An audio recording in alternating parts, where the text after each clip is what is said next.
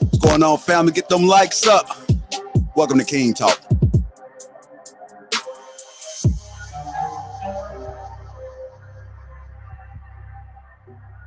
This Chicago.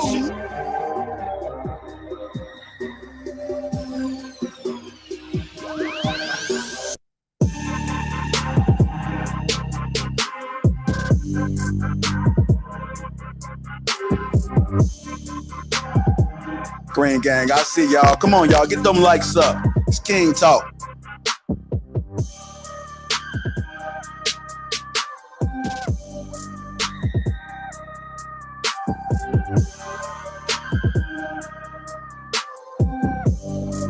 I see you, Brittany B.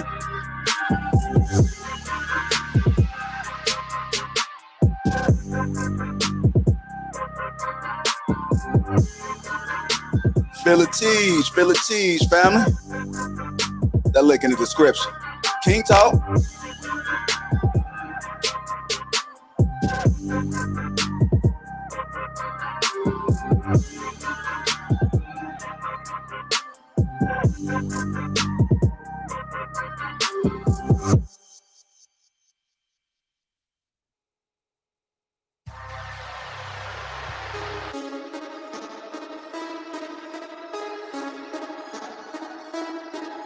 Come on, family, get them likes up as y'all enter. Hit that like button, subscribe to the channel. Welcome to King Talk.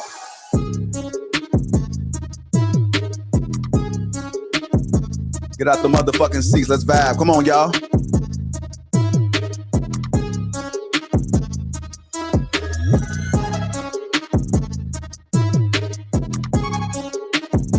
Hit that like button. Welcome to King Talk.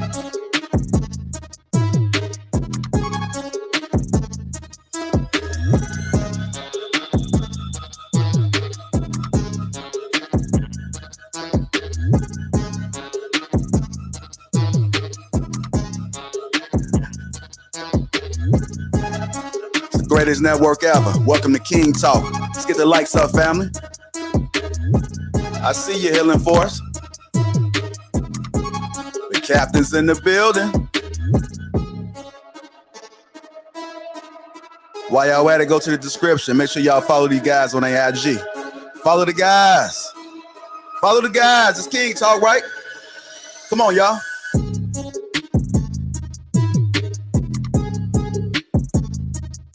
The wait is over.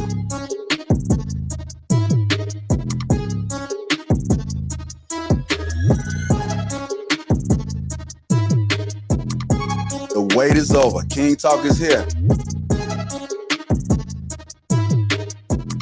I know the ladies been waiting on us.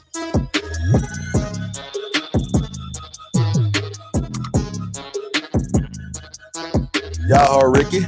Smash that like button. Smash that like button, family. Come on.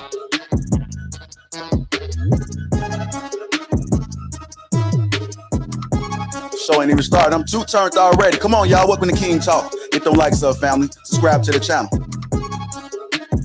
The greatest network ever. It's almost that time, family. Wipe your feet when you come up in here. It's the greatest network ever. Follow the guys. Go into the description. Follow them guys on IG, y'all. Come on, follow the guys.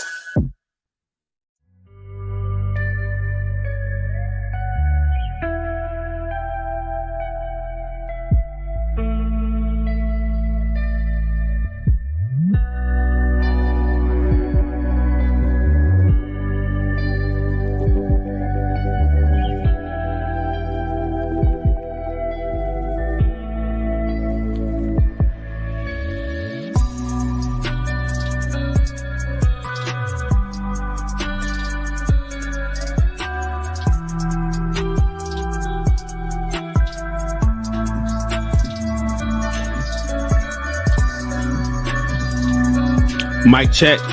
Mic check.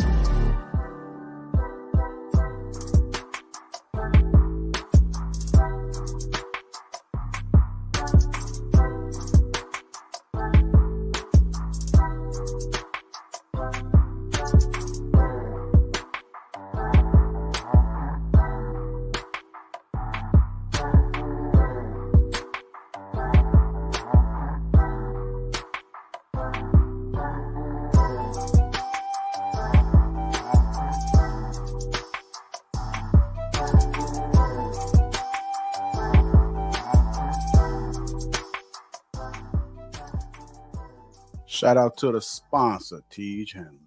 Guys, listen up. As you get older, the best way to continue to look young, exuberant, and vibrant is to continue to take care of your skin. That's why I'm excited to have Teej Henley as the sponsor of today's video. You heard me talk about them before, and you're going to continue to hear me talk about them because I believe in their products and the positive impact that they have on every man's life. Teej Henley makes taking care of your skin so easy. They provide you with all the products you need and nothing that you don't. Every box comes with an instruction card that tells you when to use each product, how much to use, and in what order.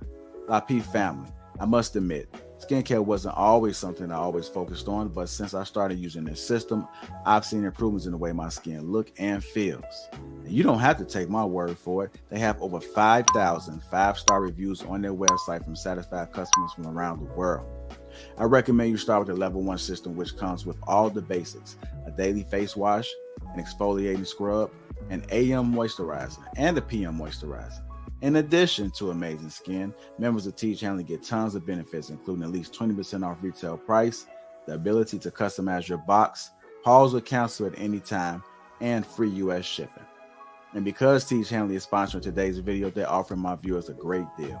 Just click that first link in the description and you'll get 30% off the first box plus the free gift. Seriously, that's an amazing deal.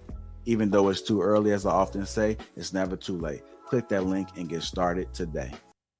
All right, y'all, it's go time.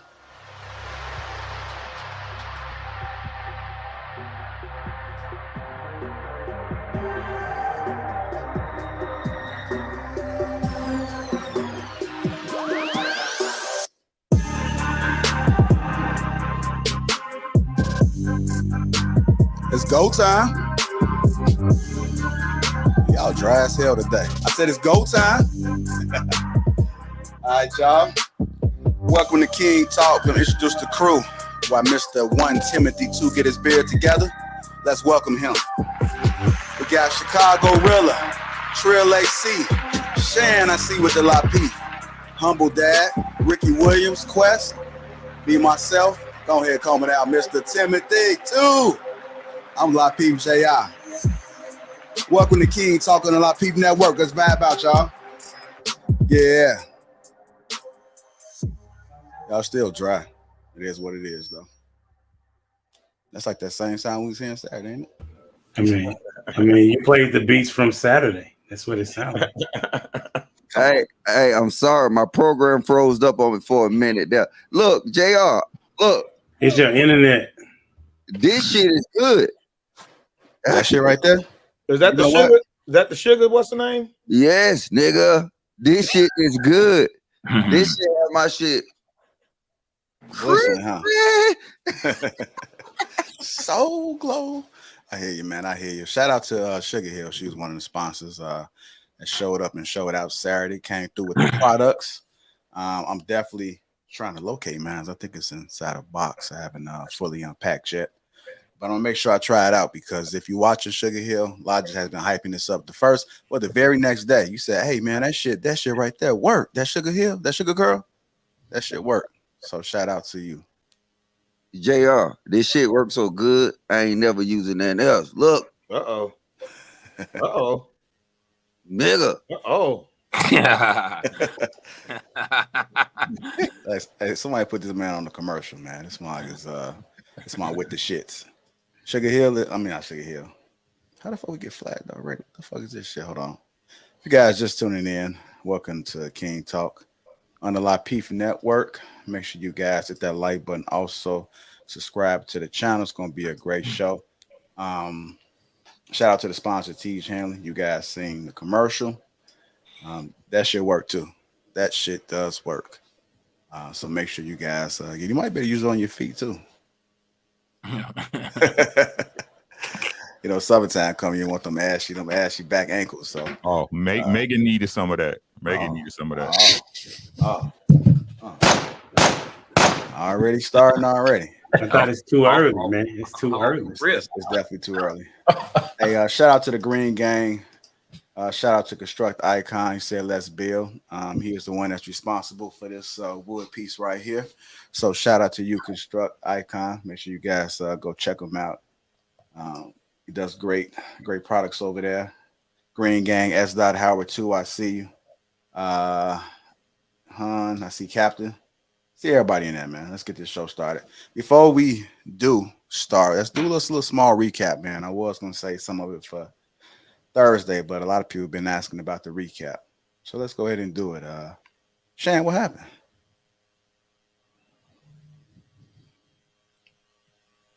Nigga. What I missed? No, I got caught up. I couldn't make it. I apologize. I bought a ticket. I saw that. I was gonna do that anyway. Yeah. Oh, okay. Yeah, well, I appreciate the support, man. I was looking forward to you, man. We had a whole Shan section. They had t-shirts and everything, man. I said, Shan, I'm fucked up, man. I said this might have been the time he might have had really found D1 because they had a whole section. Oh yeah, it's all good though. I mean, it's too late now. It's too late. It's too late. So that's a whole nother story. But catch it next time because it will be a next show. So it will be a next show. Yeah, I was upset that I couldn't make it out there, man. I didn't want to say nothing because I knew in advance that I wasn't gonna be able to make it. I was just like, damn. But there was a slight chance I was gonna be able to jump on a red eye and pull up. But it didn't work out. So I was just like, oh man, sorry to hear that, man. It's unfortunate, brother. It's unfortunate, but let's go ahead and let the guys, rub it in a little bit with this recap. Um, let them know what Shan missed. Start off with Humble Dad. Go ahead. I hear Echo too. You want me to go first? Yeah, I want you to go first. Yeah. Take us home. I'll take us home. No, man, just go ahead. Crazy ass shit, but go ahead. Listen, what you want me to do, JR? You want me to go? You want? Yeah, go ahead, go. Go ahead and go. I want somebody to turn that echo off though. Is it me? I don't know. Everybody mute up in between. Yeah, I already had enough sound issues as it is already. So. Oh man, for real. Yeah, go ahead on with that. Well, Friday night was really dope for me. Meeting all the peoples and felt like I walked in a room full of my family. So that was really dope. And then to meet, Trill the next day, it was really cool to hang out with everybody. Really, I guess it was a surreal moment for me. Because like I told the other guys, I was like, I didn't know that I would be popular there. You know what I'm saying? Because you got the Thursday night that do it, right? Mr. Logic is the one that bring out the heat and the energy, you know what I'm saying? So that's what I thought, And so it was very much appreciated, as well as to hear the people that appreciated me and us as a collective. Like I said, backstage, I didn't know that I was going to a middle school dance parties, you know what I'm saying? Where people be just on one side of the room. You know what I'm saying? I couldn't dance with nobody anyway, but I'm just saying it was just weird. What? It was weird, you know what I'm saying, to see just people dancing in their own section. But hey, that's the new age. Wait, what do you mean you couldn't dance with nobody? Well, I don't understand that. I'm taken. What? Hey, look, Humble Dad, though, respectfully, Humble Dad, don't call me Mr. Logic no more for this show. My name Mr. Phone Charger. What's going on with that phone charger, Logic? I'll let Humble Dad tell you. Bro, this is crazy. I had plugged it in when y'all was trying to get the technical difficulties started. Logic moved it, you know what I'm saying? And so I had to put it somewhere else. And then I forgot it. And then Logic, when y'all wrapped up, Logic said, I got it. And I should have went to go get it from him then. And then every time I saw him at each stop, I was like, bro, you got you? He said, yeah, but I could never get to it. And then on Sunday, I forgot to even ask him again. And so he kept it, and he never did get in touch with me and let me know. I think he set me up for this show. You know what I'm saying? But I got you, bro. Hey, whoever had the highest super chat for today's show, I would send you Humble Dad phone charger. The highest super chat for today's show will get. Matter of fact, and I may even make him sign it. So you gonna send it to me to sign, and then I gotta send it. It says fucking NFT, huh? I hear about that. All right, Trill, I'll go to you, brother. Man, what was your thoughts, man? I mean, you definitely blessed us when we came to your home city. I know you wasn't at the dinner. Mm-hmm.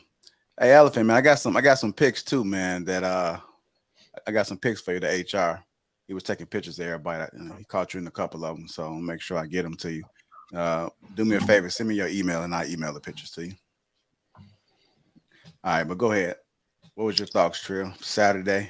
He was with us all day Saturday, yeah. Yeah. I mean, it was dope, man. I think like it, I didn't expect it just for everybody to just click so fast. You know what I'm saying? It was like as soon as you met somebody, it just felt like instant family. You know what I'm saying? Like you was talking shit, 2 sentences into the, what's up, the dap, the shit talk came right behind it. So it's just like, okay, this is, what I'm saying, familiar territory. Are you talking about me? I'm talking about all y'all, man. Every single one of y'all. Oh, really? Straight up. But nah, man, we had a damn blast up there. Some technical difficulties on Saturday as far as the show and shit, but we was able to get it ironed out. And once we did, everything went decent, man. Salute to everybody that came out and bought tickets and was patient as hell. And I mean patient as hell. Salute to y'all for that. And allowing us to still get on that stage and talk our shit, man. And yeah, but as far as Saturday night, man, Saturday night was something else, man. Hold on, man. Hold that thought, man. I'm not emailing this. Elephant, I don't know what you on, man.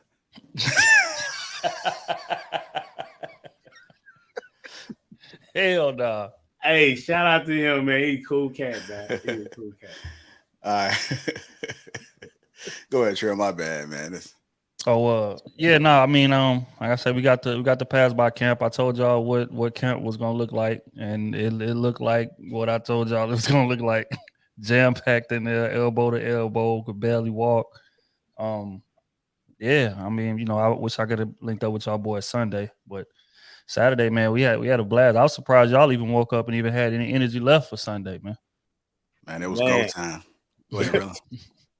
Hey, shout out to you though, Trill, because I saw you working. I mean, I know JR was kind of stressed at camp, but I saw you working too. And you were screaming on them jokers too, man. So, hey, is that Thinking Man podcast? Was that him? Yeah, I got issues with him. I got issues. Yo, that joker kept my cup full, man. I got issues with you, bro. But yo, honestly, for me, and I'm gonna save some of this till Thursday. Man, it was a dope weekend. It was good to connect with family in real time. A lot of people don't know, for the panel that shows up on Thursday, that was our first time meeting in person, right? And then what if you were there, what you noticed is ain't nothing changed, right? It was still the same energy. Everybody kept that same energy, right? When we got everything rolling. Crew season, y'all boys, man, y'all do what y'all do, man. It was a pleasure and an honor kicking it with y'all. That boy Smooth is a fool. You know what I'm saying? A whole fool. Logic was Logic. I'm gonna say that for Thursday, man. Logic the entire weekend, man, just wilding. So it was a dope weekend. The team dinner was dope. Even all the activities that we were doing, the team building activities that we was doing, the spots that we kicked it at. Sunday was off the chain. So, you know, it was a really good time. And you know what I thought was really super, super dope? The fact that, you know, wasn't nobody Hollywood. We was all accessible to the people. People was able to get pictures. People was able to, you know, have conversations with us. Tell us what they liked and didn't like about us. But the biggest thing was to see that place packed out with Lapeef family. And let me say this for the people in the chat, man. There was a lot of people running up talking about, I'm such a big fan. And I kept having to correct them. It's not, you're not fans, you family. You family. When you came out and showed out the way that you did Saturday and all weekend, y'all showed up all weekend, man. That was family and that was super dope. So we love y'all for that. All right. Mr. Phone Charger, what are your thoughts about it? Yeah, I'm gonna say Trill ass for last though, but we keep it focused though, man. Hey, look, the people, man, the people. Like I'm just saying, the people was fire. You know what I'm saying? Like it was. I think the people made it, and outside of that. Cause I'm gonna say that for the Thursday show too, you know what I'm saying? Cause I got a list of people I want to really shout out that I actually had met during the live show, like fire as fuck, you know what I'm saying? And then believe it or not, married couples. So yeah, fire as fuck though. But I'm gonna say this: the realest nigga that I met on that motherfucker though is Humble Dad, and then not even like the partying type shit.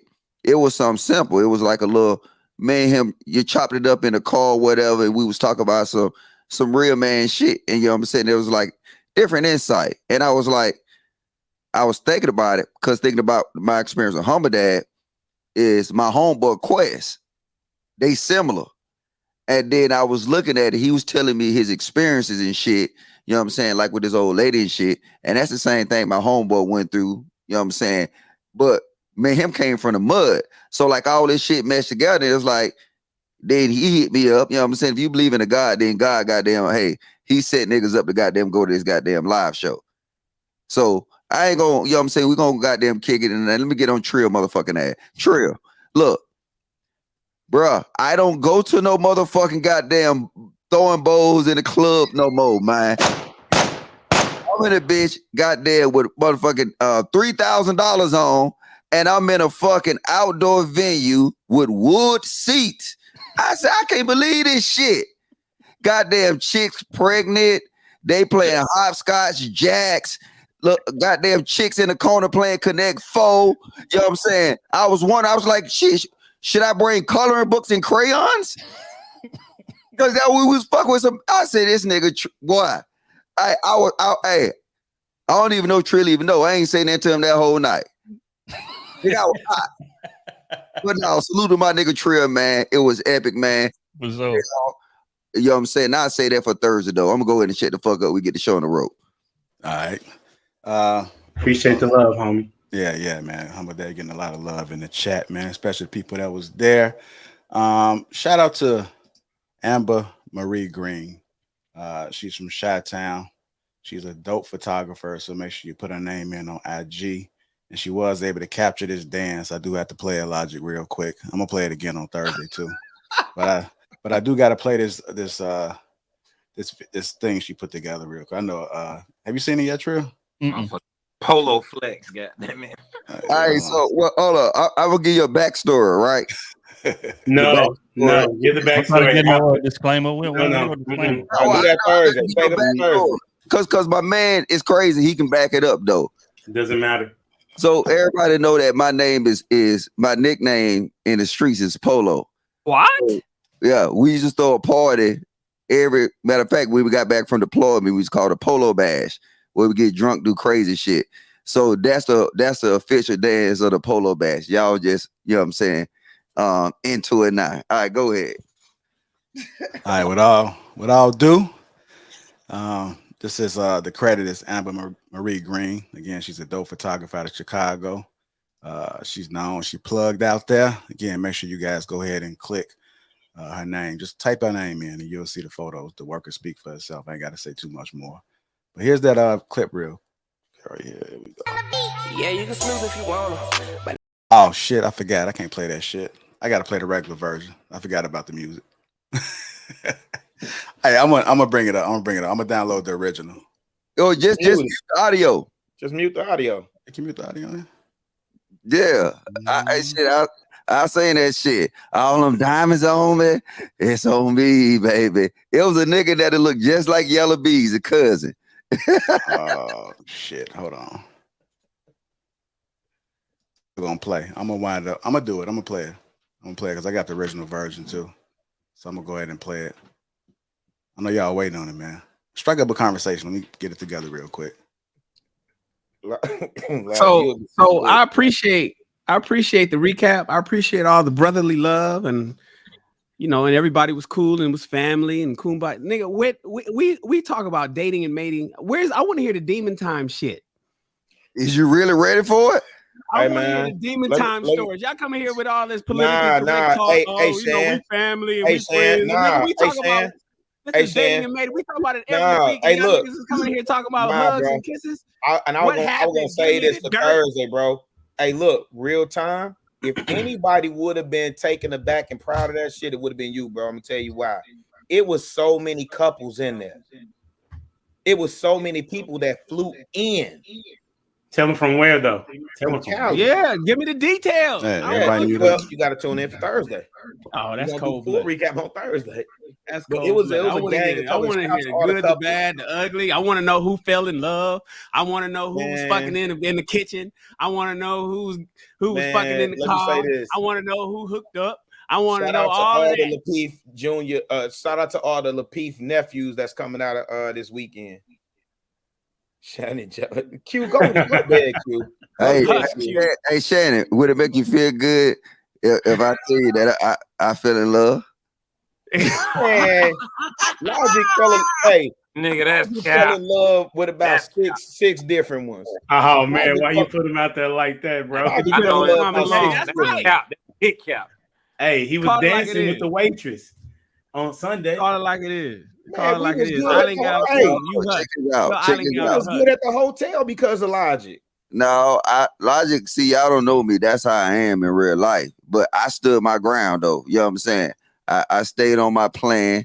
Logic ain't do no violation. Logic ain't did nothing. So, hey, I stayed on my ground. I'm proud of myself. You should be. Like, you was the life of the parties. No, You know what I'm You saying? can't get no room service.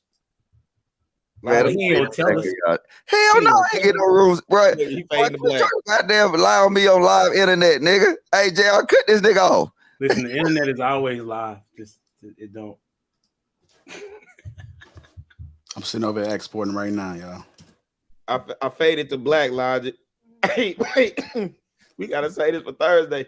They tried to fade you to black in real time. They did. They did.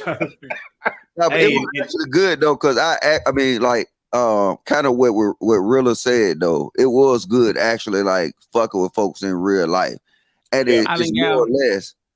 It kind of like that built up anticipation. You know what I'm saying? Like if I meet goddamn, I done goddamn been talking shit. Me and Trey been talking shit back and forth. Man, humble dad. And then it kind of see it, you already feel like you kind of know them. Yeah. You know what I'm saying? So it just pretty much you just connecting the dot with expectations. You know what I'm saying? Especially Trill, goddamn, the dude on Trill podcast. What's my nigga name? Smooth. Shout out to Smooth. Nigga, See, look, right now. Look, Smooth, my nigga though. Hey, shout out to my nigga Smooth, man. Hey, shout out to Kayla too though. Yeah, man. Yeah. Hey, Friday shout night. out. Oh my god. Yeah, I was gonna say shout out to Q, yeah, Kayla, and Courtney, man. Q keep talking shit. She sitting in the talking shit.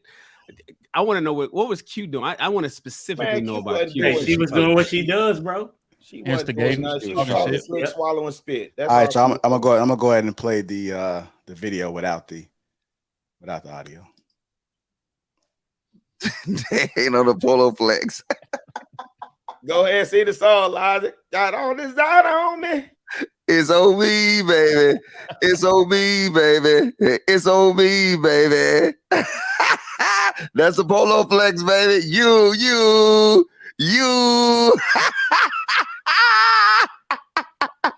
That shit like 15, 16 years old, still goddamn ringing. That's camp right there. Look, Logic getting it in again, bro. Go ahead, Polo. Shout out to Amber. Hey, no, Amber is cool as fuck. Man, listen. Yeah, she was cool in a fan for sure. Look at Trill. Yeah. Man, we was about thick in there, man. It was thick as hell. It was dumb. Shout out to Captain Exec. That's the pilot. Hell no, Cap. Shout out to Cap. It look like Polo went and changed his clothes. What you got going on, my boy? Hey man, shout out to Captain Exec, man. Captain Exec with Shabba ranks on y'all niggas, man. Hey, goddamn Cap looking like old fake Magic Mike there. Cap said, I'm too sexy, nigga. I did look. Showed up to brunch in a uniform. Knew he was gonna bag something before he took that flight, man. Hey, JB and Cam, y'all can never say y'all no Christians no more. Hey man, JB and Cam get what you used to do in senior year, cutest couple or something like that. They get cutest couple. Oh yeah, shout out to Poor Man's Podcast, bro. Oh yeah.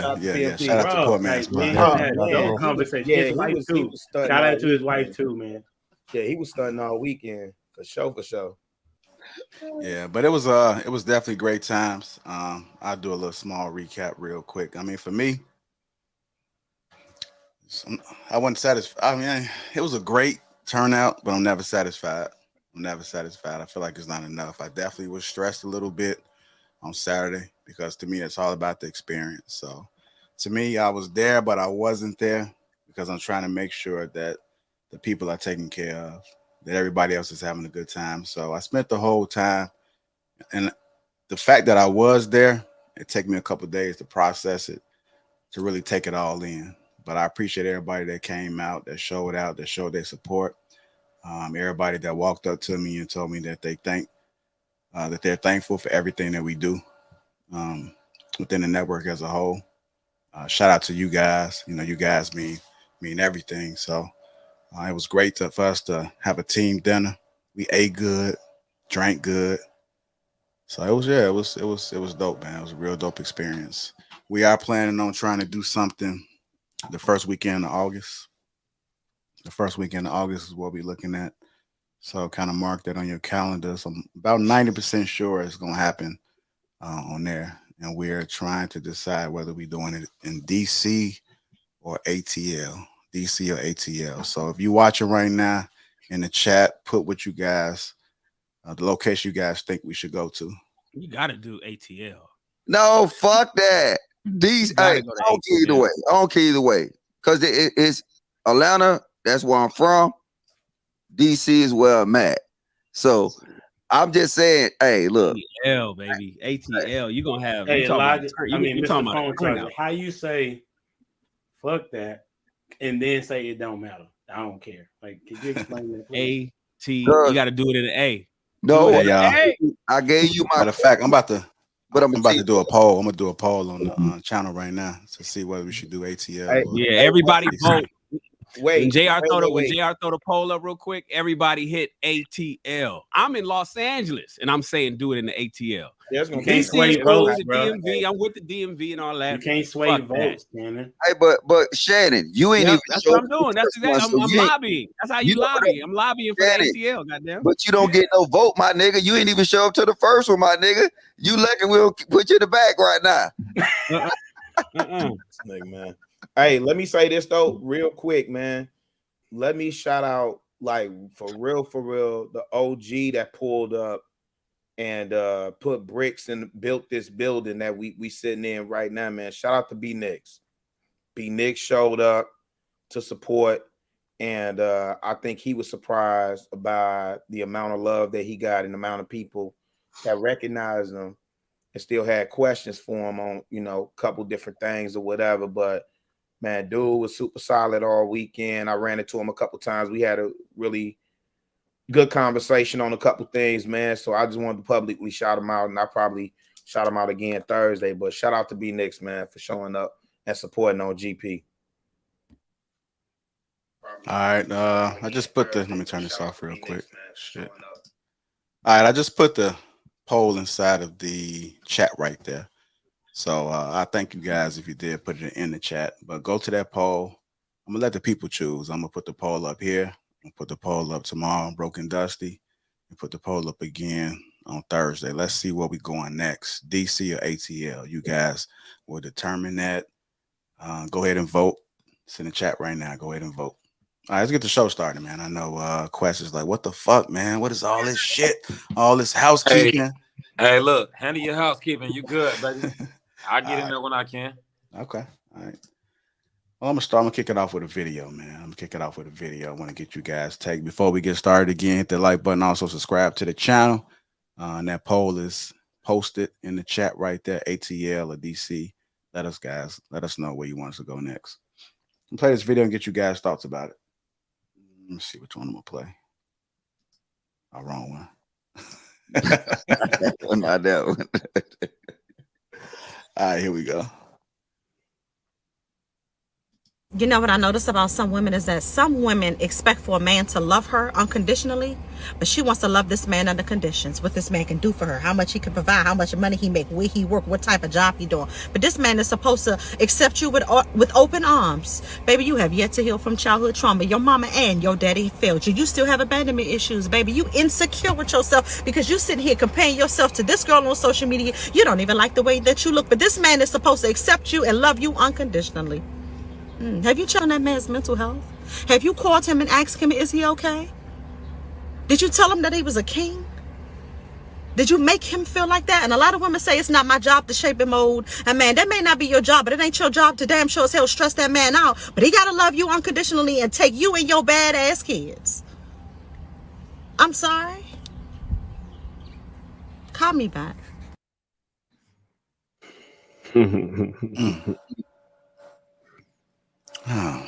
Mr. Quest, since it's your first time on, brother, I'm gonna go to you. What are your thoughts when you saw that video? I mean, it sounds like she just putting sisters in check a little bit, right? Like, it ain't all about you. It ain't all about like what's in your head and the shit that you walk around on or whatever. I think it's more so about like, hey, check on your dude's mental health, mental stability or whatever. Like, is this nigga okay? Like, you over here worried about what the fuck outfit, whatever bullshit that a lot of women be on. Let's focus on what this man got going on, since he's supposed to be providing all these things for you. You know what I'm saying? So I think it's along them lines, but Give me a minute to warm up. All right. Like, put me in, coach. Put him right in. Well, let the rookie play. Humble Dad, what are your thoughts about it, sir? Mr. Humble Dad. I think she has a very good point. I think because we're coming from her perspective, she's saying that women want a perfect man and they're imperfect. And so that doesn't really make sense. Like, you know, there's a way to balance out each other that is needed. And so, you know, women have, not all women, right? We're talking in generalities. What I've been seeing is that they think that the man is supposed to be, give them everything, but then they have to be okay. The man has to be okay with what it is that they bring.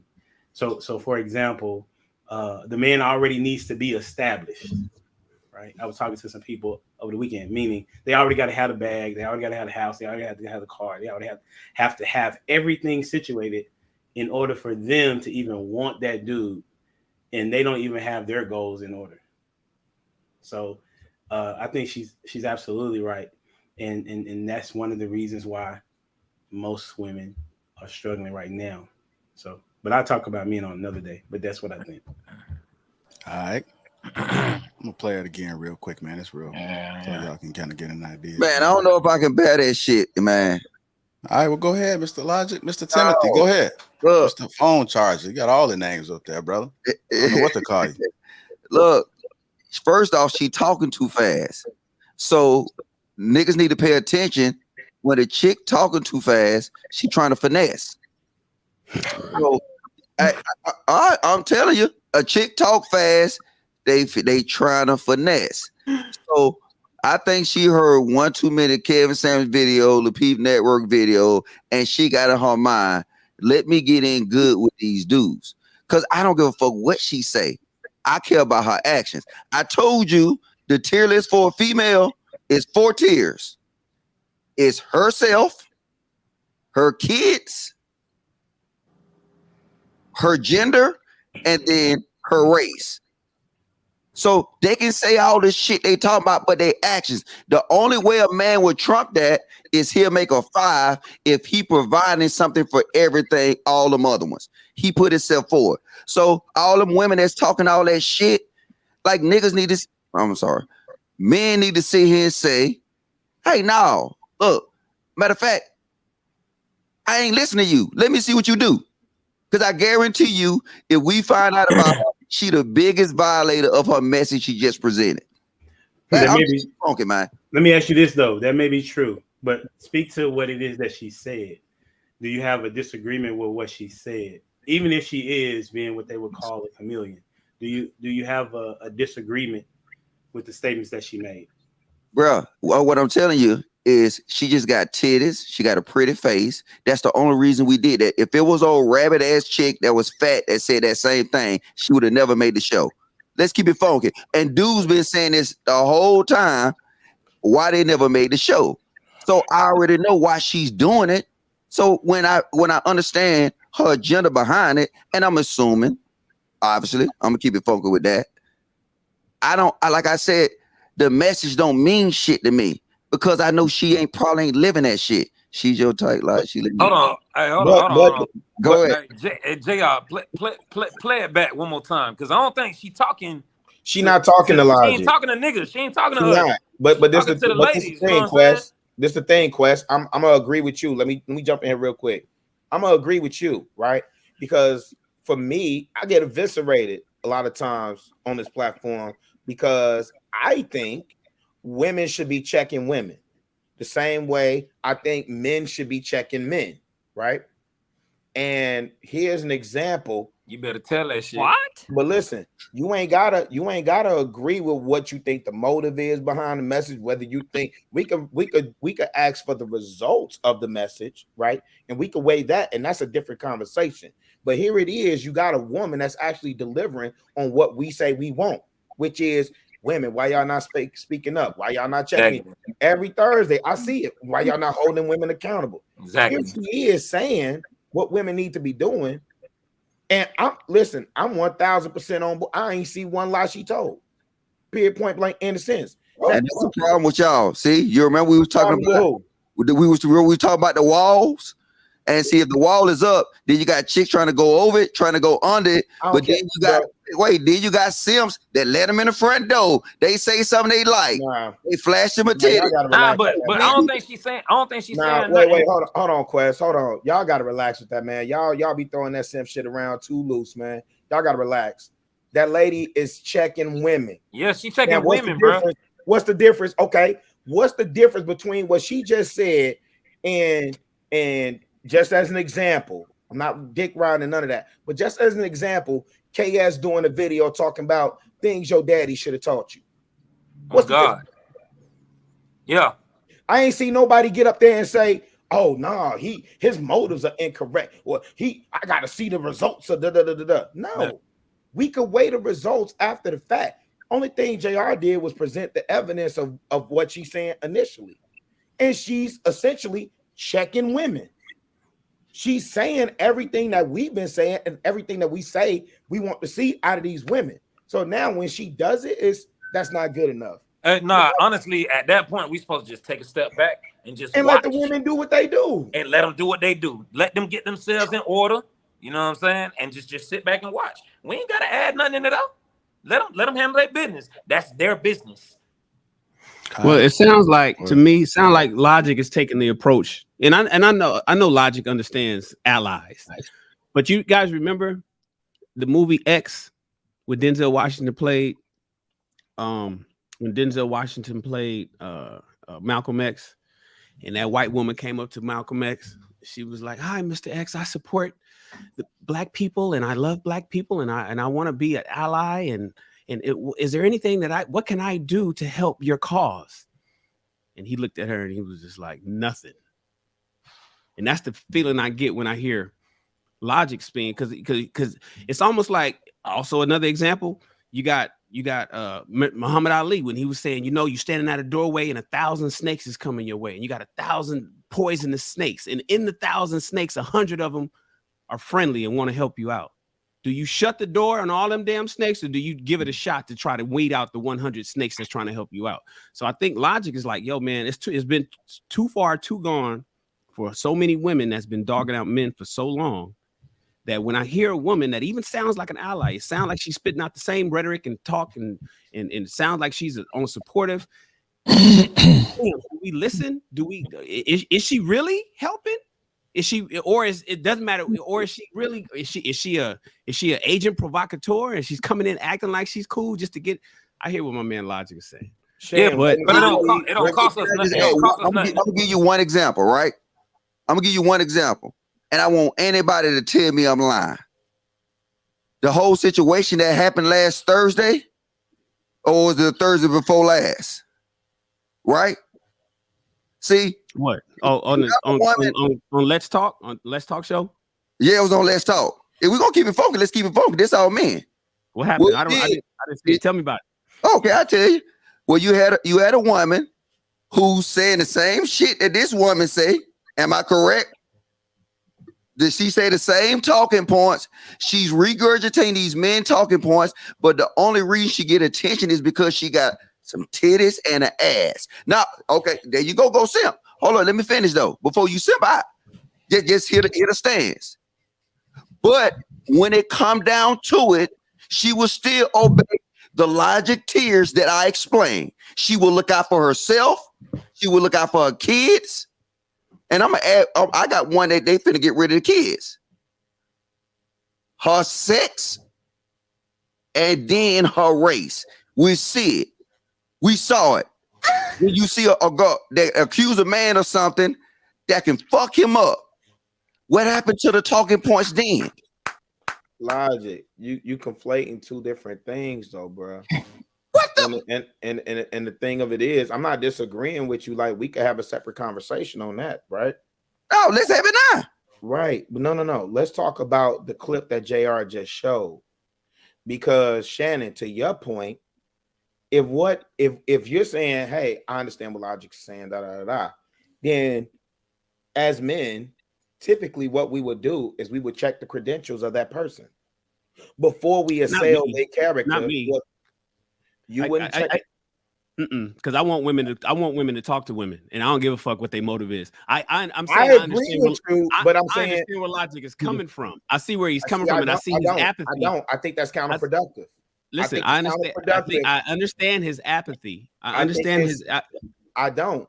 And Logic, and I'm saying this because I chop with Logic in real life, so I know what he's saying is coming from a genuine play. But what I'm saying is, respectfully, I disagree. Because we can't ask one thing from these women, and then when they do it, before we even see the result, it's the same conversation that we had on Thursday around the Ralph Lauren and the HBCU stuff, right? They ain't even got the partnership off the ground, and off top, we tearing it down. We ain't even seen the result. I'm not asking them for shit. See, that's not supposed to, but I'm also not going to impede their progress, bro. Yeah, and I think that's what we. I think we need to stay right. I ain't finna impede their progress. If she talking to these heifers, let her talk. Let her talk. Let her talk. Don't interrupt that shit. Don't try to jump in and be like, "Oh, we ain't asked for that." No, we didn't ask for that. Let them handle their business, bro. I think that's what we need to stick on. Let them handle their business. All right, hold on, y'all. Finesse so easy. We get finesse so easy. I'm just saying, I just gave Rilla can't come back. You sound like a mirror that I made. Rilla that we got one person that's around here that's saying the same type of shit. That all they looking for is now they got something cool to talk about to monetize. See, you don't want to keep it funky. You want to goddamn go in, oh, let her talk. Yeah, let her talk. But she out here violating niggas goddamn motherfucking butts at them. No. All right, Logic. I'm sorry. I paid the black. Let's get back on track. Ricky Williams, need to see the clip again, or you good? I don't know where we at with this, man. Okay, let me go ahead and play it to get us back. You know what I noticed about some women is that some women expect for a man to love her unconditionally, but she wants to love this man under conditions. What this man can do for her, how much he can provide, how much money he make, where he work, what type of job he doing. But this man is supposed to accept you with open arms. Baby, you have yet to heal from childhood trauma. Your mama and your daddy failed you. You still have abandonment issues, baby. You insecure with yourself because you sitting here comparing yourself to this girl on social media. You don't even like the way that you look. But this man is supposed to accept you and love you unconditionally. Have you checked on that man's mental health? Have you called him and asked him, is he okay? Did you tell him that he was a king? Did you make him feel like that? And a lot of women say it's not my job to shape and mold a man. That may not be your job, but it ain't your job to damn sure as hell stress that man out. But he gotta love you unconditionally and take you and your badass kids. I'm sorry. Call me back. They handling women shit. Let her handle that shit, bro. I think. Hold on, Shan. I was on Ricky real quick. Let me let him go ahead. Go ahead, Ricky. I think the message she said made sense. It made perfect sense. It don't matter if you think she was a pick me or whatever. Wasn't y'all supposed to be being pick me's? Wasn't y'all supposed to be trying to get picked by a man? Right? Here's something you agree with, but don't like the way it's delivered. It's the message still the same. It don't matter what you think it is or what it is. The message was the same. Get out your feelings. All right, go ahead. Hey, Logic, get out your feelings, nigga. Let these women handle their business and let us just stand the fuck back and let them handle that shit. Yeah, I mean, I look at it like that shit. I don't know. I as far as what she's saying, I think she's on point. I think she's speaking to a point that men speak on all the time in terms of most women are selfish. Most women are not concerned with that man's trauma and how he handles mental stress and the stuff that he's been through, or worried about coming into the relationship and bringing actual benefit. If we're gonna keep it all the way honest, women are raised to be selfish. And the fucked up part about it is, me and the boys was talking about earlier, that a lot of times men play a role in that, in how we raise our daughters. It's like, oh, no, you nigga got to bring this, he got to bring that, he got to bring this, he got to bring that, because my princess is perfect. God damn it, if he ain't coming with all that, don't even bring him around me. You know what I'm saying? So what that does is that sends her out in the world with some, like, what can be delivered to me. I'm out this motherfucker for what I can gain, what I can get from every man. But a lot of dudes don't sit their daughter down and say, okay, yeah, you do deserve all that too, but your ass need to be bringing XYZ to this man's life. terms of peace and intangible benefits and shit like that, like making yourself useful. You know what I'm saying? So a lot of women are programmed to be selfish. The same way that I say men are programmed to be snipers, a lot of women are programmed to be selfish. So but there are a select few that are able to reprogram themselves and flip that switch and, you know, be that legitimate partner, or, you know, subscribe to that man's program. That there are those select few, and I think her mission, because I mean I'm pretty familiar with her platform. Like most of her videos contain this type of content, and I ain't never really seen her venture out. But again, you know, I ain't putting my stock in it. You could never know. But at the same time, I'm not gonna turn down the help. I look at it like, you know, if I'm building a business or some shit, it could be, you know, some people that I don't like or whatever, but if they donate money, then cool, give me that money, keep your ass across the street. But if you want to, you know, donate money with no ties to it, I take that, because that shit I take that too. Give me all the bread. You know what I'm saying? But at the end of the day, I'm keeping shit in perspective in terms of what your motives may be. So because of that, I'm keeping a long handle spoon on your ass, but I will take the help. That's what I'm saying. And you know, I feel like I judge that the same way. She's saying shit that a lot of women need to hear. Most of them not gonna listen if we keep it G, but a lot of them need to hear. So I mean, in terms of the message, I'm all for it. In terms of her alliances, I don't really give a fuck. I'll just take the benefit. So Chris Rock said it. Chris Rock said only women, children, and dogs are loved unconditionally. Men are loved under the condition that they provide something. Now, Chris Rock said that in the stand-up comedy, right?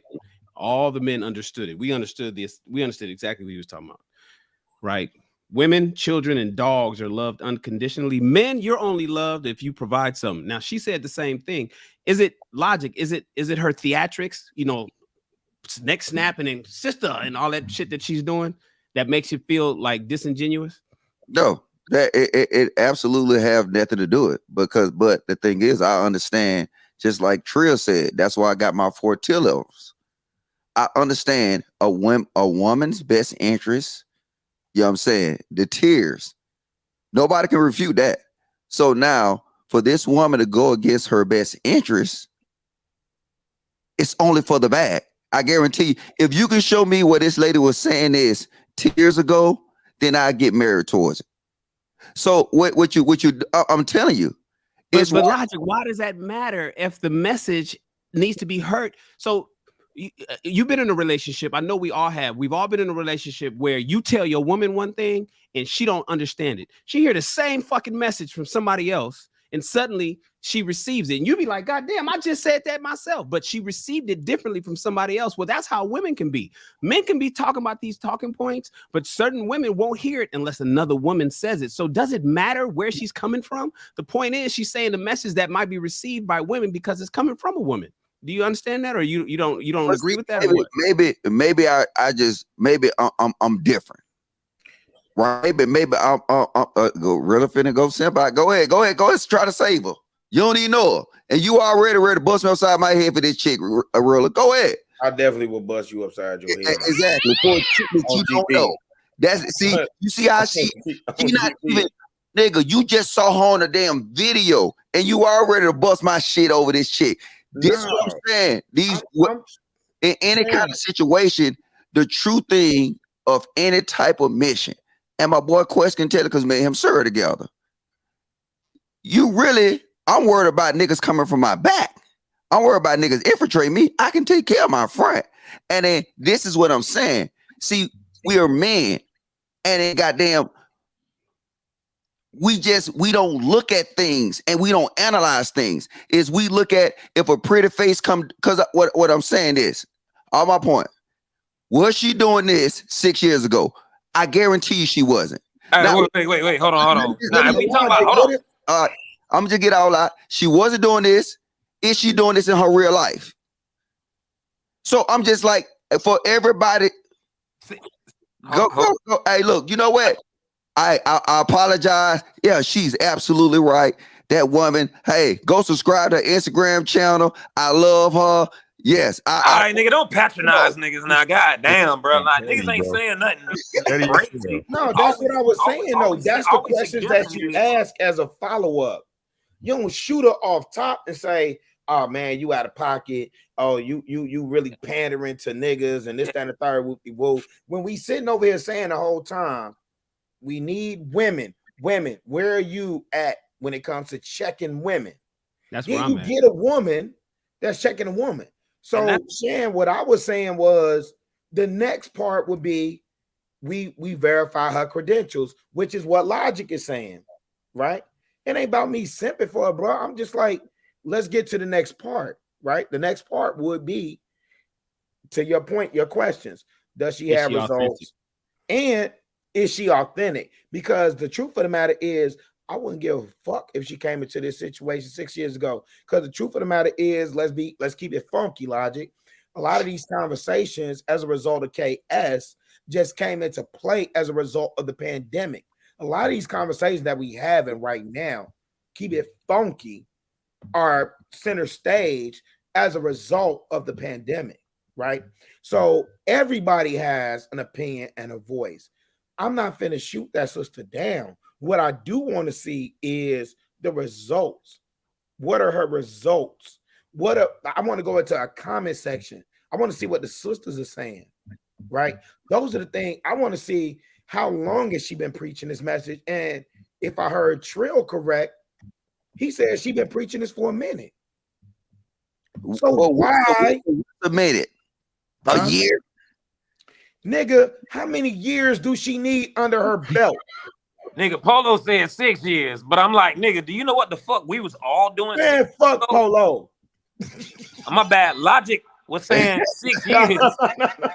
My dog Logic was saying 6 years ago, man. But you know what we was doing 6 years ago? What we was thinking 6 years ago? If she started thinking like this 3 years ago, I think we should be happy that she thinking like this and she trying to get her homegirls and her sisters to get on the same sheet of music that she on. We shouldn't criticize her. Let her handle her business. Once again, let her get women in check because we want them to do that, right? It's the reason why your boy Kilo Sierra can't get through to some of these motherfuckers right now. Hey, stay out of women's business. How about that? Stay out of women's business. Say that again.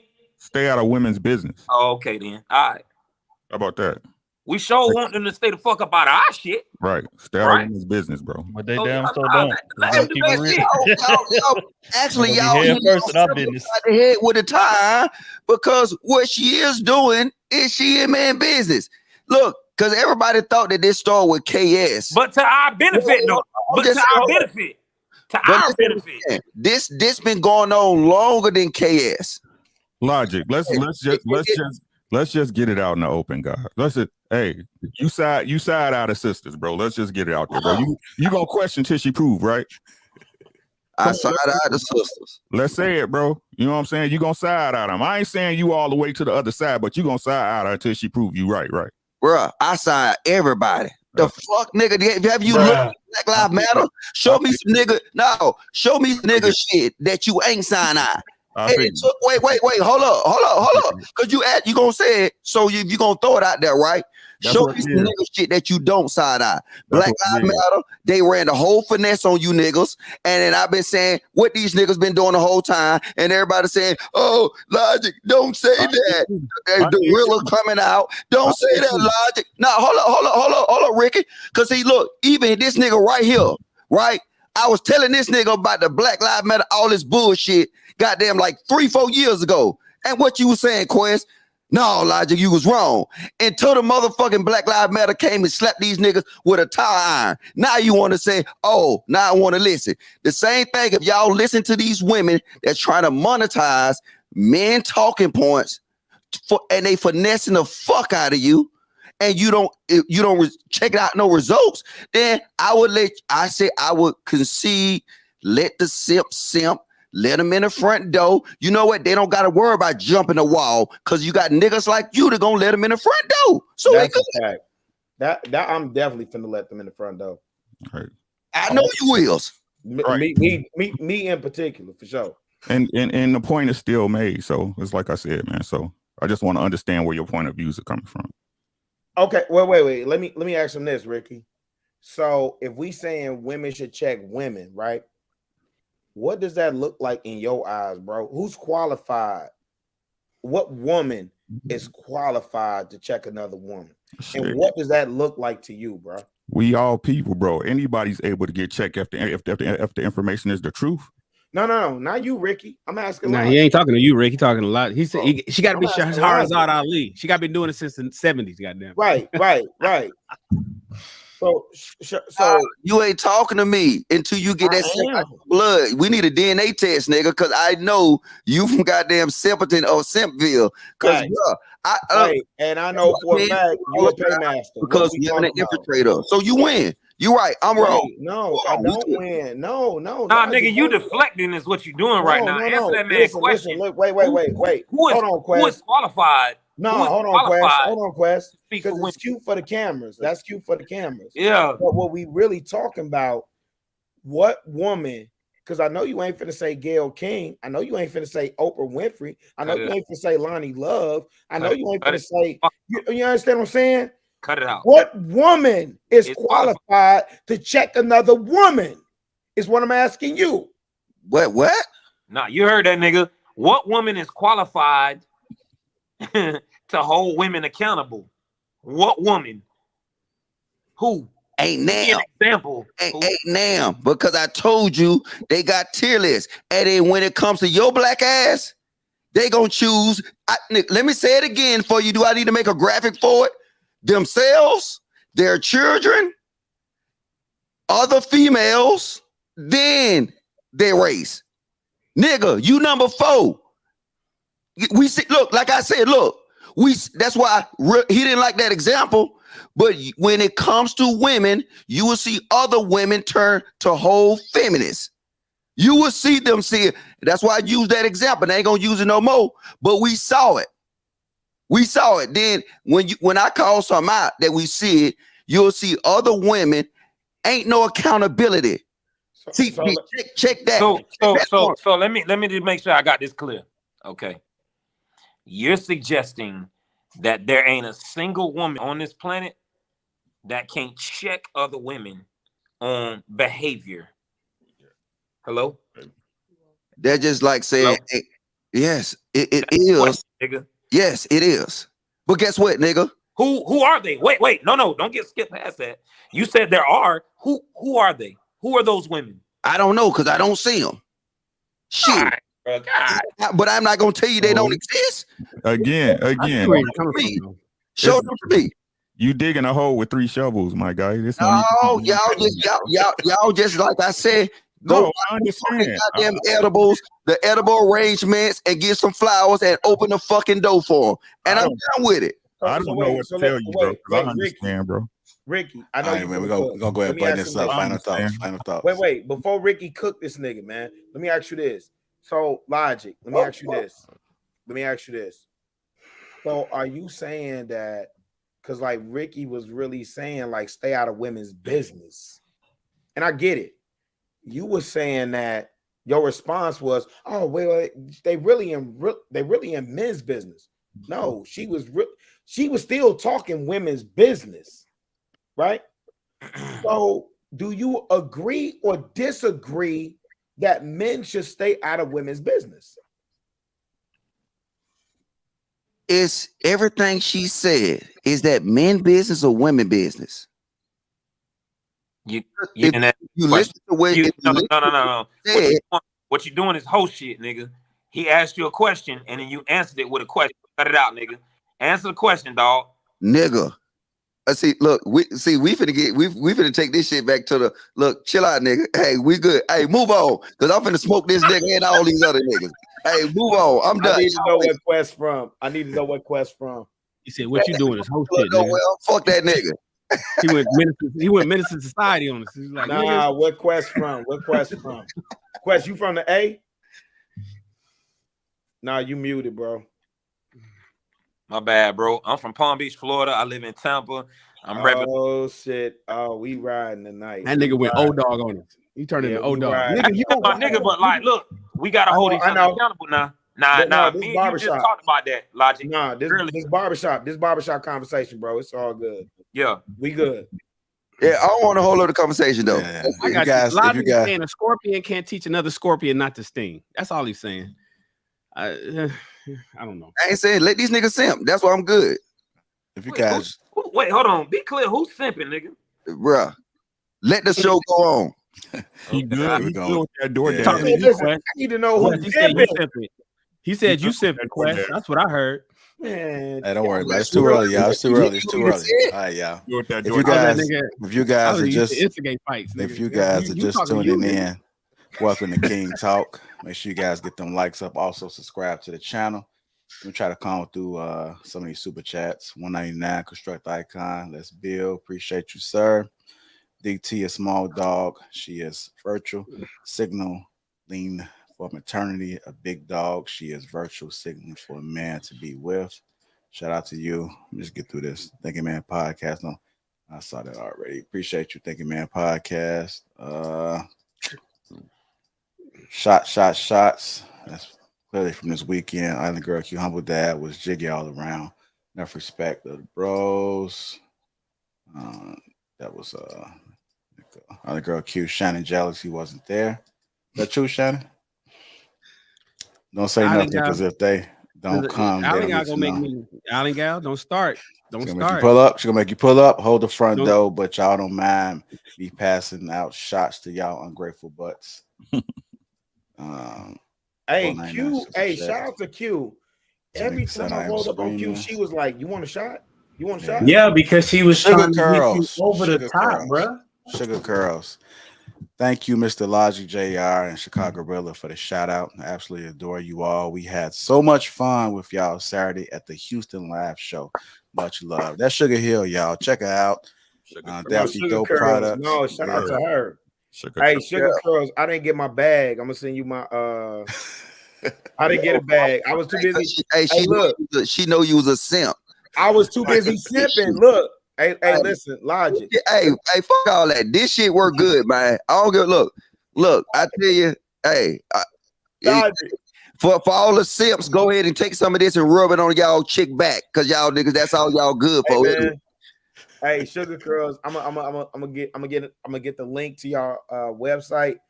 Shout out to Logic, because I was too busy actually helping them pass out the bags, nigga, while you was setting up the sound, nigga.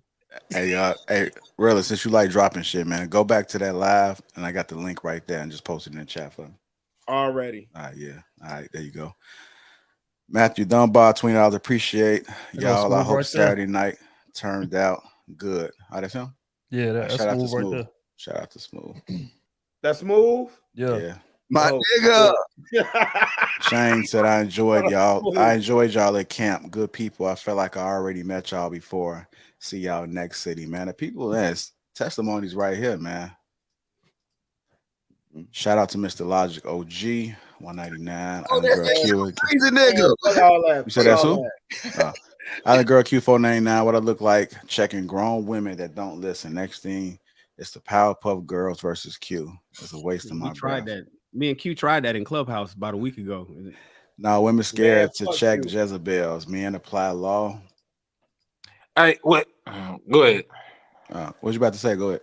I'm about to say, like, I know y'all heard about Monique trying to check women by bonnets and shit like that out here, and she came as soft and as feminine and as pleasant and as auntie-ish as she could possibly come, and they lit her ass on fire online, bro. Like, and it's like, and then then they turn around and bought $1 billion worth of bonnets.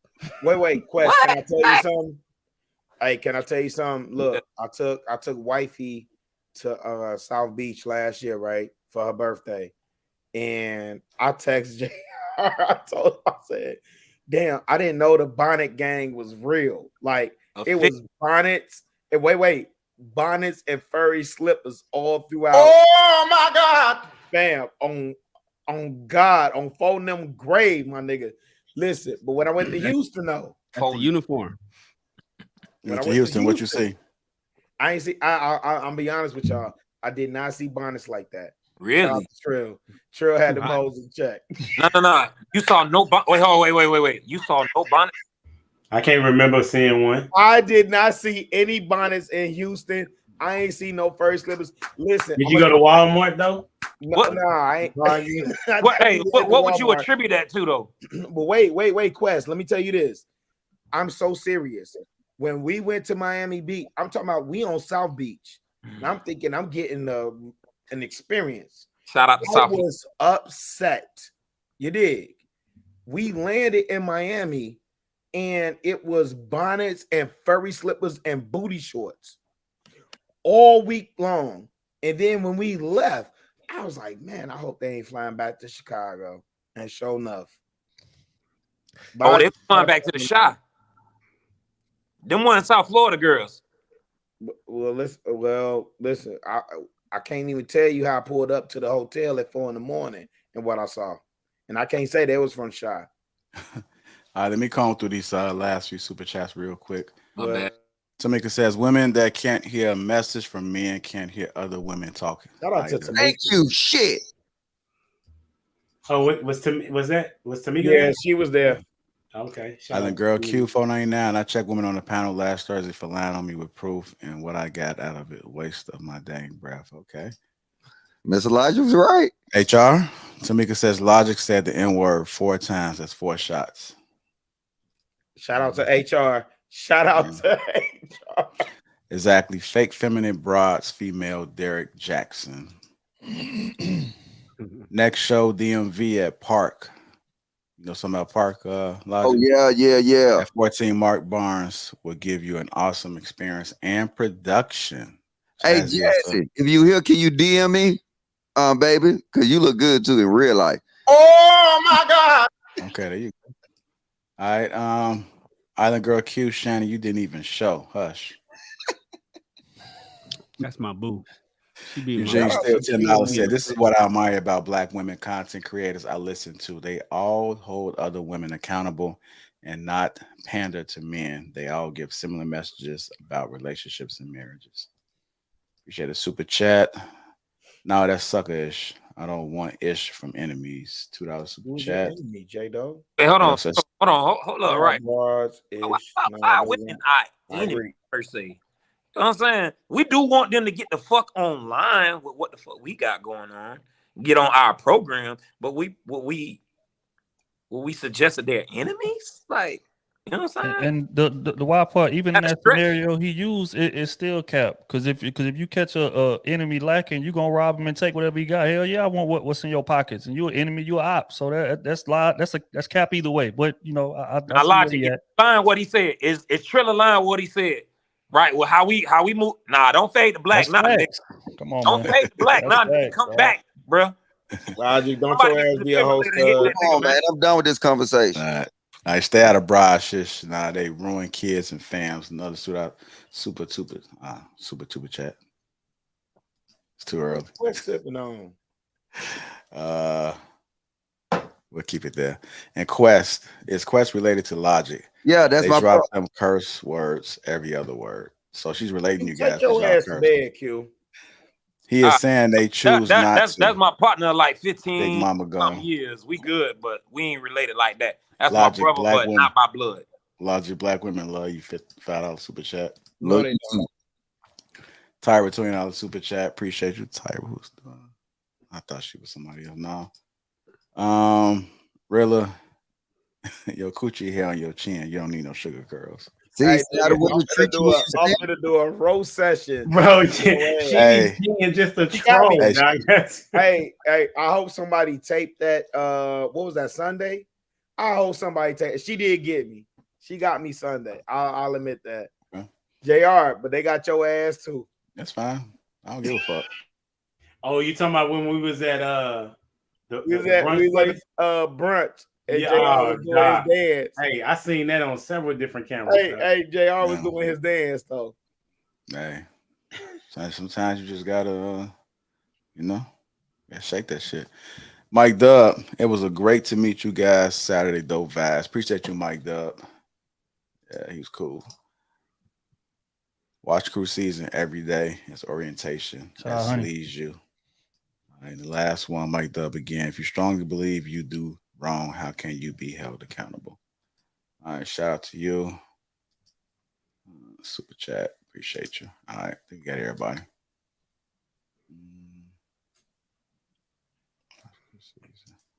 All right. Jared, what's it looking like? ATL next? Let me take a look real quick.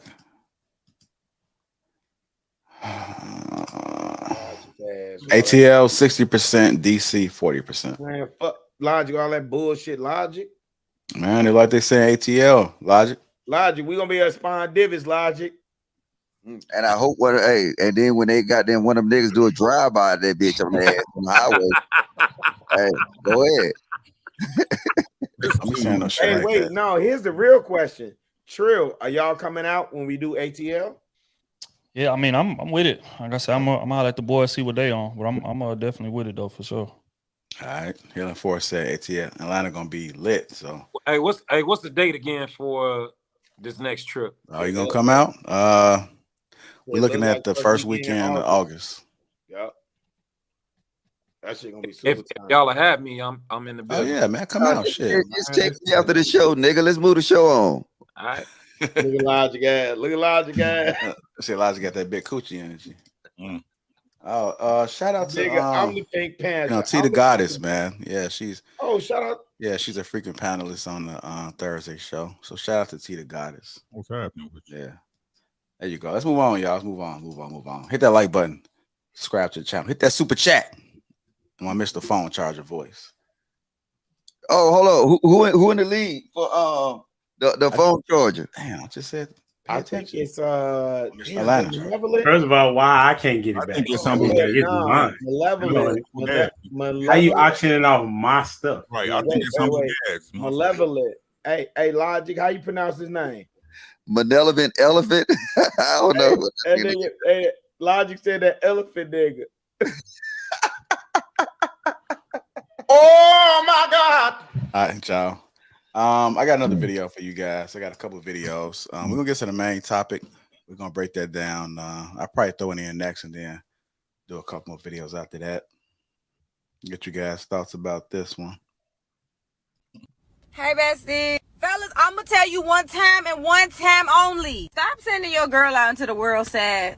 She telling you things that she needs from you and you all, I heard you. Don't you understand that there's a 24-hour I will fuck your bitch hotline? These niggas is right at the phone just waiting. Did he fucked up yet? I'm on the way, dropping dick off. What is wrong with you? Like, why? Why would y'all want that? It's time that y'all start holding yourselves accountable for the fuck shit that happens in your relationship sometimes. Y'all be acting like, bitch, like y'all niggas just be innocent. Where? Innocence where? I don't know what's wrong with her. She just be tripping. Were you listening when she told you? Maybe you need to clear the caramels out your ear. And ladies, be a little bit more vocal. Be articulate. Don't expect him to read your mind. The nigga not no mind reader. Y'all niggas be out here really beating your chest like nobody can fuck your bitch. Yeah, she'll totally get fucked. Who want to go first? That's Jazzy. She out here in LA. I agree with everything she said. Bullshit dog piss. Let me tell you something. Wait, listen. Let me tell you something, Logic. If your woman could easily be persuaded by a nigga that's laying pipe, oh yeah, she for the streets. She don't belong to you, bro. She don't belong to you, bro. You sitting up here providing everything else. You didn't provide lifestyle, Logic. You got cars on cars on cars. Your ass showed out the whole weekend, man. You ain't blink an eye when it was time to handle your business, right? And you mean tell me, hypothetically, if you wasn't laying pipe, you go get her I don't know, whatever, a future thug nigga, whatever, bop, bop, bop. Like, nah, you misguided and undecided about your future, baby girl. Should have been kicked you to the curb. Real facts. Real facts. Should have been kicked because you're not trying to build up on legacy. Then, this is what we talk about when we come to these platforms. We talk to these young bloods. What the fuck is we all doing this for? I get it. In our community, and you know, I get it being in Western culture. It's cool to say all the hot buzzwords. It's cool to be, you know, the hot rapper, and you know, I can knock this one, I can knock that one. It's cool to be pimping. But when we talk about getting to the end of your life with your pre-diabetes ass, with your disposition to heart attack ass. What? Who are you choosing to be with? Right? Who you choosing to be with? Who do you trust to dispense your legacy or your assets, whatever, to your seeds? That's what we talking about, fam. Baby girl, in my opinion, way off. Way off. Hold on, Logic. Let me just sit on it a little bit. Just kind of let it marinate. Trill, what are your thoughts about that video? For one, I think she trolling. For two, even the message that it is gonna get to them type of chicks, like it's certain chicks that's just temporary. That's just what it is. And like people, especially women, hate to hear me say that because it makes, they say, oh, you objectifying women, blah, blah, blah.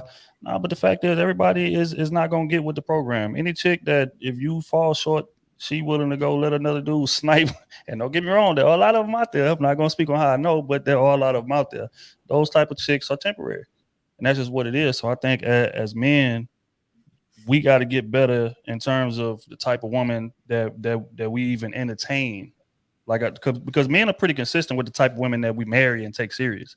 But we'll still entertain some bullshit from time to time. She may have fat ass, she may be fine, whatever the case may be, and you'll end up getting caught up and getting your chick sniped like that for sure. But men not taking no chick like that serious in terms of marriage or something like that. But I think we need to shorten that leash even more, like in terms of messing with women that got substance.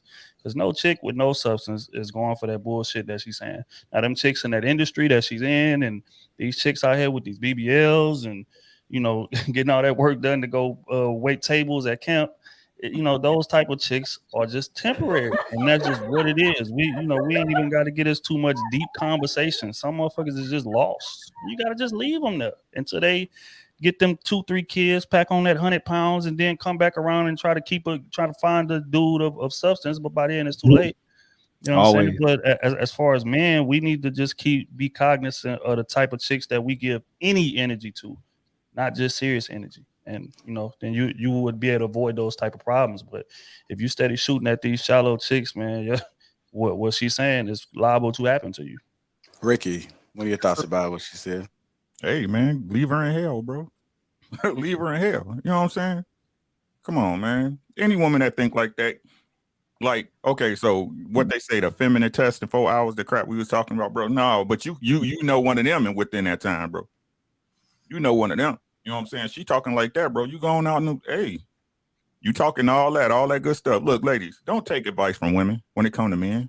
They leading y'all down the trail. Y'all gonna be their friend. Next thing you know, she gonna steal your man, be fucking your man, then blame it on you and shit. Don't do that.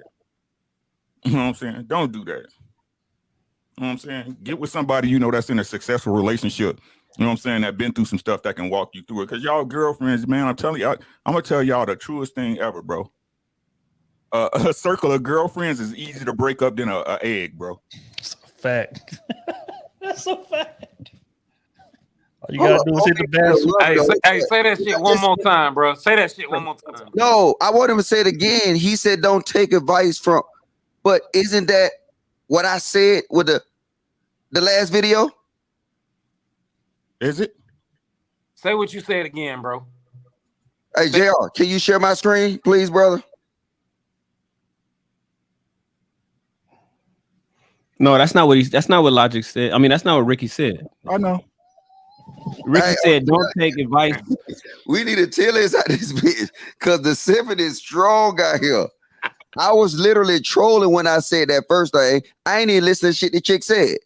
And I'm going to agree with you, which I said last time. We shouldn't listen to shit they got to say. No, that's not what Ricky said. That's not what Ricky said. I'm a wordsmith. That's not what Ricky said. You got to pay attention to what the brother said. That's why I asked Ricky to say it again. Yeah, didn't he say don't listen to no chick? Nope, that's not what he said. He did? Ricky. Oh, well, repeat it then. Ricky. Don't listen to no woman when it comes to dating advice for a man. Bam. Don't listen to women's advice when it comes to men. That woman was talking about women and what women need to do. Ricky is saying don't listen to women when it comes to what men need to do. The other video, she was giving women advice. Okay. Right. That right. Both videos, they giving women advice. Okay. Hold on. I mean, logic. Chill. One more time. Ricky, say it one more time. Don't take dating advice from women when it comes to men. From women when it comes to men. She's speaking to women, my nigga. About women. Women, my nigga.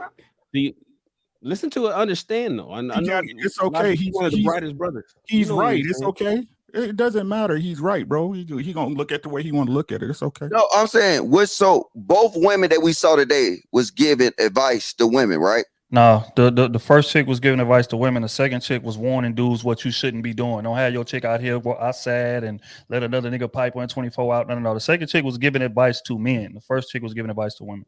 But Ricky said don't take advice from women though, right? He said advice to women in regards to. I done said what I said 5 times, bro. If you want to be right, I done said you right. Why you still great? Go ahead.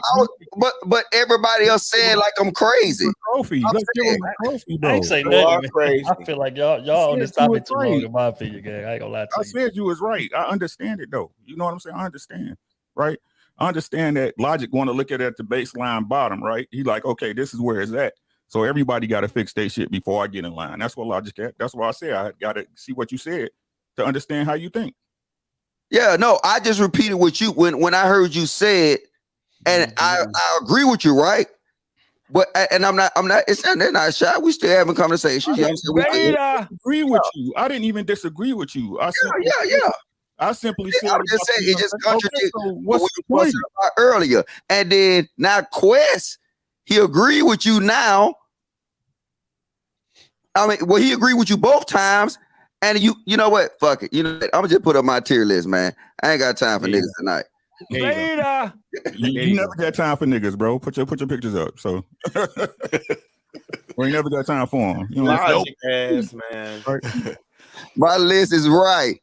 All right. Hey, Shan, let me get your thoughts about the video. You maybe lose my thought and shit, Mr. Misdirection and shit. Next up. That's what his name is. Logic. Your name is Mr. Misdirection. Y'all crazy, man. Y'all been throwing shots off. Mr. Deflection. That's what it is. But like I was saying, the easiest group of girls to break up is a girlfriend circle. Because all y'all in competition with each other.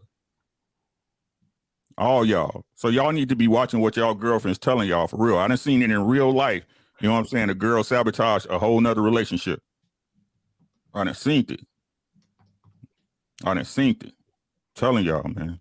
Like literally all you got to do is hit the bat. Like Smooth said all the time, so salute to Smooth. If you can hit the baddest within the crew, you can hit the whole crew. It's over. Generally. Facts. And that's a fact. That nigga is the GOAT. Go ahead, Shan. We'll shine a light on the force. Jazz is a homie, so I'm not gonna really say much. And I know what she's doing with that video. She's a comedian. So but I will say this, that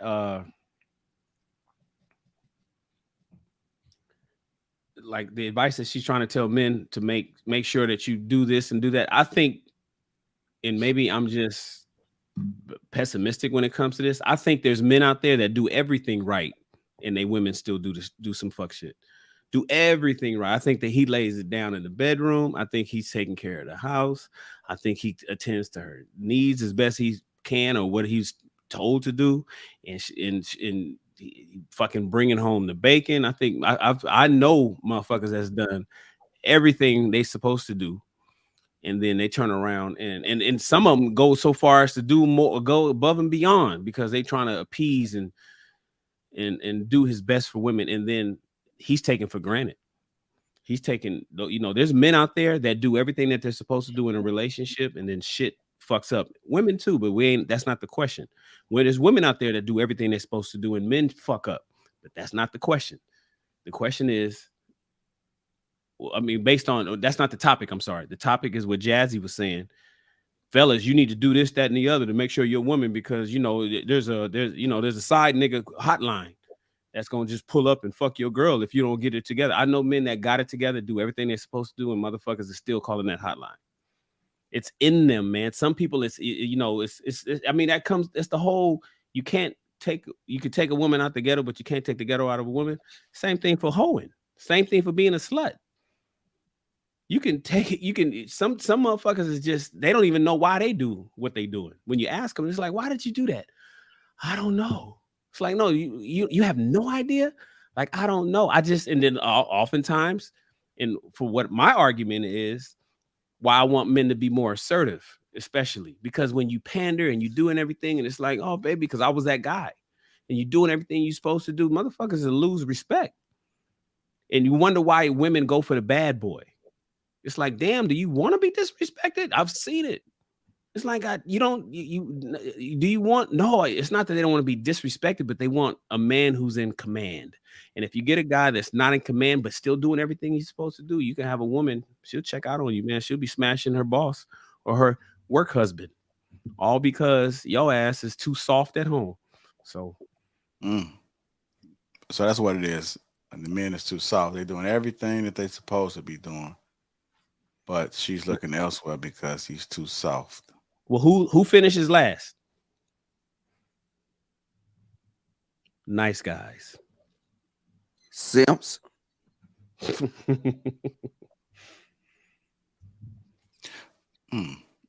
I hear what y'all saying. I'm just wondering if there's some. I think but yo, JR, honestly, and Sham, all due respect, I think it's a narrative that's pushed way too often. And I think it comes on the backs of the squares, the L7. I'm square L7 nerd nation, right? I'm Revenge of the Nerd. I'm Poindexter, all that, right? Big beta, super coochie energy, all that. And that concept of the nice guys finish last, I think that's just like, you get who you qualify for. Okay. Who do these nice guys qualify for? Well, so it seems like you're associating, because I'm a card carrying nerd. I'm a card carrying nerd. I'm a geek to the end. I was coding, and I was coding at age 11 in 1984. Listen, but that doesn't necessarily mean nerds is simps or nerds are always nice guys. You got some motherfucking, just because I agree with you on that. Those people don't party, they may not be the party guy and they may not be the Gucci wearer. They are, focused. I agree with you on that. So when we say nice guys, you got some cold street nice guys when it comes to women, and they're always getting screwed over. And then you got some really nerd motherfuckers that's focused on work and focused on school and grades and their businesses and is only interested in reading and learning shit. It's not so much. It's not. I don't watch sports like me. I don't watch professional sports. I have no idea who the coach of any football team is. Mike Tomlin. I know him because he's my frat brother. I don't watch professional sports. I don't know who's going to the NBA fucking playoffs of nothing. I've never cared about pro sports. My father watched. Mike Tomlin is a Kappa? I didn't know that. Mm-hmm. Repping the black and gold? That's interesting. Black and gold. The Steelers. Oh, you're talking about the okay. I thought you were talking about Alpha. So that's what I'm saying. I get what you're saying. You're saying, is the nice guy finish last? Is that a narrative that's been pushed? And is that really true? I mean, if the cliche came from someplace, and agree, but when we say nice, we're talking about doing everything that you're supposed to do, especially when you're putting somebody else before yourself or putting somebody else needs above yours. Where if you put your needs, it's like, if a plane is crashing, who do you put who gets the oxygen mask? Do you put it on yourself or do you put it on your children? You put it on you got to take care of yourself to make sure you can take care of everybody else. But oftentimes when you're so busy taking care of everybody else, you die. That's typically a nice guy. This is what I'm saying. I think a lot of times we put so much emphasis on when we say the nice guy finishes last, right? I think what we put so much emphasis on is he's pursuing, like again, I'm flying to Houston, right? Watching Revenge of the Nerds, Shan. And I'm watching the end scene when they doing the pies and he gets the girl, right? But truthfully, honestly, he got the woman that he qualified for, not the hot cheerleader. That's not who you qualify for, bro. Yeah. And I think a lot of times that's what we do with the nice guys finish last stuff. It's not, you're supposed to, the nice guy is supposed to do all the right things and then end up with the hot thought, right? Because that's what, typically get pushed, You know the wild part about that, really? Yes, is sir. that even those chicks that are on that lower tier, like you talking about, they typically done been ran through the toxic dudes too. If we're gonna be honest, like fact is, man, like whoa, wait. Fact is, right? If we're gonna keep it real on this stage, and women would try to deny this shit until the cows come home. The fact of the matter is that there's value in toxicity. It's just a fact. It's just a fact. It's no different than you being in a room with somebody that got the pistol on him and he the only one got it. He ain't got to pull it out. He ain't got to flash it. He ain't got to point it. But you're going to move with a certain level of respect around that dude. Same with them. So women want a man that's capable of being toxic if it's necessary. And that's why sometimes you got to drag your nuts to remind her who you are, because she'll forget sometimes. She may get complacent. It may go to her head. And now you got to remind her, no, I'm Trill, I would. Toxicity has value. And women don't admit that, but they are drawn to on you, Trill. I doubt that you have ever had to go to that level. Oh man, But wait. Man. You don't know Trill. You're not capable. I'm not saying you're not capable. My boy, I'm not saying you're not Machiavelli. I ain't a killer. Don't push me. I'm not saying that. Yeah. But I'm saying I your demeanor is different. It's chill, but again, toxicity comes in many different forms. You could be a nerd, you could be an athlete, you can be a dude that's whoever. But if you're capable of, pulling women, if you got that finesse and they done seen you, like women are drawn to men that a lot of women are drawn to. That's a fact. And that's what a saying that nice guys finish last come from. Is because we all admit that women have that stage to where, okay, I want thugs, I want this, I want that. So they done ran through her. Now, by the time she realized, okay, that's not really the type of dude that I qualify for, using your words, the type of dude that would be best for me, right? Then she resorts to that nice guy, that Russell Wilson type guy last. So that's where the saying comes from. But in reality, you don't. Hold on. You don't already had a baby by you don't have to be. You don't have to be toxic 24/7. You just have to be capable of doing it, capable of being that way. You can be reformed toxic and you can be in a happy marriage. But again, that toxicity is part of the reason of what drew her to you. But it's not toxic though. It's not toxic. It's just masculine. It just is masculine energy. It's not really toxic. But see, by us even saying this, it shows how women and the society will say being masculine is being toxic. You know what I'm saying? Well, semantics. I think we understand. Hold on. Let Logic finish that shit. Go ahead, say that, bro. Damn, this nigga got that bitch. You better quit pointing at me, nigga. No, but they cook your ass. Our society. No, he probably agree because he know that what that's they why do, I wanted to finish. They take that shit and they transform everything that we know to be masculine, and now they push it as being toxic. That's why you have a term they got now called toxic masculinity. How can masculinity be toxic? You see what I'm saying? So they push us this whole concept, and because you got to realize the difference between what we consider the jocks and the nerds is what? If we're gonna keep it funky, the nerds hold less masculine traits. It's masculinity, yeah. Yes. And they hold different. And then when you do it, you know what I'm saying? The thing about a chick is she gonna pick a nigga who she gotta protect, who she can beat up? or she gonna pick a nigga, and that's why it goes into it. And then when I ain't gonna need to say that on live, y'all. Look, Hold on. All right. Yeah, y'all, all right, go ahead. Ricky, I want to get you anyway because I seen you shaking your head. Like, do you agree with the fellas? What are your thoughts about what they saying? I don't think it's being toxic. I look at it as being able to stand on what you said. You know what I'm saying? If you set a certain set of conditions and they go against that, bro, you got to be willing to lose that person. All right. If you don't, hey, something they got to know, hey, and call that, if you want to call that toxic.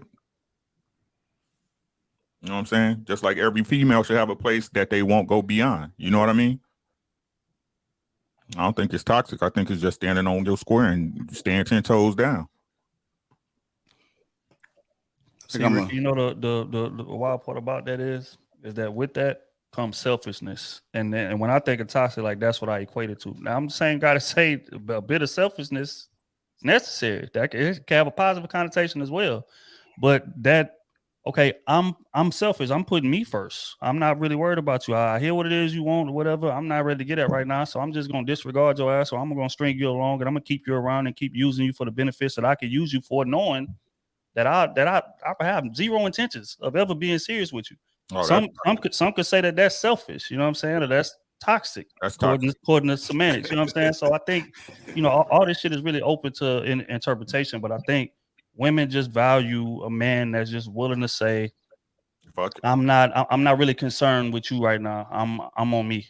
And whatever consequences that is, cool. And if that means me stringing your ass along, knowing that we ain't got no future, then that just is what it is. Yeah. I know we had conversations similar to this before, and my stance on it is that even because there's a certain way that you have to be when dating, but you still carry some of those things over into a marriage. You still got to have a stance. You still got to be able to stand on your own. You still got to be able to have a voice. You can't get lost because women do like the bad guy, and the bad guy don't have to be a bad thing. You can still be bad. You can still be vicious and still love at the same time. She just got to be able to understand that balance. I'm all about balance. That's why I say I'm one of the guys that I grew up in the hood. Like I had a little bit of Catholic school in me. The rest of it was public. Got some college in me. So it's like, to me, I'm prepared. Like when I'm in Chicago, me just looking around, peeping scene, that's normal to me. I don't look at it as trauma. It's just how I grew up. But it's a good thing to me because I'm aware. Same thing like your relationships. You got to be aware. You got to know when to turn it up a little bit, when to turn it down. You got to know when you acting too silly, telling too many jokes. She ain't for it. She don't respect that. You got to know that being a man, a manly man, is going to dominate everything. It's going that's your foundation, being a manly man. Everything else, you got to have a little balance with. But you always default to being that manly man. Don't be too goofy. Don't be too soft. Like, don't be too accommodating. All that's balance right there.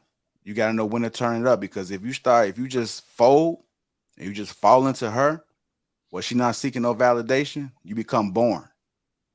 Just because you got it don't mean that you can just let everything down. You still got to be that same guy that it took to get her. Now, in some instances, she might have settled. You might have been unsettlement. And if you keep acting the way you're going to act, you're going to get bored. So if you gotta understand and realize that if you're that settlement, because if you're that settlement, you have to turn it up. You got to change it up. You got to become a little bit more unpredictable. She got to seek validation through you. So if you let yourself go, you become that fat ass motherfucker. Guess what? You ain't sexy no more to her. You ain't sexy. That pussy drying out, you ain't sexy to her. You ain't turning her on no more.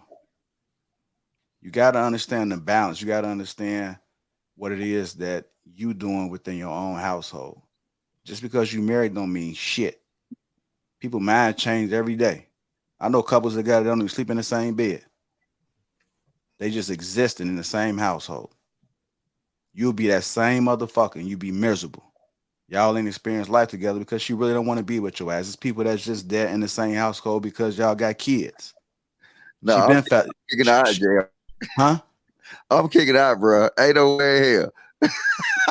And no way in hell what? You? I know a nigga. Yeah, it's people that's in there like that. Yeah, It may not be you because you might be aware. You might be able to peep that shit on the front end. But there's so many guys that don't peep that. So I'm speaking to those guys in particular. Like they out here, we see it all day because they not woke. They're not really understanding. They got lost somewhere. Mm-hmm.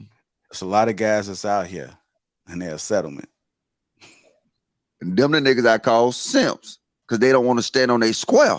Like I said, but they don't realize it though. That's what I'm saying. So that's why we doing it. You can call them simp all day, but they really don't realize, really don't understand it. So that's the reason why we have shows like this to try to educate them, try to make it look at. It's plenty of people that be like, man, I'm starting to look at my situation right now, and I'm seeing that. But if it wasn't for us bringing the game, bringing our experiences, and again, we're not perfect, but at least we can highlight some things for you to consider. Ultimately, it's going to be up to you to make that decision whether you should be in there, whether you need to step up and man up in your own household. Because it's a lot, nationwide, making everybody. But wait, Logic. What's the simp? This nigga here, boy. You still in your feelings from earlier, man? No, I'm still in pimping, man. Listen, I understand what a simp is. I understand that comes from pimping coaching. You should know that from motherfucking Sir Charles over there on Metropolitan or Stewart Ave. No, a simp just is to me.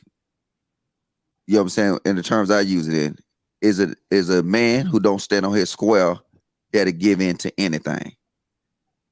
That ain't a simp. And that's curry the favor of a woman. That's that's super general, my nigga. Like you got no. I was actually Logic. I'm finna goddamn put out a fucking lexicon for simp. No, Logic. Damn, calm down, my G. You was good. I was actually adding on to it. You can't add on to it. You correct it. I'm done coughing.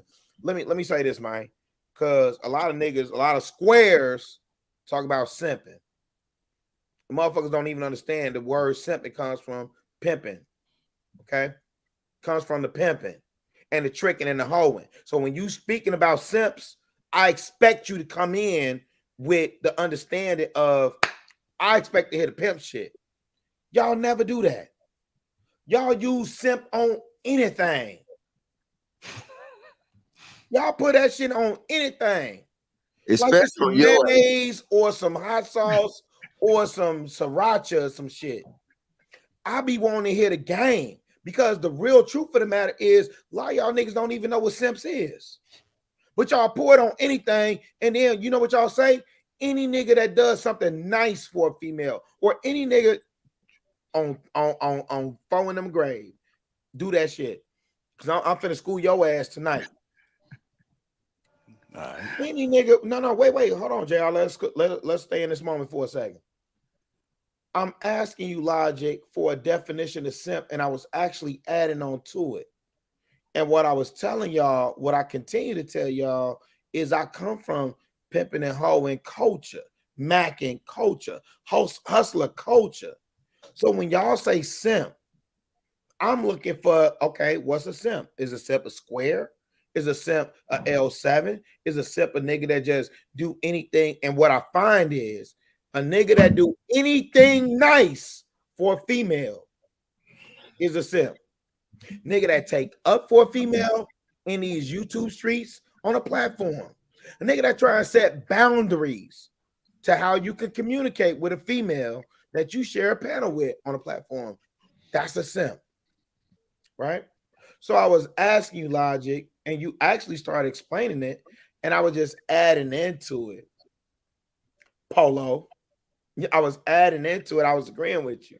No, go ahead. I didn't say nothing to you. I want to talk to you, nigga. See, you got your sipping feelings. Right. That's what I'm talking about. That's what I'm talking about. Pink Panther. I let you get your little simp energy out. Go ahead, nigga. I'm telling you, man, from Chicago, really, the Pink Panther. Shit.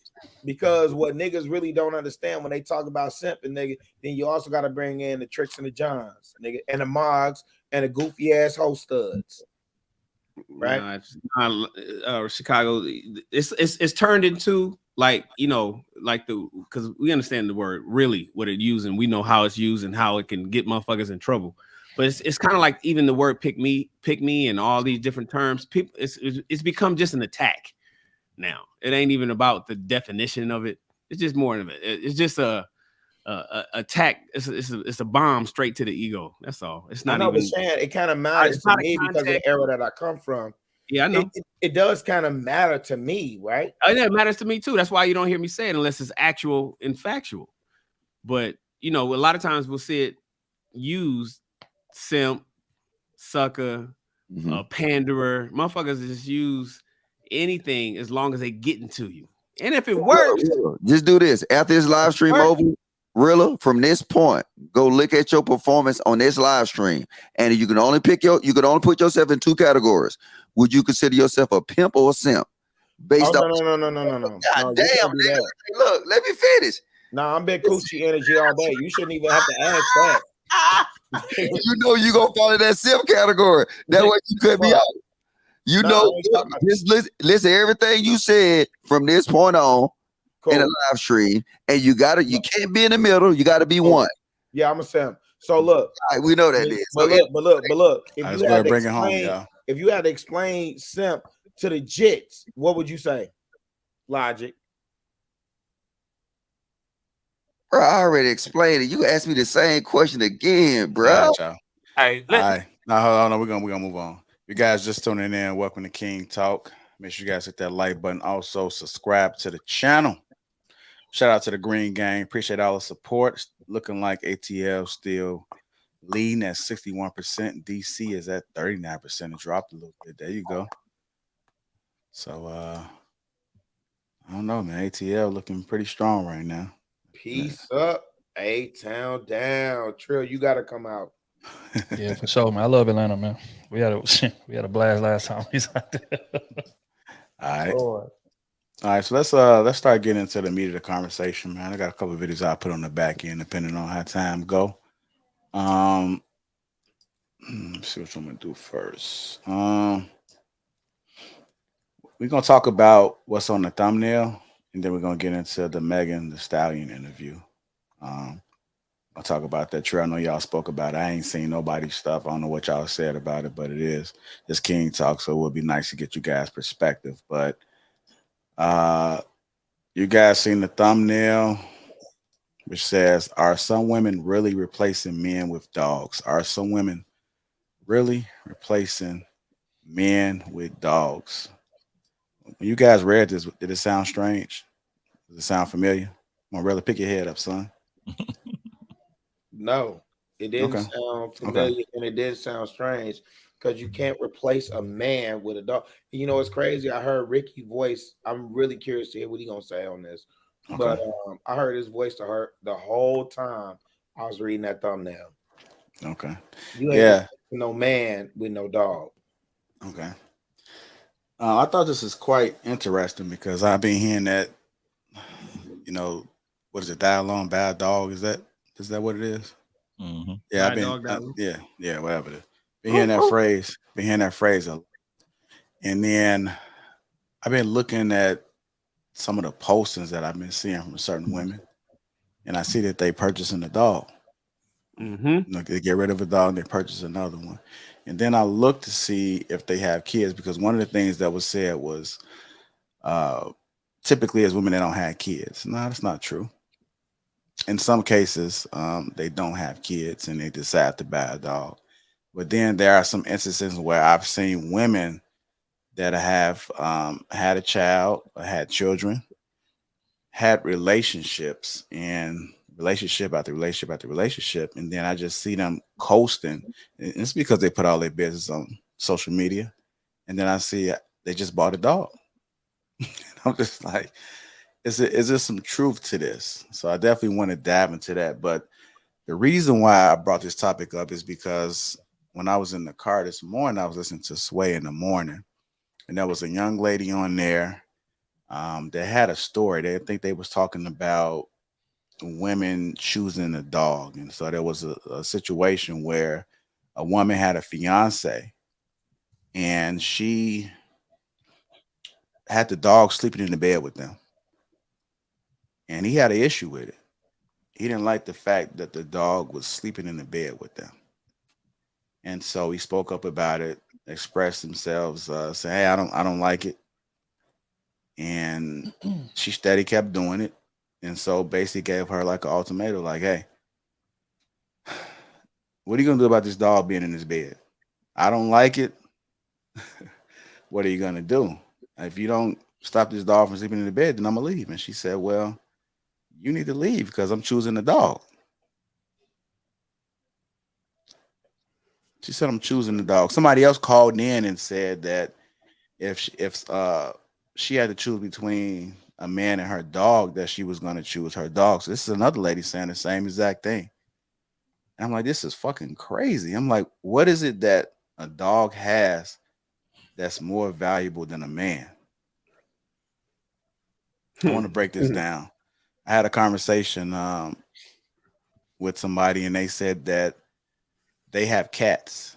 They have cats, and what they saw with cats is that they don't listen. But she also, she said she tried to like hold a treat. The cats don't respond. But she said what she notices is that when she doesn't tell the cats what to do, they have a tendency to listen, and it kind of reminded her of men, humans. You know, if you're not trying to be bossy or something like that, and then if every now and then when you want something, you'll probably get it. But if you're being demanding and being controlling, you're not gonna listen. So we know women are buying dogs, they're not buying cats. And I thought that was quite interesting because we know cats don't listen, right? Mm. So let's just break this down a little bit. Are some women really replacing men with dogs? Yep. Like, why? What the hell is going on? Maybe you guys have some type of context that can back this up. Why this is happening? Why it's easy for them to resort to having a dog instead of having an actual man? Let's talk about it. Because some of them just want something there, bro. They just want something there. You need to watch them chicks, man. I peeped this a long time ago. You know what I'm saying? A particular type of woman always got a big ass dog. Y'all notice that? Right? Big ass German Shepherd, Cane Corsos and shit. Dogs bigger than them and shit. House full of peanut butter. House full of peanut butter.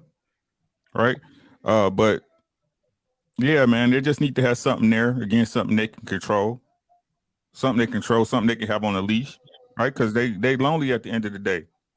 If we're gonna keep it $150, they lonely at the end of the day. They phone and that dog. That's it. All right. A bunch of swipes left or right. Take your pick, right? But peep this. A lot of women I done seen, they dogs be bad as fuck. They poop all over the place, don't pee where they tell them. You know what I'm saying? And if y'all call men dogs, and dogs are only as good as their owners, what's that telling y'all?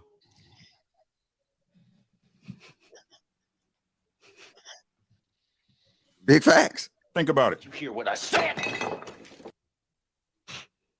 Think about it. Yeah, That's man, all I got.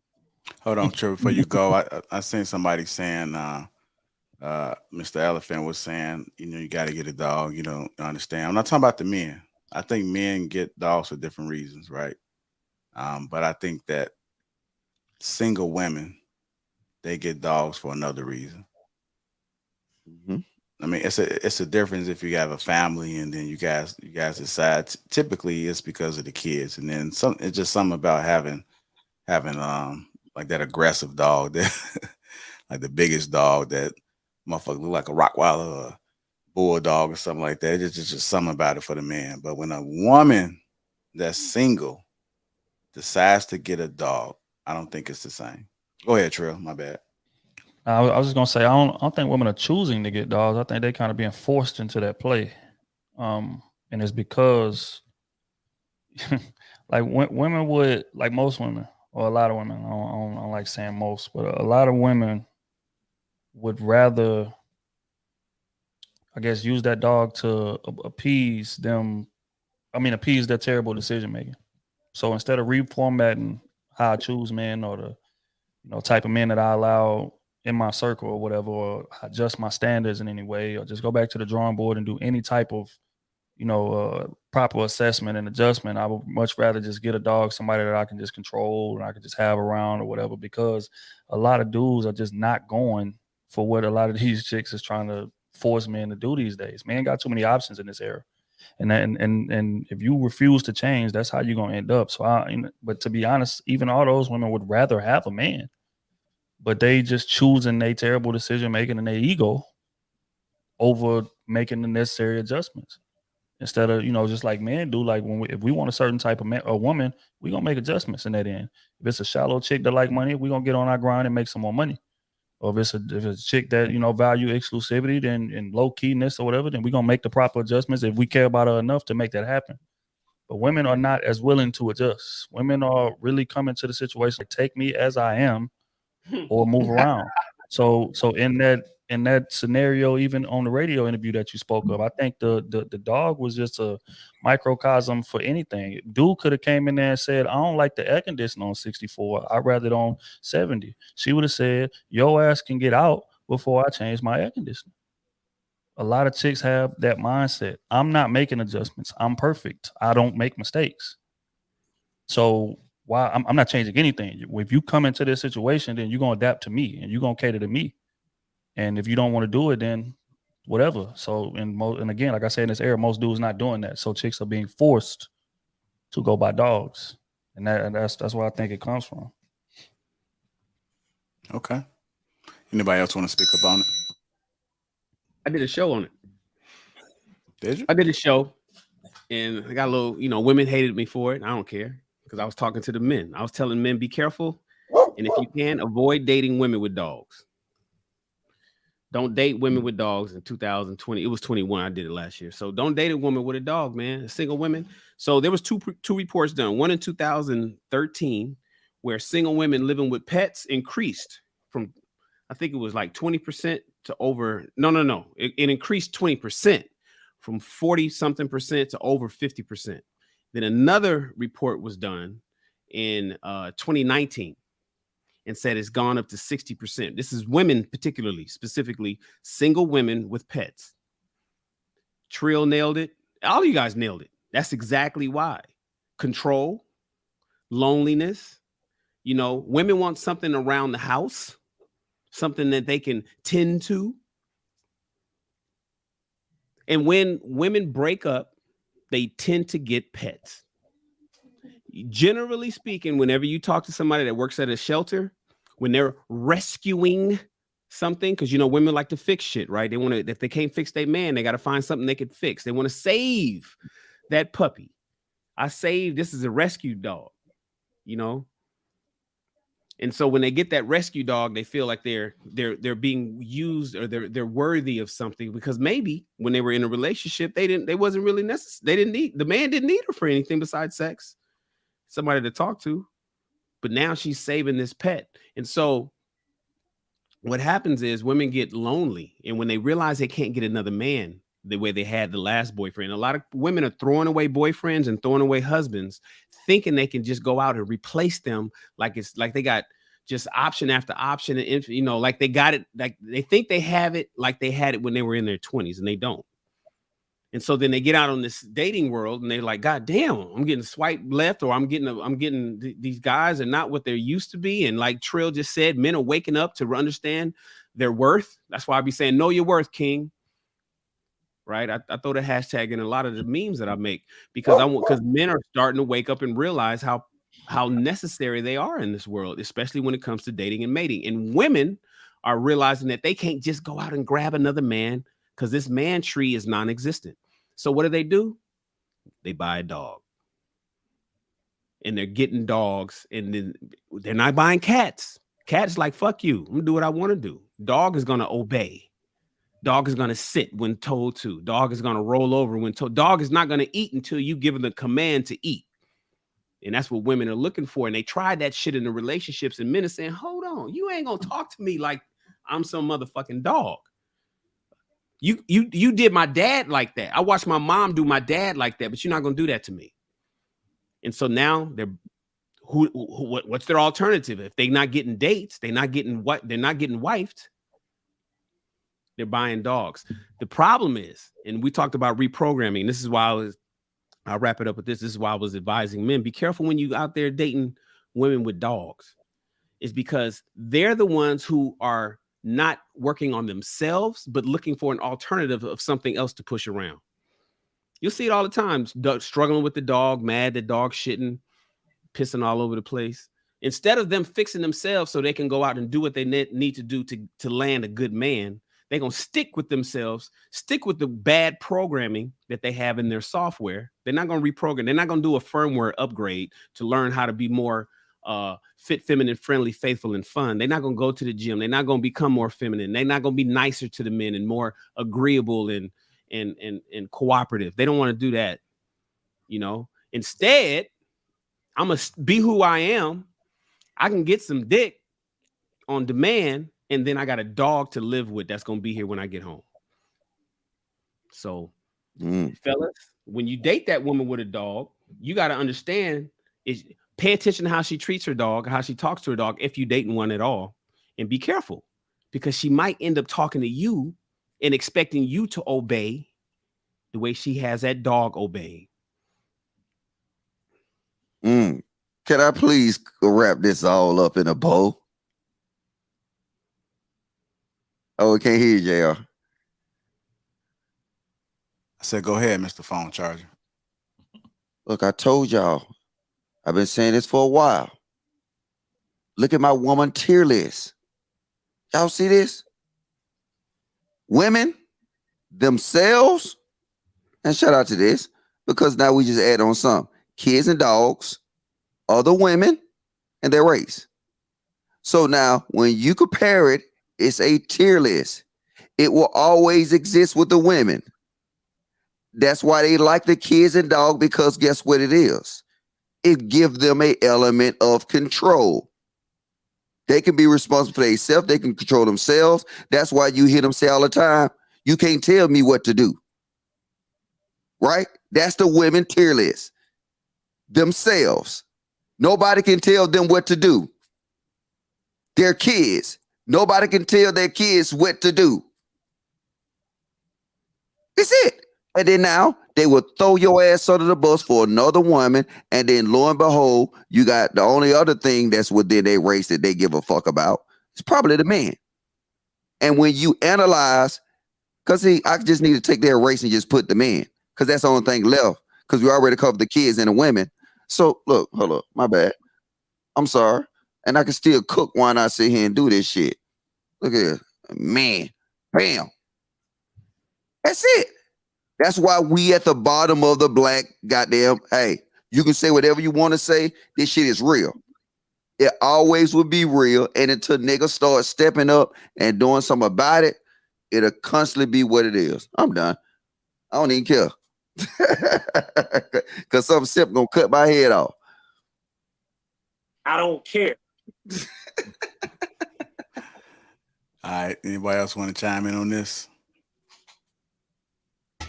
For me, I don't have really a lot of information as far as how accurate it may be, but I can understand the perspective of what people are saying.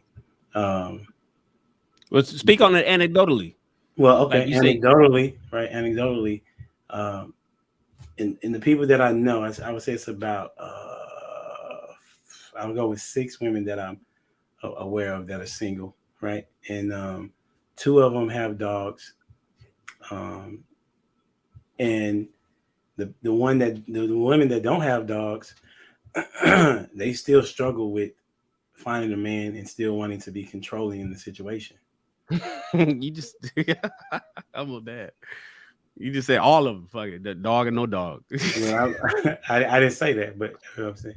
So the ones that do, like, right, one definitely kind of caters towards the dog versus finding a man, and then the other one, I would say, the other one is different from all the rest, in the sense of that, yes, she has a dog, but she has a dog for a totally different reason than the other people. You know, some of these women have dogs for emotional support, right? So that's also a reason, right? But I also understand the perspective of saying, if it based on your stats, right, that if more women, if the purchase of dogs went up, yeah, that's something that is pretty interesting to me, right? Because before I did the show, real quick, before I did the show, I was searching for something that gave me something about the pandemic, and I couldn't find anything. I couldn't find anything from 2020. It was the last report was 2019, and the one before that was 2013. But I was like, I wonder what because I know bicycles went up for 2020. Yes. Like, bro, they were gone. Yeah, you couldn't buy a bike during the pandemic. Everybody was buying. Everybody was doing a lot of. I ain't seen nobody riding them though. Yeah, but you couldn't buy one. I was Everybody riding. Buying them. So bicycles went up, but I couldn't find pets. Nah, it was a group I of couldn't us. find the stats on pets with single people. But go ahead. No, I was just saying that there are also that, like I said before, there are some women that buy the dog for emotional support, trauma that had taken place, and then you also have those women that buy the dog because they want to have control, and that's the only way. And I think somebody said like it's almost to make up for the bad decision making. And getting a man, right? So that's what I can contribute. But I don't have a lot of experience in dealing with women with dogs. I mean, my girl got a dog, you know what I'm saying? But as far as like more women with dogs, I've when I was dating or talking to women, like these women would still have problems and they didn't have no dog. You know what I'm saying? So I can't just say that it's the dog, you know what I'm saying? So that's my take. All right, anybody else want to chime in on? Real quick, Humble Dad, you said one of the girls. You said of the 6 women that's single in this group that you picked out, 2 of them had dogs. You said one of them, she caters to the dog more than she caters to herself finding a man. Is it that woman particularly? Why? Why do you think it is? I know we don't know for sure, but do you think it's like she just gave up and said, "Fuck it, I love my dog now"? I think that she wants a man, but just like before, this is now I can speak to this particular part on women. I think somebody said it, and the first lady said it, even though Mr. Phone Charger thought that she just capping, that women feel like the man should change, not them. Right. And so the one that I'm talking about feels as if because they have achieved so much, then the man needs to be like, you're getting a great thing because you're getting me because I have these things and these attributes. Right. And so my dog doesn't complain to me or go against what it is that I'm saying. I mean, that person, and we all do this. Right? We choose our own dog. Right. So, and we choose that dog because it fits whatever it is, the characteristics that we associate kind of with ourselves. Right. And so that particular one, I would say, because of them thinking that they're better than what it is that they qualify for, which we talk about all the time, then I think that they may remain single for a while, unfortunately, unless they change their perspective. But I also know another woman that doesn't have a dog and feels like men need to be doing the changing. You see what I'm saying? So that's why I say I can't really just say that it's the dog. Well, she ain't got the dog yet. She'll get one. Or she just don't like fucking dogs. I mean, like.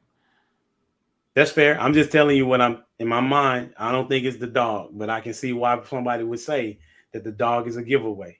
That's all. But it's not all is what we're talking about. We're talking about in general, right? Yeah. And no dogs don't give no pushback. It's no pushback. It's no argument. You pick the dog you want: big dog, lap dog, furry, non-furry.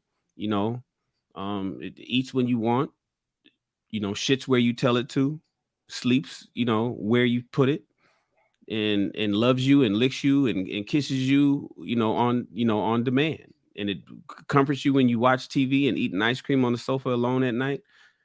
I mean, it's not. I don't think it's that women just all of a sudden, just suddenly 22%.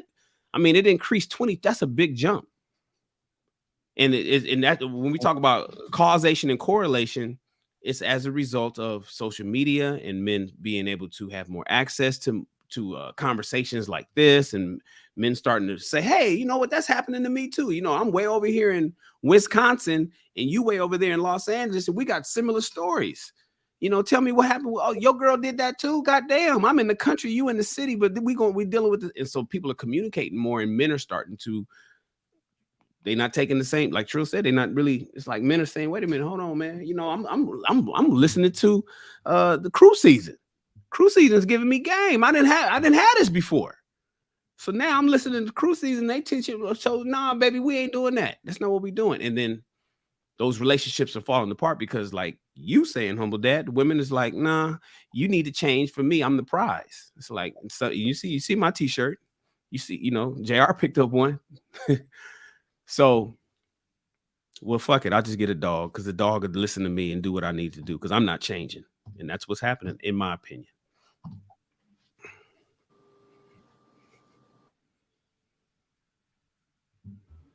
You're on mute. Guys, listen to King Talk on the Lapeef Network. Make sure you guys get them likes up. Also, subscribe to the channel. I do want to break down, and Trail, I know I seen a video. I didn't get a chance to look at it, but I did see you guys spoke on the Megan Thee Stallion situation. I want to talk about it real quick. My immediate reactions when I seen all this Megan Thee Stallion shit is like, damn, like why does she keep talking about this shit, right? Like why isn't she making music? Like why is this a thing? She seems to be walking okay. I think she even did some performances, right? Has she done some more performances? Yeah, so she seemed to be pretty cool. We all don't know what's going on, but when she said that statement, that viral statement, when she hesitated a little bit, I was like, I don't know. And it kind of put me in the mindset that there are so many women, not all, you know, we only just speaking about what we see, right? But we do know that a lot of these things that's happening with celebrities are similar that happen every day, right? Where women will paint a narrative that they want the world to believe. And we're not talking about Megan. Maybe we're talking about her, but nevertheless, women paint narratives all the time. They do. And when I hear, even when you date women, right, and you ask them, y'all just have general conversations and maybe an ex might come up or something like that. Don't believe all that shit. Because a lot of times women do paint a narrative. Most men paint narratives too. It ain't just the women. People just paint narratives. So you just got to just be like, oh, okay. Okay, cool. In the back of your head, you might be like, I wonder what that other motherfucker was going to say about it, because it'd probably be a whole different situation. But let's talk about it. The women, let me see if I got this queued up or not. Yeah, so the ladies of Cocktail with Queens discussed the Megan Thee Stallion decision. And they said that it was a mistake for her to even do that interview, to even speak about it. But the narrative is always so much important to people. The narrative that, you know, people want to paint their own narratives. They are afraid when other people paint the narratives about them. And that's something, I mean, I know we all in the spotlight, right? And some of us may be concerned about narratives, and some other people may be like, fuck it, I don't give a fuck, right? But let's talk about this Megan Thee Stallion, this interview. Go ahead, Trey. I know you got a little bit of hands-on, then I want to go to Ricky, and then we'll get to the rest of the guys. That's cool. First and foremost, man, I think she capping. First and foremost, I just wanted to put that out there. But in terms of the decision to do the interview, I think it was genius. But I think she just wasn't smart enough and capable enough to execute the plan that the PR put down. Right, the fake tears, the stumbling on questions, this, that, and the third. But in terms of the play, it's perfect because right now Tory Lanez can't speak on it. Like the judge muzzled him, so if he speaks anything in direction towards her, he can be locked up again. So while we got the muzzle on him, and there's no telling when this trial is gonna roll out. This shit that been going on for 3 years and counting now. Like it's just ridiculous at this point. All Meg was supposed to do was go there and, you know, flash that victim card again and control the narrative because she's the only one capable of speaking right now. But she couldn't execute that. And Gail threw in some, you know, sideball questions or whatever and jammed her up because she's been lying the whole time. Right. The thing about the truth is it don't matter how many times you ask me to tell it, it's gonna be the same goddamn thing. Every time. No hesitation. I don't have to, I don't have to, well, maybe, no, especially something that traumatic, my story's not changing. It happened like this, period. But for some reason, her story just keeps changing over and over and over again. And, you know, that's what's causing people to have so much doubt and so much just like, man, I like this don't sound right. Like I know 3 people that got shot. I ain't never seen a situation roll out like that in the aftermath of somebody getting shot for real. So, you know, again, I think, you know, maybe she did get hit with a fragment, but in terms of like the story that she's telling, like Tory just started wilding and she wasn't doing nothing wrong. She was innocent. He just stood up in the car and just shot at her feet. I think that's cap. And I think that she's been trying to cover this story up, what really happened, and the reason that it really happened for 3 years now. And that's why I'm just anxiously awaiting the trial because then people are not gonna be able to lie no more. I tell you one thing, she doing all these interviews, and I guarantee you she is not taking that stand when that trial comes. I guarantee you that because that defense attorney is gonna fold her in half for all the shit that she said out of her own mouth on these public platforms. He gonna literally pick her apart. So I mean, she better get all the talking that she can in now, because when trial time come, it's gonna get dark. And you know, again, Tory gonna be, you know, and of course, people not gonna never apologize because when they go our way, it just kind of gets swept under the rug. Okay, well, you know, he might have still did it. It don't matter that, you know, he got acquitted or whatever the charges was dropped. He probably still did it anyway. So again, that's what the PR move was in terms of answer this question. Her to go up there, flash that victim card. So regardless of how this shit play out, if it go to a mistrial, if he get acquitted or whatever, she can still play that victim black woman card. But she just dropped the ball. Simple and plain. Got on the Ricky, the Megan Thee Stallion interview. She's painting her own narrative. She's getting the facts out. Look, man, she a liar, bro. That's right. I said it. Did you hear what I said? Not know she misspoke. Not know she trying to paint a narrative. She's a liar, bro. Plain and simple, short and sweet. You know what I'm saying? But like I said, this is their idol. You know what I'm saying? This their idol. Meg can't do no wrong. Meg said that it must be true. Happen every day, B. This happen every day, B. You know what I'm saying? Because it's her, they gonna sweep it under the rug. Watch. You already know what it is. You already see the setup coming. You didn't silence that man, so he can't even tell his side of the story. But you still out here coming up on Gayle King and all this other ish, man. Get the fuck out of here, bro. You know, she probably shot herself in the foot or some shit. Her girl probably shot her in the foot some shit for fucking with Tory and shit. And she found out that night. Y'all know how that shit be going, man. Get out of here, bro. It went from I don't know who was there to these was the people there, and it was calling your bodyguard at 7:30 in the morning when the fucking shots took place at 4 o'clock in the morning. It's not adding up. And y'all know the rule. If it don't make sense, it's not true. It's not true. But this man losing millions. He losing millions because somebody said something.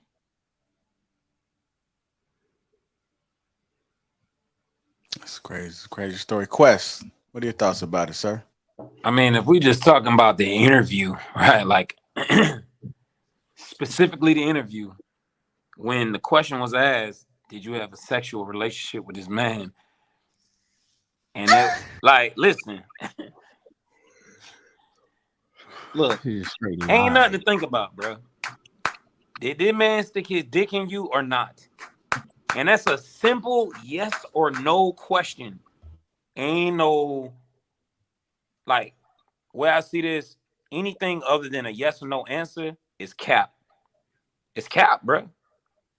No, anything other than a yes answer. Yeah, exactly. Well, a lie. Okay. You know what I'm saying? Yeah. But let's just say let's just say it was fucking no. That no would have came out immediately. Oh immediately it would have came out. It would have been like, yes, no. She'd have answered that before she could finish the question. Right, exactly. So yes or no, Nope. I don't give a fuck. Any hesitation though is cap, bro. What is there to think about? Hey, Quest, did somebody open your door and try to rob you? Yes Nope. or no, nigga. Like it's simple. Quest, what color is the sky? It's blue. Like it's easy for you to sit there and hesitate. It just made me think you capping. And now because of that, I have to look back into your other testimonies and things like that. I'm like, well, damn, was she capping about this too? Was she capping about that? Are we on the bandwagon because it's Meg? Like, we love her because she's a black woman. She's the whatever. Hey, man, I think that interview was very telling. I think that shit should be a call for niggas to wake the fuck up. Yeah, like, are we just like, yo, following the Meg train because it's Meg, but clearly she's lying right here? Her and Tori was in an entanglement. They was Come on, bro. Come on. That's a whole nother conversation. But whatever. Hey, well, it's partly because they're saying that the best friend was with Tori first. That's the twist to the plot. So the original, the way we all thought it was originally is like, okay, Tori got caught smashing her in the homegirl, right? And that he was smashing Meg first, and then her best friend was like the sneaky homegirl that was smashing him whenever she can. But now it's coming out that Meg smashed Tori after her, took Tori from her. Yeah. Hold on. Yeah. Wait, Shan, just real quick, Shan. Not only that, but this is the fourth man that this didn't happen to. Happened like that between them two. Allegedly. Yeah. Now remember, Tori. Say it again, Trill. I said this is Tori is the fourth man who Kelsey was dating first, and Meg smashed on the back end. That's a fact. And see, people. So when you start hearing those kind of stories, it's like, oh, I thought the best friend was being sneaky to Meg. Nah, Meg was like, oh, you got Tori? Picked him up at a concert or something like that. Well, then let me step in. And so she was like, well, I'm gonna just keep smashing him. I mean, you can do what you want to do. And then they arguing about that. And that's when Tori was, Kelsey was like, went off in the back seat, was like, God damn it. And I could see her snapping. I didn't know about the fourth thing. It's like, you keep doing this shit. And that's why apparently there was a scuffle of Tori trying to stop her from shooting her friend from the back seat. Then understand something also. It's not that Meg is taking Tori to court. The DA picked this case up. So this is a case where the DA was like, oh, I have enough evidence. So remember, this is the state versus, this is not Meg the Stallion versus Tori. This is the state versus Tori based on the evidence from the DA picking it up. And then Meg is coming in as a witness because she's being subpoenaed to do so. So there's that, right? But she's not necessarily cooperating with Tori. She's like, screw that dude. I think it's for my opinion, I think she is shooting herself in the foot. Literally. Pun intended. Just shut the fuck up. Just shut. Nah, you know what? Listen, it was to have the defendant be gagged and the plaintiff be able to go on a chitlin circuit and talk about it is, come on, man, wonderful. It's wonderful. The problem is exactly what Trill said. She ain't the one to do it. She don't know how to do that. She didn't take her, she skipped PR class. And so when she get caught up, she doesn't know. And so right now with art, she already went in there with people saying that she's a liar. When you go in there and she hit him with the Bill Clinton response. No, it's like, everybody was like, oh, goddamn, your credibility is shot. I don't believe nothing you say. But Shan, let me say this, man. And shout out, because I've been listening vicariously. There was another content creator that pointed out something that I think is important to this case. one thing that Meg said was that, you know, I was trying to defend him and shield him. I was trying to protect him, right? So if you was trying to protect him, why did you get upset when his team came out and said, like you saying he didn't do it initially? His team came out and said the same thing. He ain't do it. He ain't do it. He ain't do it. Now let me the tell answer you, is because that she wasn't trying to protect him from that. She was trying to because remember this happened on the heels of George Floyd. So she said that. she was trying to protect him from getting shot by LAPD. I get that, and nobody's still buying that, right? Nobody's buying that, right? Okay, so cool. So then, what this case is going to boil down to is who hands has the gun residue, right? And what we know, what'd you say, Ricky? That it ain't Tory. That stop stealing my. Come on, man. The one time I get to shine, Ricky. I didn't know. I know. Like, no. Yeah, but that shit should be conclusive. What we know. Though. The one thing whatever it is, it should be conclusive. Go ahead. I'm sorry. Go ahead. No. I was just gonna say the one thing that we know for a fact is that it ain't Tory. So then, what is all this other stuff equal? What does this other stuff amount to? Wait, but do we know that it's a fact? Hold on. Wait, we gotta be clear. Do we know that to be a fact or yes? No, it's not. No, it's not. Yes. No, yes. Rilla, listen to me, Rilla. Listen, I'm long. Listen, it's inconclusive. Why is it inconclusive? Explain that.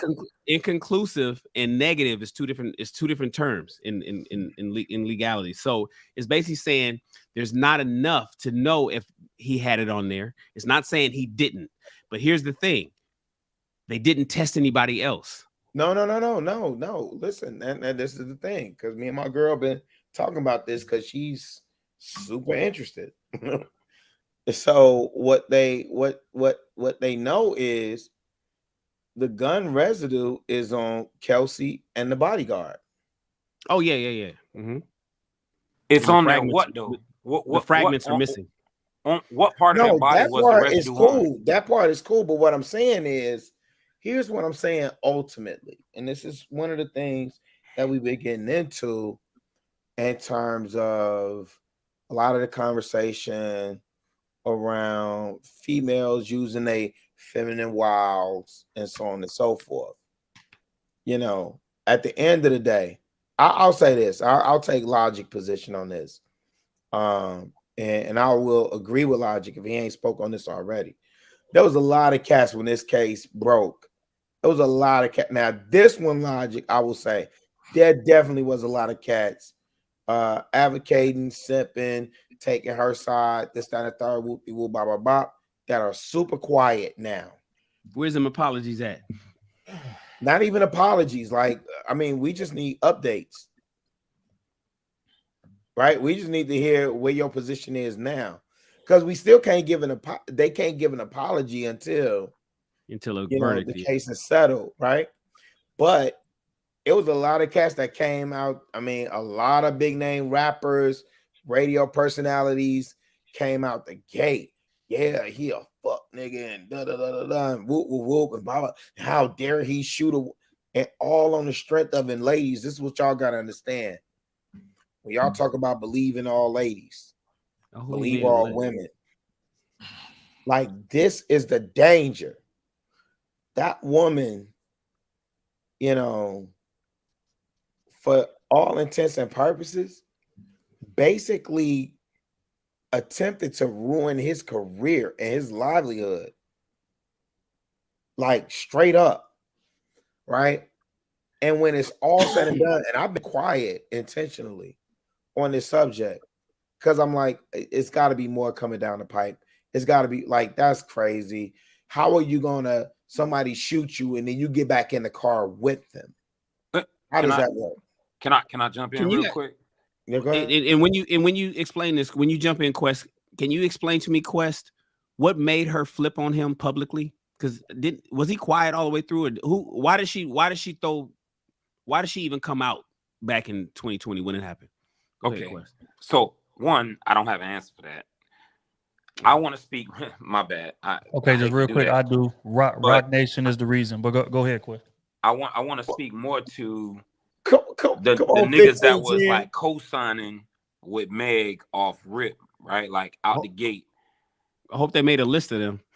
Well, nah, I ain't gonna speak on them niggas. I'm gonna speak on me personally, right? When I heard it in my head, just from on some like basic regular nigga shit, like I'm like, okay, it's only 3 people in the car.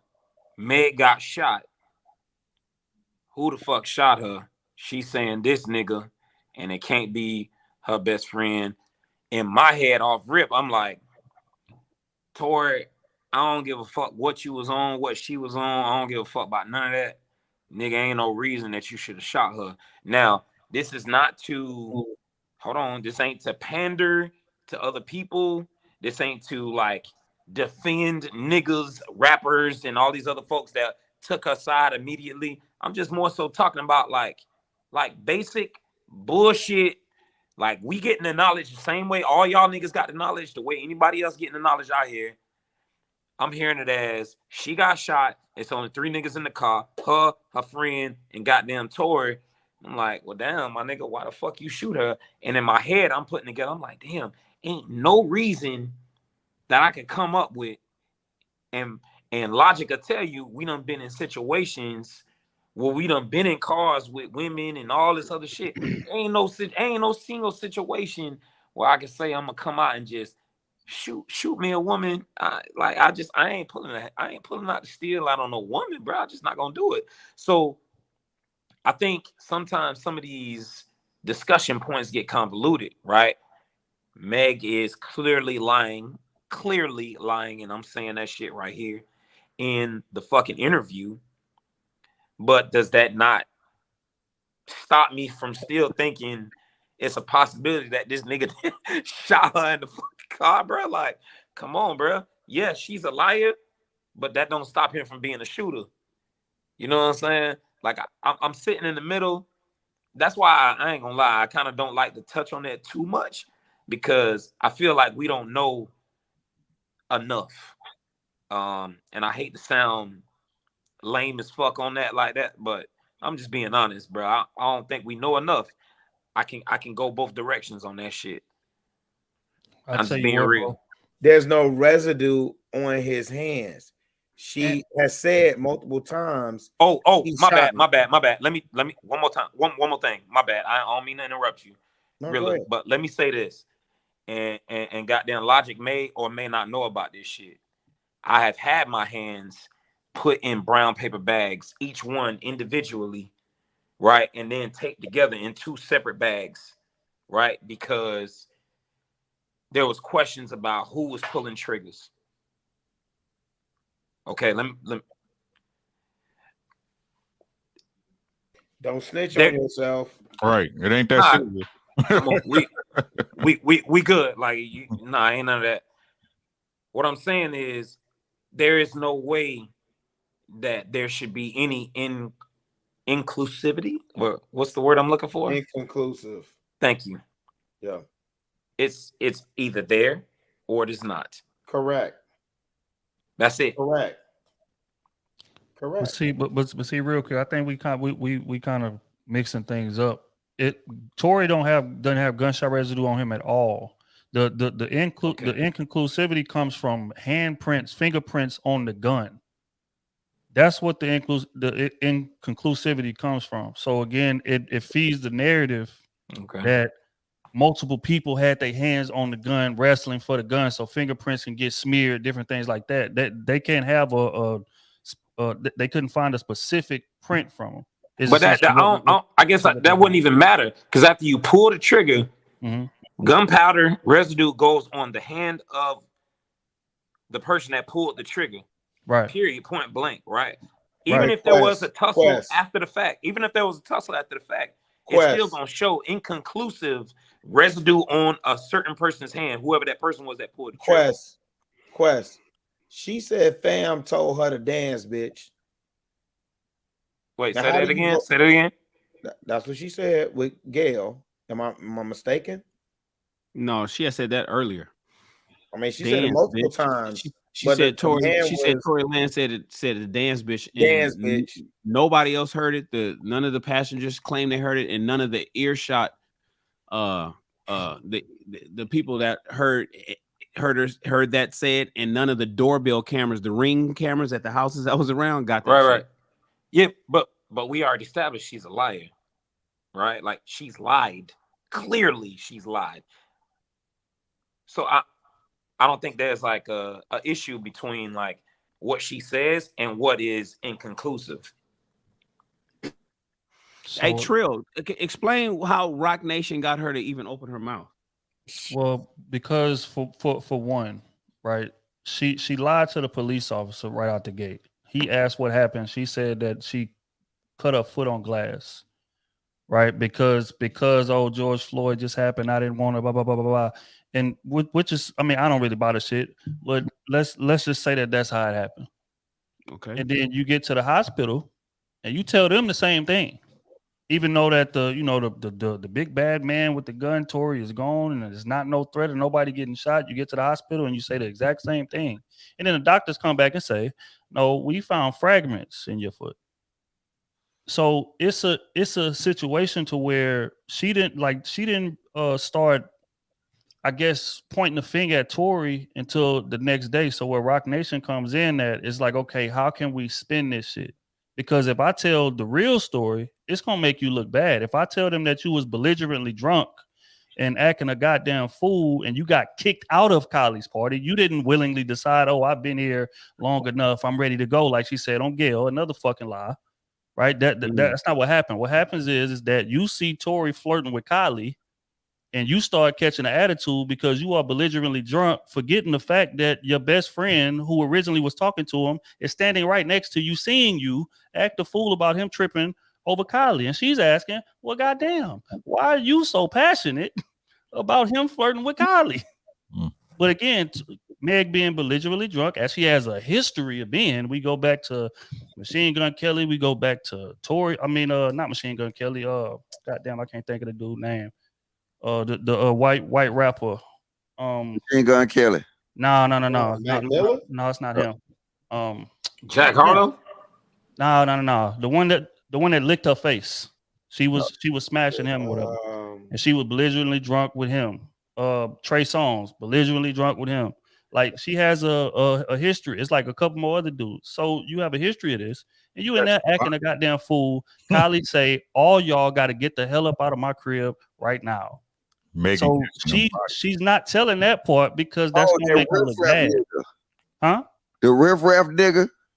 No. No, not Riff Raff. Post Malone. G-Eazy. That's who. Oh shit. G-Eazy. Yes. Google Meg and G-Eazy right now on your laptop. You're gonna see him licking the side of her face. And she belligerently drunk, all kind of shit. So again, she has a history of being that way.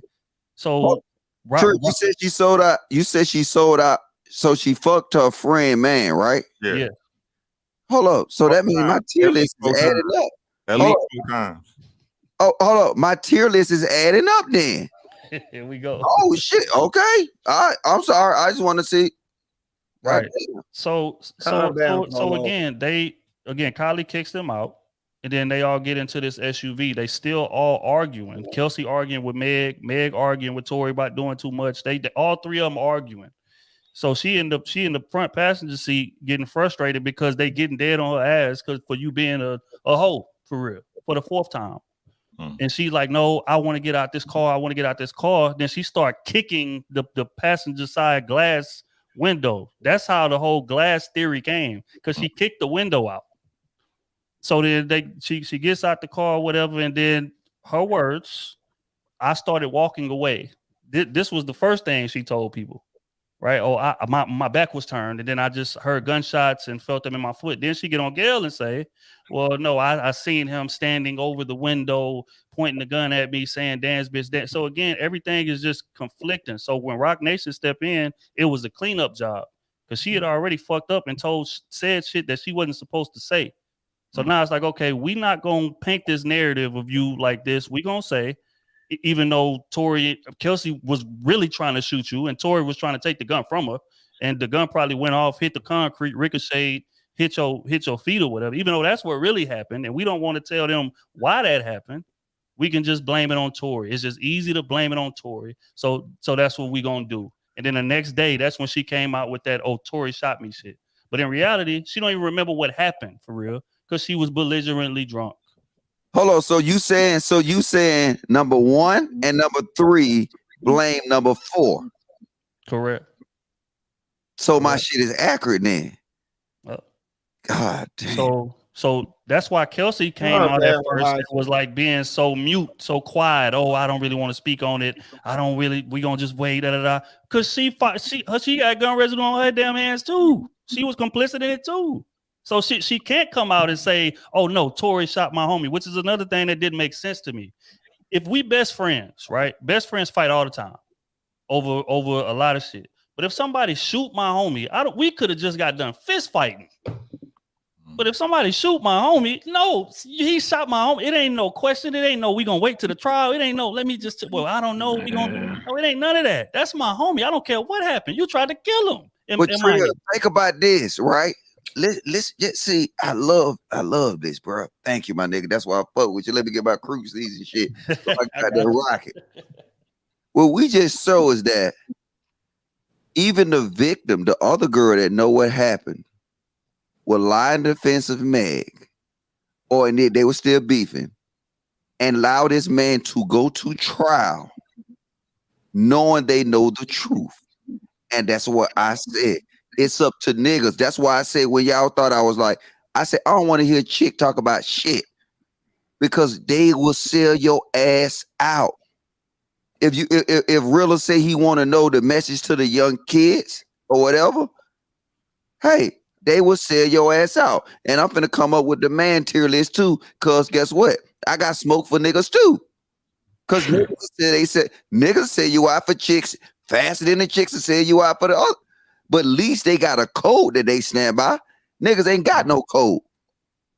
You know what I'm saying? I guarantee you, if it would have happened another way and they would have shot Tory, nobody would have they would have said he shot himself. They would have said he was drunk and shot himself, and they would have stayed on code. And then everybody would have got, hey, what you ain't gonna see? She ain't gonna get canceled. They canceled this nigga for the mere allegation. And guess who the main ones who was so-called calling him out of his shit? Niggas. Yep. Bun B included, which was embarrassing as fuck to me because he's from my hometown. Jumped out that window. Oh, he deserved to be in jail, deserved to be lynched. I'm like, what the fuck? Like, you don't even know what happened. Why is you jumping out the window like that? And then when the facts get to rolling out, you see motherfuckers getting quiet all of a sudden. Everybody wait. Hey, they quiet. Hey, Tria, they quiet like all them Biden voters. Right. I ain't seen that. That's why I wanted to make a point to come on here and say, hey, look, when that shit first came out, it was kind of basic. It was basic to us. Like it really was. Like, hey, you got one nigga, you got two girls, one of them her home girl in the fucking car. She got shot. It was basic to us. So we was like, you know what? We riding with whatever the fuck she's saying, because just off rip, we can't think of no other possibilities or any type of potential come outs. Like, shit, I can. Shit. I mean, hey, Quest, you my nigga, right? You my nigga, right? Bro. Quest, you my nigga. I done known you for like 15 years, right? Fair. Nigga, you posted on IG in defense of Meg. Nigga, that's why I'm saying telling you, nigga. Oh, okay. I just make sure we get that clear. You got damn simped out. Somebody get these sugar daddies out this nigga ears, bro. I'm literally telling you niggas. I'm literally telling you niggas that I want to make it be known. When I initially heard that shit, I said, damn, like, how the fuck could this nigga do that shit?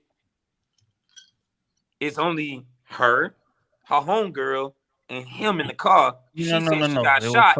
I'm not assuming that her homegirl shot her. I'm assuming he did. Wait. It was her, Kelsey, and a male driver in the car. It was 3 motherfuckers in the car outside of Meg. So when the story came out, my mindset was, this shit don't make sense to me.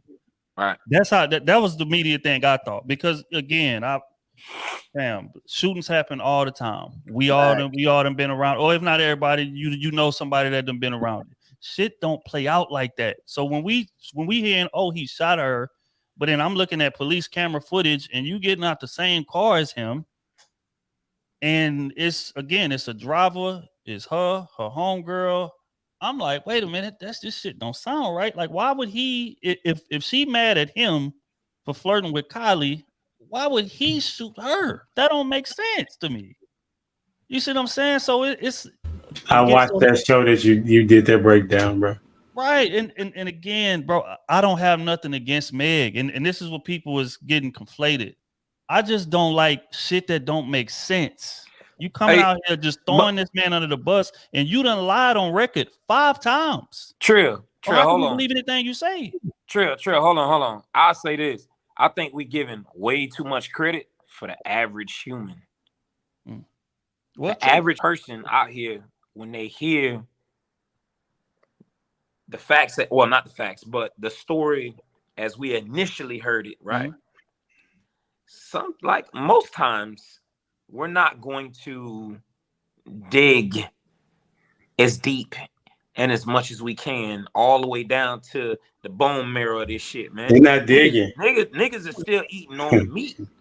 We talking about we done skip past meat, gristle, all that shit, bone, and now we in the bone marrow. Come on, man. It's only a select few of niggas that's out here in the world that's getting down to the nitty gritty like that. You know what I'm saying? But Quest, Can I say something? Can I say something first?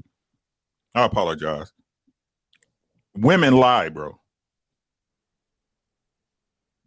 They lie the same way men. What's the saying? Men lie, women lie, numbers don't. Right? Numbers don't. Yep. Ain't that the saying? Yep. Stop saying a woman wouldn't do this and that. You don't know what that woman is capable of doing. It's women out here that done passed the baby along to a man for 20-something years and they still don't know. I'm with you. You know what's crazy though, Ricky? That's real. Ricky, this is the crazy part, right? Cause I've been shot. I think you've been shot too, right, Quest? I've been blown up twice. Yeah. So we know the difference between ain't nobody gonna enclose a bullet wound like that. So I knew she wasn't shot. I knew when I listened to what they said happened, I knew all she got in her leg was shrapnel. That's the only thing was in her leg was shrapnel. And then when they finally said that, oh, wasn't no bullet, the bullet mysteriously disappeared, and niggas was still trying to cancel this man. And this was crazy. I was like, and I'm seeing dudes that know this shit. And we just ignoring the fact because guess what? We got a code too. But their code benefits them. Our code don't benefit us. We'll throw each other under the bus for a chick in a, all she gotta do is flash us a titty and we gonna kill the next nigga. It's a fact. That's a fact. Like, let me respond real quick to the interview. I listened to what y'all was saying because I didn't get to watch the entire interview, but I watched a little bit. I think maybe half of it. I think Trill said it. The idea to do the PR was genius,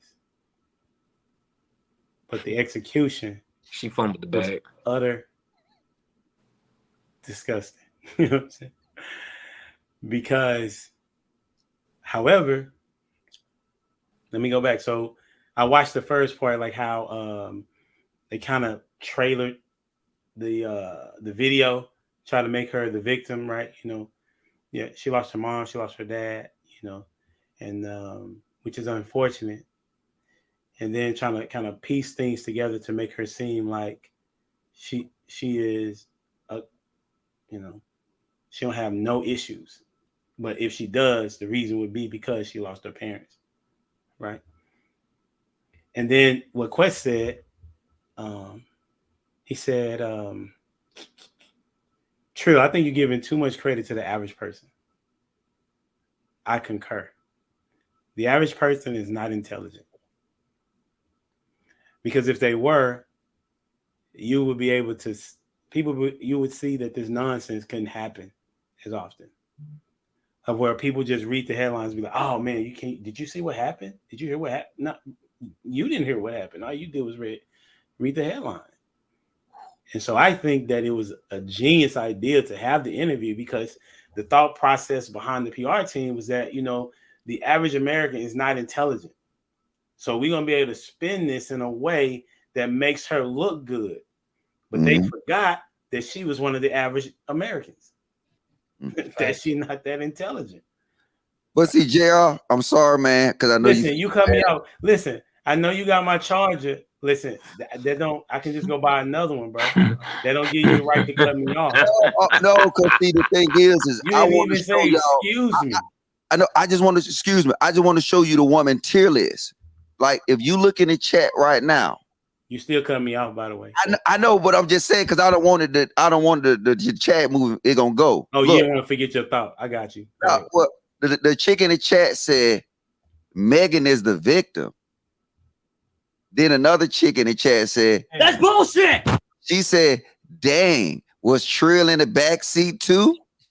So they gonna discredit any and everybody to stay on code. And look, Meg got shot. How is she not a victim? Wake the fuck up, niggas. I keep telling y'all. But that's my whole point, Mr. PC. No, I know. That's why it was a little backup. That's it. I just want to let people know how these women will stay on code and execute your ass. I'm putting my tier list. I'm sorry, homie, dad, bro. But I don't. I catch up you for another charge right now. Hey, all you gotta do is send it to me, bro. Hey, I'll give you my address or my phone number so we can get this together. You know what I'm saying? Because I don't want this to be a conversation no more. You know what I mean? All right. So the intelligence factor is the reason why they do these PR stunts, right? Because they know people are going to believe it. You know, the average American is going to believe it. It just so happens that they forgot who they was dealing with was an average American who is not that intelligent. And so she didn't even do a good, it's like she didn't practice. You know what I'm saying? It's as if she did not practice her lines, that she didn't. And then Gail hit her with some questions that threw off the track that she wasn't prepared for. I didn't even hear the part when she said, did y'all have sexual relations? Is that what you said? Something like that? Yep. And she thinking? That's not even a thought-provoking question. Right. Were you intimate? That's not even a thought-provoking question. So it was a great idea, but horrible execution. Yo, humble dad, just real quick.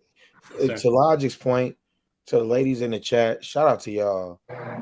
But if y'all can't listen, man. Shout out to them. No, listen. If y'all can't objectively sit there and question why the fuck Tory Lanez ain't really been able to say nothing. Why is Megan on this PR campaign? Why is she on the campaign? Is she the victim? Cool. You're going to have your day in court. The person that should be on the campaign, remember, Gail did an interview with R. Kelly, right? She did an interview with R. Kelly before she did an interview with the victims. Careful, nigga. She didn't do now. Listen, listen, man. I dropped that flag a long time ago. I don't. Let me say for the record, and niggas from the crib gonna hate me for this. I don't listen to nothing R. Kelly no more. I got daughters, so I'm gonna leave that at that. There we go. But I'm not gonna negate what Gail did, because she didn't get an interview with Tory, and she could have, and he's been quiet for the most part. And if the ladies can't sit back and be logical or objective, and I get what you're going to say, Logic. No, you're going to say it's something about woman's nature and all that other stuff. Yo, I'm just disappointed, man. I'm disappointed that y'all wouldn't sit up there and look at everything objectively in your face. None of us on this panel have a vested interest. None of us have a horse in the race. Trill sitting right there in H-Town. I know he getting all the info just from being at the crib. I'm getting info secondhand, and I'm looking at, and I've been quiet about it but I've been looking at it like, oh, and then you start seeing most stuff coming out. So what happens when all this is said and done, and then it comes out that, you know, she might have cheddar bobbed herself? But Rilla, then he wait, no, hold on. I asked that to the ladies because I want to see their response. That's your problem. Trill told me to shut up. No, I ain't tell you something. I'm saying they gonna shut up when that fact come out. I know they gonna stay on code. So I don't got nothing against them. I know they gonna stay on code. No, I do. Well, and that's why. Well, listen, because first of all, Logic, you operate in a different space. Okay. Yeah, you want to save them. No, ain't gotta do. Yo, fam, cool out with that. It ain't gotta do with saving them. Nigga, I'm from my community. Okay. You operate in a different space. You operate with people that function with you. I'm from my community. So like, wait. Ain't got nothing to do with saving them, fam. It got everything to do with me telling them, like, damn, if you can't even see me, I've been on this platform plenty of times trying to be objective and reasonable and rational. And I done called it out on both sides. But what if I say to you? What if I say to you right now? Chat nigga right now. You acting like a chat nigga. Okay, what if I say? He is acting like a chat nigga for real. Acting like a chat nigga. Wait a minute. I'm gonna tell you how the shit you said don't make no sense. But you gotta wait till you finish, bro. Well, let me say it first, nigga. That's just like me telling you, Rilla, I love you, but now I'm finna slap the shit. It's crazy. I get that. No, wait, hold up. I get that. See, niggas like you is why they do what they do. You a bullshit lie. No. You a bullshit lie. You's a bullshit lie. Let me tell you something. Let me tell you something about you, Logic. Since you want to go that route, show me your results. Show me about what?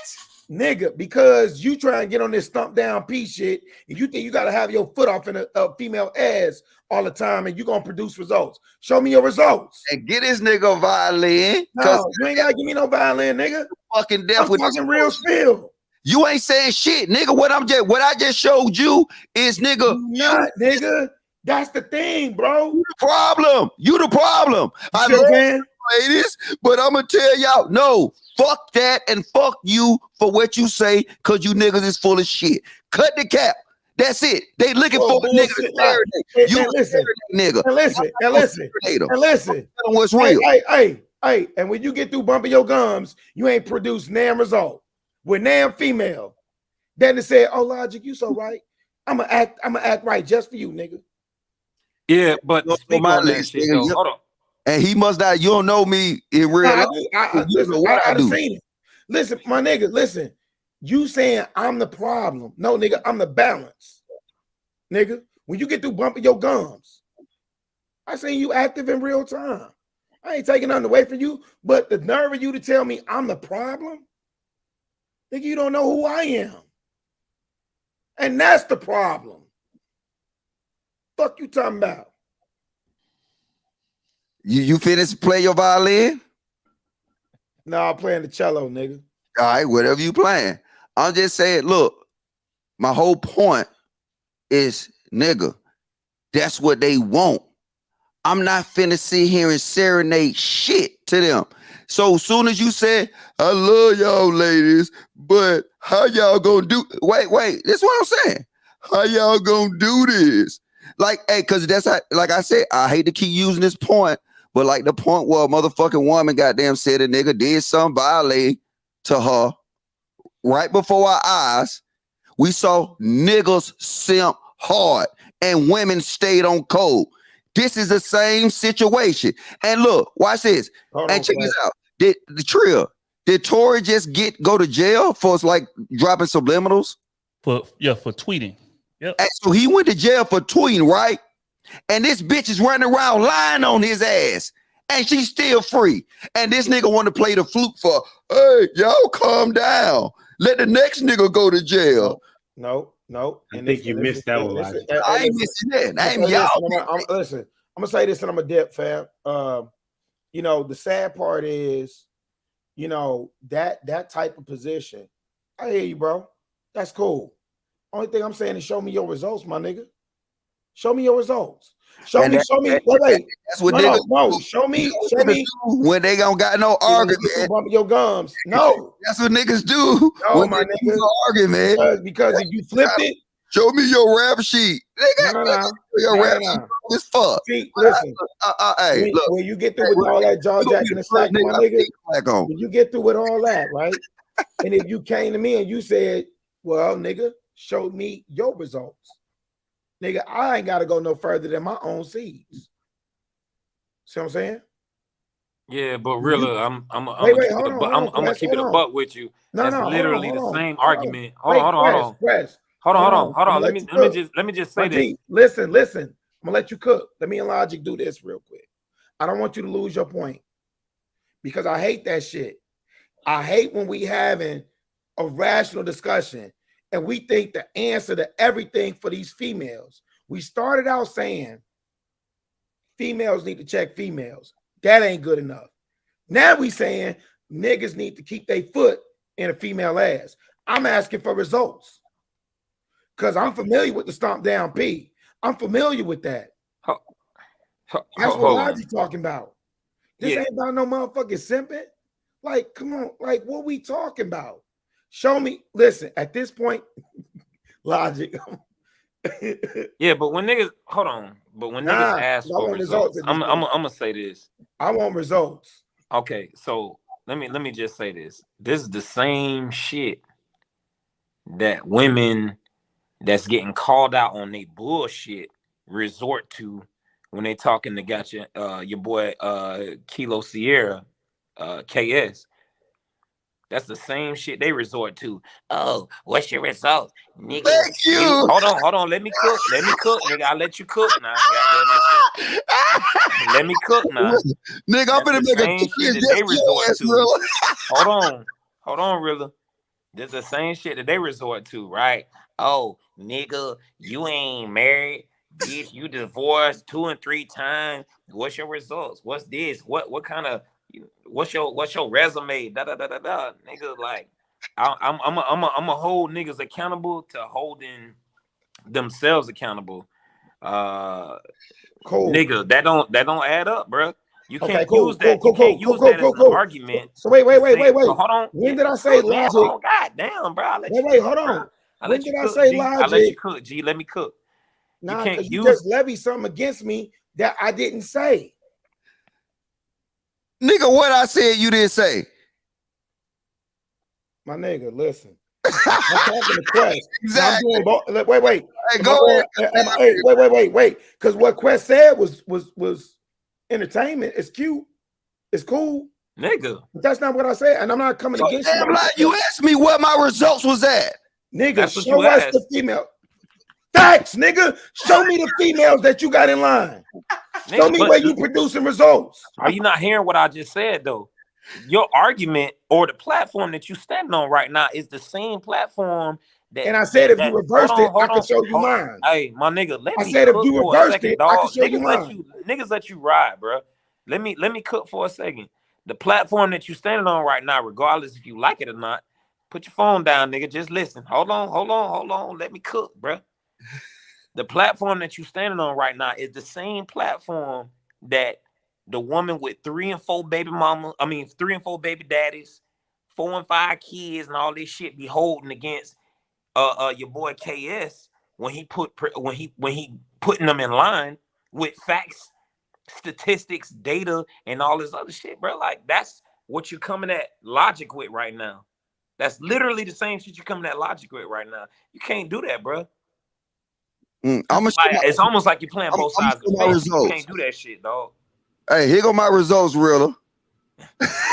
Hey, these you can't play both sides of the fence. That's all I'm saying. That's all my point is. The wasabi or almonds, nigga. These my results, Rilla. You happy? No, and listen. At the end of the day, fam, listen. And I'm keeping it a beam with both y'all, my nigga. Like, and this ain't I ain't taking it personal, nothing like that. I'm saying real time. Quest, all due respect, I have no idea what you talking about, fam. You bring in KS into this and what females talk about, and it's interesting because Hold on. Does anybody else know what I'm talking about? Keep it G. Rest of you niggas on the panel. Does anybody else know what the fuck I'm talking about? Because I've seen some head nods. What you're saying, I haven't. I'm gonna say this is what I think you're saying, and then you tell me if I'm right or wrong. Right? I think that you're saying that Rilla used a particular point, a question, to negate the question or the statement that Mr. Logic was saying, and you was comparing it to when Kevin Samuels says facts or whatever to women, and then they say, "Well, what are your results?" Is that fair to say? More or less. Right. Am I off base? Okay. And so I understand your point, right? But I'm gonna tell you why I disagree with it. Why it's not a correlation. The reason why it's not a correlation is because Logic wasn't giving any facts. He was giving his opinion on a particular matter, right? Okay. And so if I say, then if your opinions are to be something that I should listen to, and you feel like what it is that I'm saying is inaccurate, then show me your results that says that your opinion makes sense better than what I'm stating. What opinion did I give about Meg Thee Stallion? Well, you was telling him that he shouldn't be what's the word?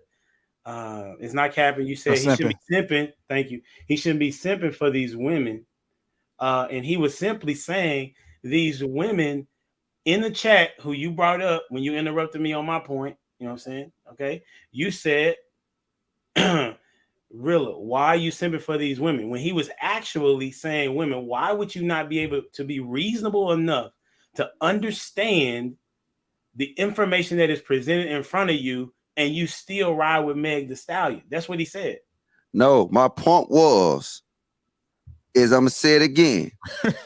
Before niggas come punch you in the face, we say to you, I love you, and knock your shit out. Well, that's a fact. I understand. Okay, I understand so what I said, that was opinion based. That's what I'm saying is that is your opinion to say that he shouldn't have said that. That's not a factual statement. To see him say, "Hey, watch I love you," but no. Well, you know what? That's what I'm saying. That's an opinion. Even your homie know that's just an opinion. Y'all go ahead and tell them they love you. I'm not.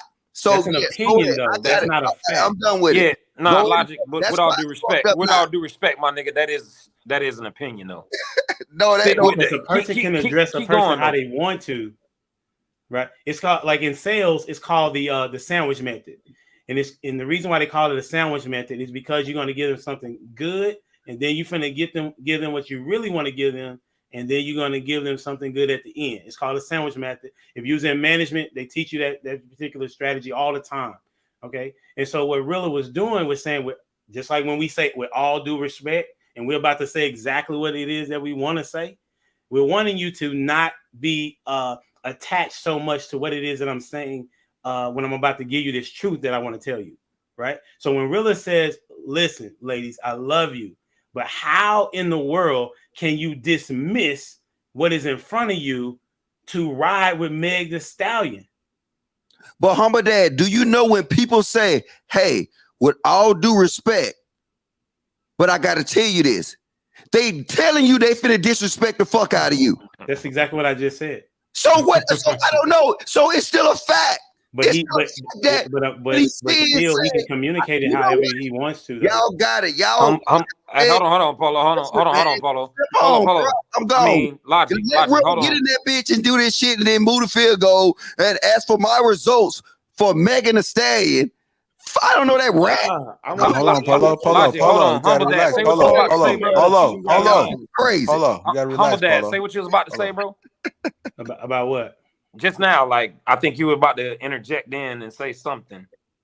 I don't remember. I just know that it's important to be able to when you're communicating with people, you gotta listen. You gotta listen. That's even for me. I struggled with it a long time ago, right? And not until I understood that if I don't pay attention first, like listen and don't even think about what you want to say, right? Listen, and then you'll be able to say, okay, well, what I heard was this. Is that accurate? So that there can be a smoother transition to conversing. Because Logic was saying the thing. He was saying something, but it wasn't what really was trying to communicate. You feel me? But no, I said I thought you were fading. But so see, you missing the whole part of what I said. I'm not, bro. Like I'm one of the best communicators in the world. What you know how talking about? hard is this? When you just said, when somebody said, with all due respect, they come in with disrespect. Okay, and that was my whole point. That he did not have to tell them, "I love you, ladies." But you're wrong. Okay, watch this though, Logic. Ain't no opinion in that. Let me ask you a question then, Logic. Right? If I tell you how you should talk, would that be okay? Hell no. I didn't tell him how he talked. Yes, you did. You told the him nigga that asked you a question. Answer the nigga question. I didn't. But he didn't answer my question. Did he? I tell him no. You gotta answer the question, dog. You see, I don't know why you niggas just simp like this. This is some. It's not a simp. Hey man, now I get what niggas be talking about when niggas say, "Hey, he throwing simp out with any and everything." I got you. Hey, I get what niggas be talking about when niggas say niggas be throwing simp out with any and everything. Logic, you ain't answer that nigga question when he asked you. I ain't finna answer no dumbass question. Nigga, you know me. You know damn well I don't play no dumbass games. Logic, with all disrespect, bro. You always taking the negative side of the conversation, bro. Hey, now you meant that with disrespect, and I can appreciate it. And I'm gonna call it out. I'm gonna call it out how it is. You said, with all due disrespect, I know. Yeah, hit that shit. Shit. Goddamn dancing on fucking goddamn Megan Thee Stallion when her ass go to jail. So you know I'm real with it. With all disrespect, bro. She don't deserve to go to jail. No, she tried to get a nigga locked up. Fuck that shit. Ain't no with all love, ladies. Hey, no, listen, Logic. You should not say niggas. You should not be cussing people out. Man, you should actually just communicate to them without all of those particular explicit words. You should not do that. You should, because they're not going to listen to you in the manner in which you would want them to listen to you. Now, is that okay? Right, and you should be paying your light bill on time. Simping ass niggas, bro. I'm simply saying, fucked up right now because it's too many you niggas like that. You know, I love you, homie. All right, hold on. And this one I got this video ass right here. Look, Quest, he ain't answer my question. Did I just got to ask dad on this bitch.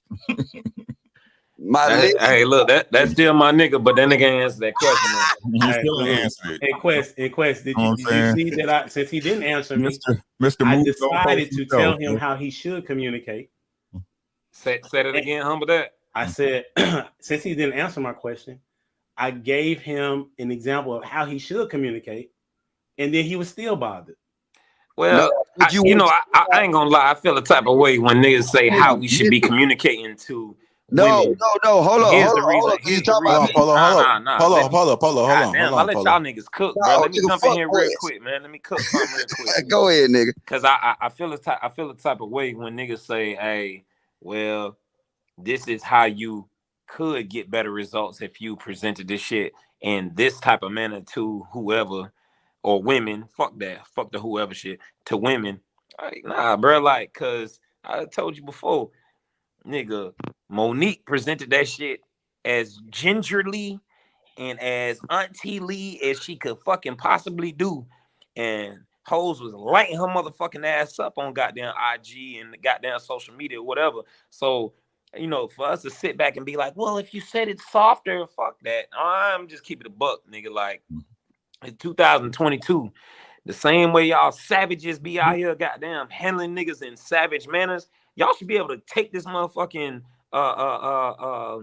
this criticism in a savage manner, you know what I mean, or be as direct as possible with that shit, man. What are you talking about, sir? What are you, good sir? What are you talking about? Are you talking about women taking that information like that, good sir? Wait, say that again? No, I'm saying, are you saying women should be able to take information like that, good sir? Yes, nigga, yes. Yes. I mean niggas too, but we specifically talking about women. What he's saying is you got to be careful on how you present that shit to women. And I'm like, man, well, why the fuck should I change my tone? Why should Logic change his tone? Who said that? You is. Ladies, I love you. Humble Dad was saying, suggesting No. This is what I did. I thought Humble Dad was trolling, bro. To Logic. Talk to him, Trill. Hey, Quest Humble Dad was trolling, bro. Don't pay that. Oh, nigga, why you playing with me, bro? Well, you knew to this. Hey, look. I'll explain it to you, Quest. This is what I was saying. Hold on. If you want full context, Humble Dad, this is what this nigga said. I'm gonna tell you how it is. Ladies, I love you cannot talk to me in such a Dad. You cannot talk to me in that way. Like, I'm not gonna be listening because you're yelling at me. Nigga, I ain't so you need to have to take a different tone. Okay, yeah, nah, this nigga trolling. I got you. Hey, Trilla, I got you. That nigga trolling, man, bro. we need to bring maxi pads on fucking goddamn. Nah. That nigga trolling, bro. I'm about to chill out. Hey, man, I kind of want to end it on this note real quick, man, and get you guys' opinion. I know it's a lot of families that have kids, right? I know we talked about the dogs sleeping in beds. But I want to transition a little bit on some real shit, because I have this issue with parents in particular.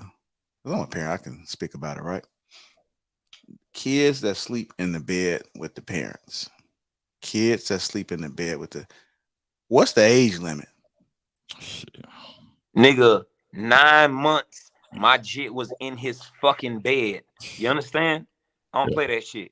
The age limit is shit as long as they can sleep in a crib or a bassinet by themselves. I don't never have no baby sleep with us. Nah, that's a bad look. Okay.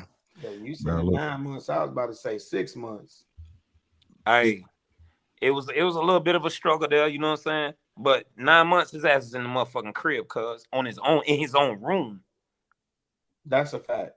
Man, that sound like to me. You know? Yeah, no, I still in the beginning, have like my first kid, you don't even spoil a kid like that. Don't even. Our first kid was definitely like I think maybe the first 3 months, and I was like, listen, this can't be it. I was about to say, Humble Dad, you spot on, because I was about to say, let me not even hold y'all. Listen, do you know what I'm trying to do? Is too long. Be honest. You said what, really? 6 months is too long.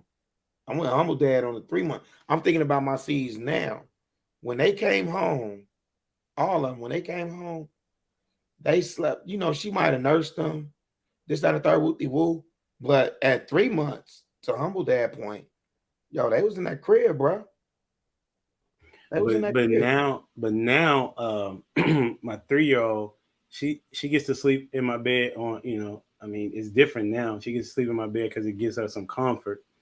But your situation, it's only on weekends. Yeah, what's your situation, though, Humble Dad? I lost my wife like 8 months ago. Okay, that's a little different. Hey, and my condolences, brother. I appreciate it. So I'm saying that's why I say that's different. So she does, but it's only on weekends because I didn't want her to make it a thing, even at that point. So that's why I said that. Yeah, no, I'm just talking about any given situation, because it's to the point where you have 3-4-year-olds that's still creeping back to the bed. Nope. And they leave them there, or they start off. Nope. And they stay in the bed because you don't understand how that affects. Nope. Never. So let me jump in here, because I want to say this, right? I think at times, and we talking about like nuclear households, right, where mom, dad, and a jit, of course, yeah. You know what I'm saying? I think at times women, and I know ladies finna get hot at me, but I don't really give a fuck. I'm gonna just keep that shit a buck. I think women will use their kids as a means to be lazy towards taking care of their men, right? So what I'm saying is hey, no, let him stay in the bed with us. Let him stay in this nigga put the motherfucking. Go ahead, keep on talking, nigga. Nah, let him stay in the bed, or let him or her stay in the bed with us. No.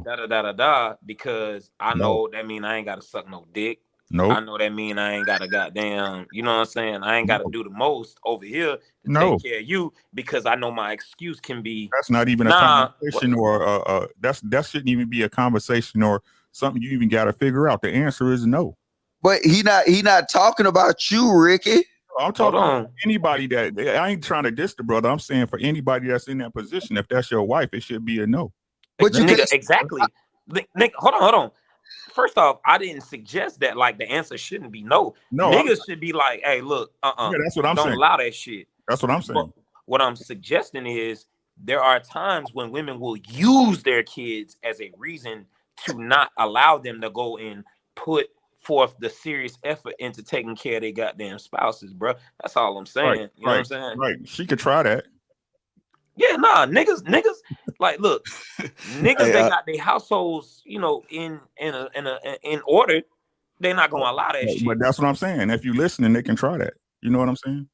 I ain't disagreeing with you. I think we saying the same thing. Then. Yeah. No, like he just, he just adding to it. There you go. My bad, bro. Yeah. Nah, and I think we got to be able to telegraph that shit, fellas. Don't allow that shit to happen to you. To all the fellas that's out there that's allowing their kids to sleep in their fucking beds at 1.5, 2, 3 years old, my nigga. And you ain't getting no pussy on a regular. You see what I'm saying? Like, look, relook at your situation. Put them niggas in their fucking bed in their crib and take back your goddamn bedroom, cuz. I'm just saying. But now these simp ass niggas going, yeah, he can stay here. He can stay there. And then guess what? And then I come to the house and you know what? Let me stop. Right, go ahead. Hey, what you gonna do when you come to the house, Logic? He drinking all the juice box. I make him move that kid out the bed. But on some real shit, man. The whole stud, man. You know, my belief is that if you start early with things, then you can better manage it. It shouldn't be no. I think 1 is too old. You should be like 9 months, like anywhere from 6 to 9 months. You should start transitioning.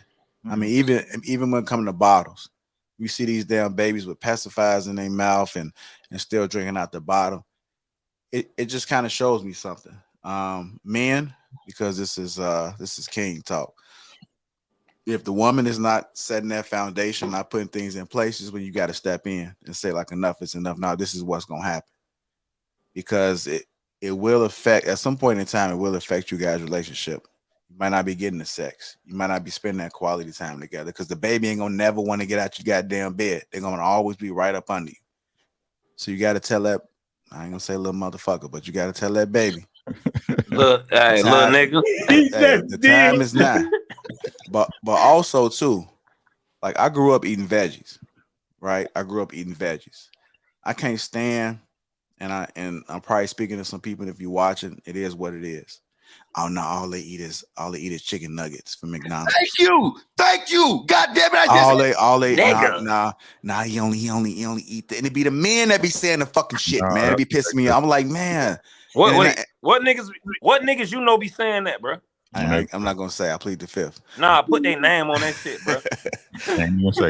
But when I hear this shit, yeah, I know.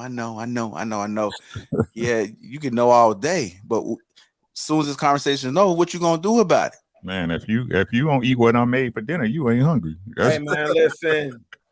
Mean, this is a part. I mean, to me, I'm gonna let you cook, Rella. To me, this is a part of making sure. I feel like we losing control of certain things that need to be put in place. Real talk. If I got to jump in here, nigga. I could become 100% vegan right now, and I can, as I did it for 6 months. I mean, that's what I'm transitioning to, right? Is become 100% vegan.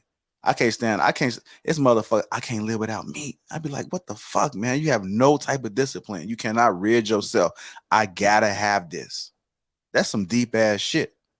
If you can't just stop doing something, you gotta have it. But when you pour this into your kids, get them options. Tell them kids, try it.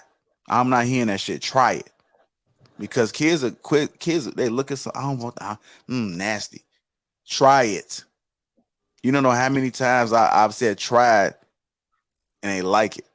Yeah. But if you sitting there listening, God damn it, man. Hey, no, bro, look, it's crazy. I just had this conversation. I literally. Hey, I wasn't finished. Nigga here. See, y'all can't deal with no simp ass nigga, man. Listen, you should just got me my charger back, bro. You started. Hey, fuck your charger. Now you ain't getting that shit back. No, man. But I just want to leave it at that, man. About just enforcing, taking control when the control needs to be taken. Understanding when the household is out of control. Understanding that your kids don't run shit. This is what you need. You eat this, drink water. My fucking kids love water. My fucking kids love veggies. Man, I eat all the veggies, but you talking about Brussels sprouts, zucchini, everything, greens, all cabbage, broccolini. I know it ain't the green, but it's still a green. Yeah, but I'm just saying, but yeah. you getting them instead of feeding them that boot McDonald's chicken nuggets. Yeah. When they drop them off, just get them some chicken nuggets and that be all right. Negative. Juice box. I don't know if I can cut in now though, because I don't want Dad to unhumble himself. But real shit, I was just having this conversation with her, and then we see it all the time.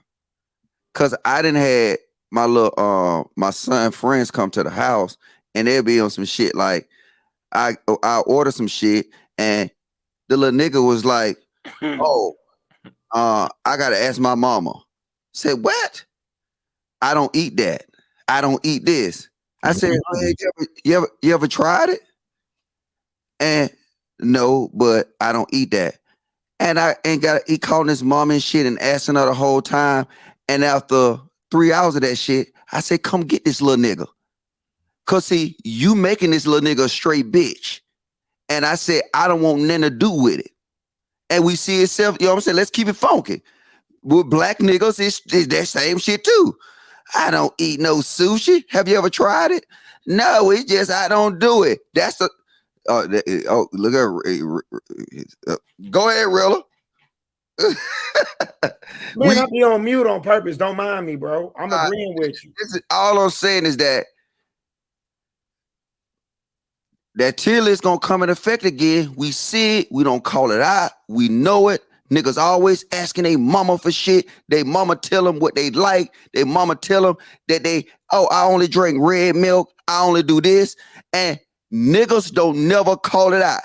I wish my kids would say they don't. No, because I broke them out of that shit. Guess what they do?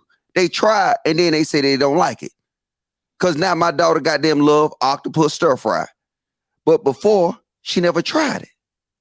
She didn't like sushi because she never tried it. Because every time she go to her mama house, they eat the same old shit. I can sit here and thinking, oh, I already know they finna eat today. The same old shit. It's this constant same old shit. They never try because in our culture, we never get out. Niggas stay in the city. Niggas stay eating collard greens, chicken wings and shit like that until they fucking croak. And they never try shit because they never get out of their fucking neighborhood. And then I'ma just keep it funky. Ladies, I love y'all. But I'm gonna tell y'all something right now. Ladies, I love y'all. Hey, hold on. Pause real quick before you say it, Logic.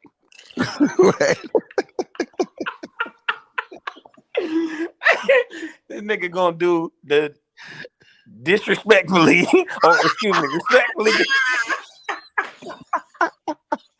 Go ahead and say what you gotta say, my nigga. Say what you gotta say, bro. Ladies, I love y'all. But guess what? Y'all the motherfuckers that push this shit in these motherfuckers' heads. Hello, motherfucker. That have niggas just eat chicken and chicken nuggets and chicken patties and spaghetti. And now, if I just called out your whole menu for the whole week, don't take offense to it.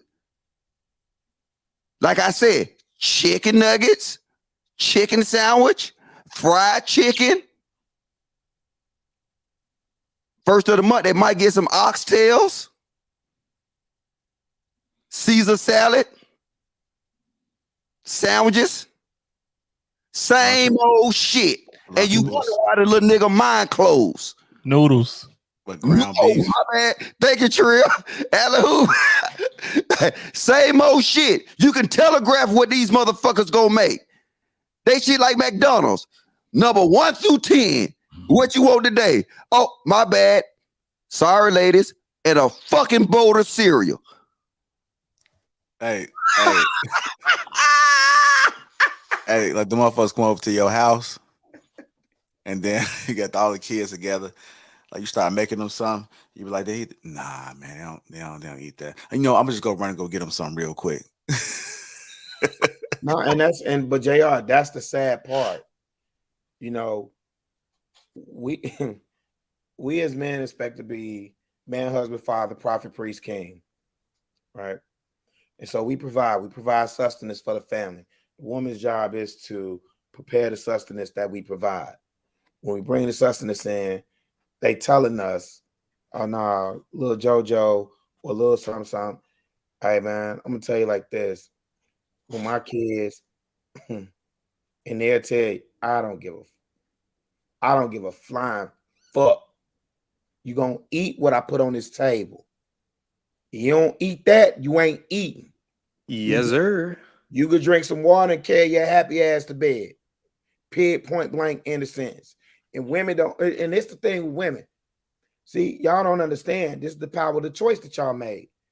Y'all so busy trying to compete with men, y'all think y'all gonna get out here, earn the wage, and be a single mom and a happy single mom. You gonna come home and you gonna cook? No, your ass taking them kids to McDonald's. You taking them to Burger King. You taking them to Wendy's, get them a 4 for 4. And think that's supposed to provide for them. Think that's supposed to sustain them. And it doesn't. Now, as men, when we say, oh, no. They don't have enough veggies in their diet. They don't have enough fruit. Oh, no. Little Ray Ray don't eat that. Bullshit dog piss. Little Ray Ray gonna eat that tonight. He gonna eat that tonight. Fuck you, yes, sir. I pay the bills, right? I provide, right? He eating whatever I put on that table. And if he ain't eating what I put on that table, because this ain't Burger King, you can't get it your way. I remember my kids when they came up to the crib from Atlanta, had all these requests. You eating what's on this table? Period, point blank. In a sense, and it's unfortunate to Logic's point that as men, we're more concerned about expanding the palates of our children than our women, when our women are the first teachers of culture. What's included in culture? Culinary, food. That's your baby mama, nigga. I told you, you're right. You're right. Go ahead, Ricky. Go ahead, cook. Nobody care. You're right. Nobody care about that. That's your baby mama. Yeah, yes, sir. All right, gentlemen, I know it's extended past. We're going to get y'all off. I see Trill barely holding on, and he only kicked it one day out the weekend. He barely holding on. Real quick, T the Goddess, thank you for that super chat. Tamika, leave Rilla alone. We love you, Rilla. Man, fuck these niggas, Tamika. John the Baptist, the aged women, likewise. There may be behavior Marcel, or becoming holiness, not false Marcel, accusers. You better tell him. Appreciate that. Miss Parker, thank you for the 199 super chat. Ricky, me and my family schooled me well. Shout out to you. Parker's a feminist. Miss Parker, yeah. John the Baptist, $20. Thank you for your super chat, sir. Kenneth, $2. Bet Logic know how to spit tobacco. For sure. Miss Parker, 49. Ladies, do your dirty. By your lonely, don't talk about your man or money. Keep that business to yourself. Act like he is a scrub to your friends. Shout out to you. That's how we know. Pippin ain't dead. Oh, just scared. I agree with Ricky. A man that can't control his woman can't control his life. Don't let women ruin you.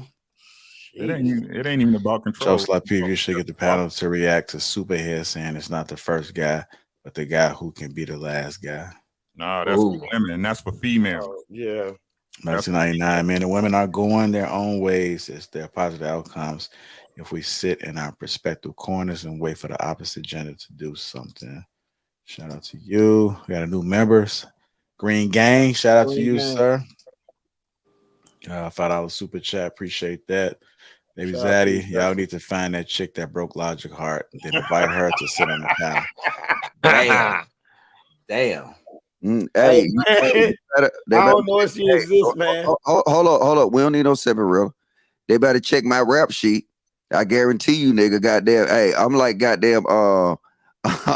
King Arthur, nigga. I got a whole bunch of. You ain't got to twist your lips up, Ricky.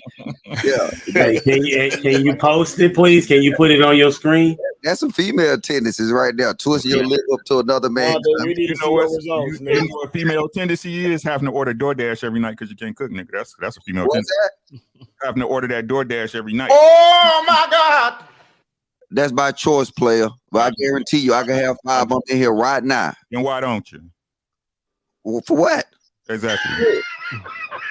You might deal with Megan Thee Stallion did, right? Hesitation. Hey, I told you these simp ass niggas would cut your head off on live. Yeah. They would cut your head off for saving these hoes. Man. Yeah. Go ahead, Ricky. You short it. Go ahead and twist your lip up like you just did. Ain't nothing else to say. Your lip to the side like you just did. The message is already there. You know what I'm saying? It don't matter who the message come from. You gonna sit here and say a man do that? Why you doing that shit? What the fuck? Why are you?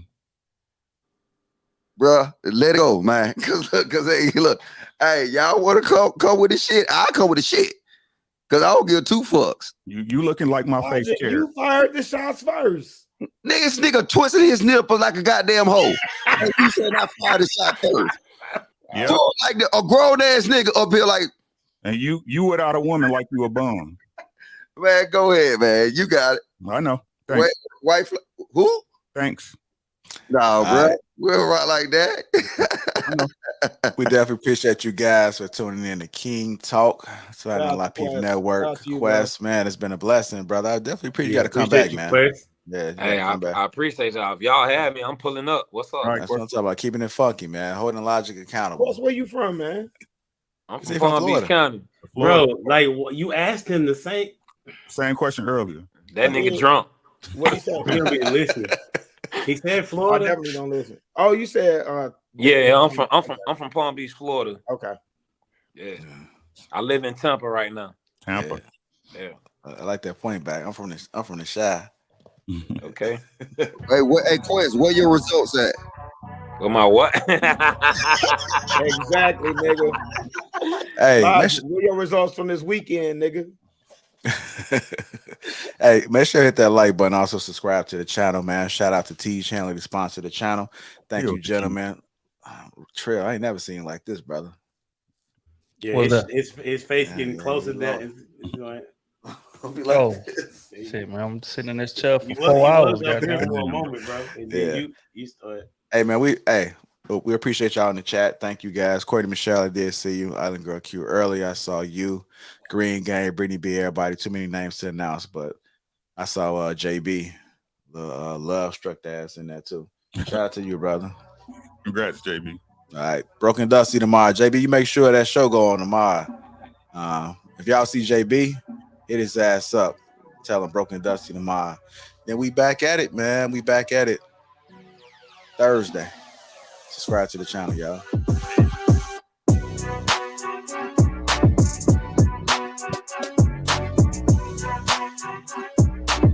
These niggas will cut your head off for these chicks. Logic, your ass, you the biggest simp.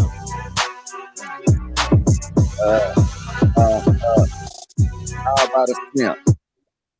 Cut a nigga head off real quick. You the biggest simp, nigga. Yeah, we gonna get into it Thursday. We're gonna talk about how you were sipping at the hotel. Yeah. Put that nigga head off. Put that nigga head off. Put that nigga head off. Put that nigga head off. Fourth trick. Chop, chop, chop, chop. Chop, chop, chop, chop. Shout out JB. Nigga head go rolling down the street. Watch that nigga head roll down the street. Watch that nigga head rolling down the street. These niggas like to chop. These niggas like to chop. Cut a nigga head off. Go ahead, Rilla. No, I need to see this nigga results. That's all I need is this nigga result. Where my ladies at? I don't know. I got my door there, knocking at the door. Oh. Nigga wanna know where Logic ladies at. Niggas wanna know where Logic ladies at. I ain't gonna say them. I think you do it. Where your results at, nigga? Nigga cut my head off. Where your results, nigga? Exactly, Quest. Exactly. Hey, Quest. Nigga said Logic out here sipping.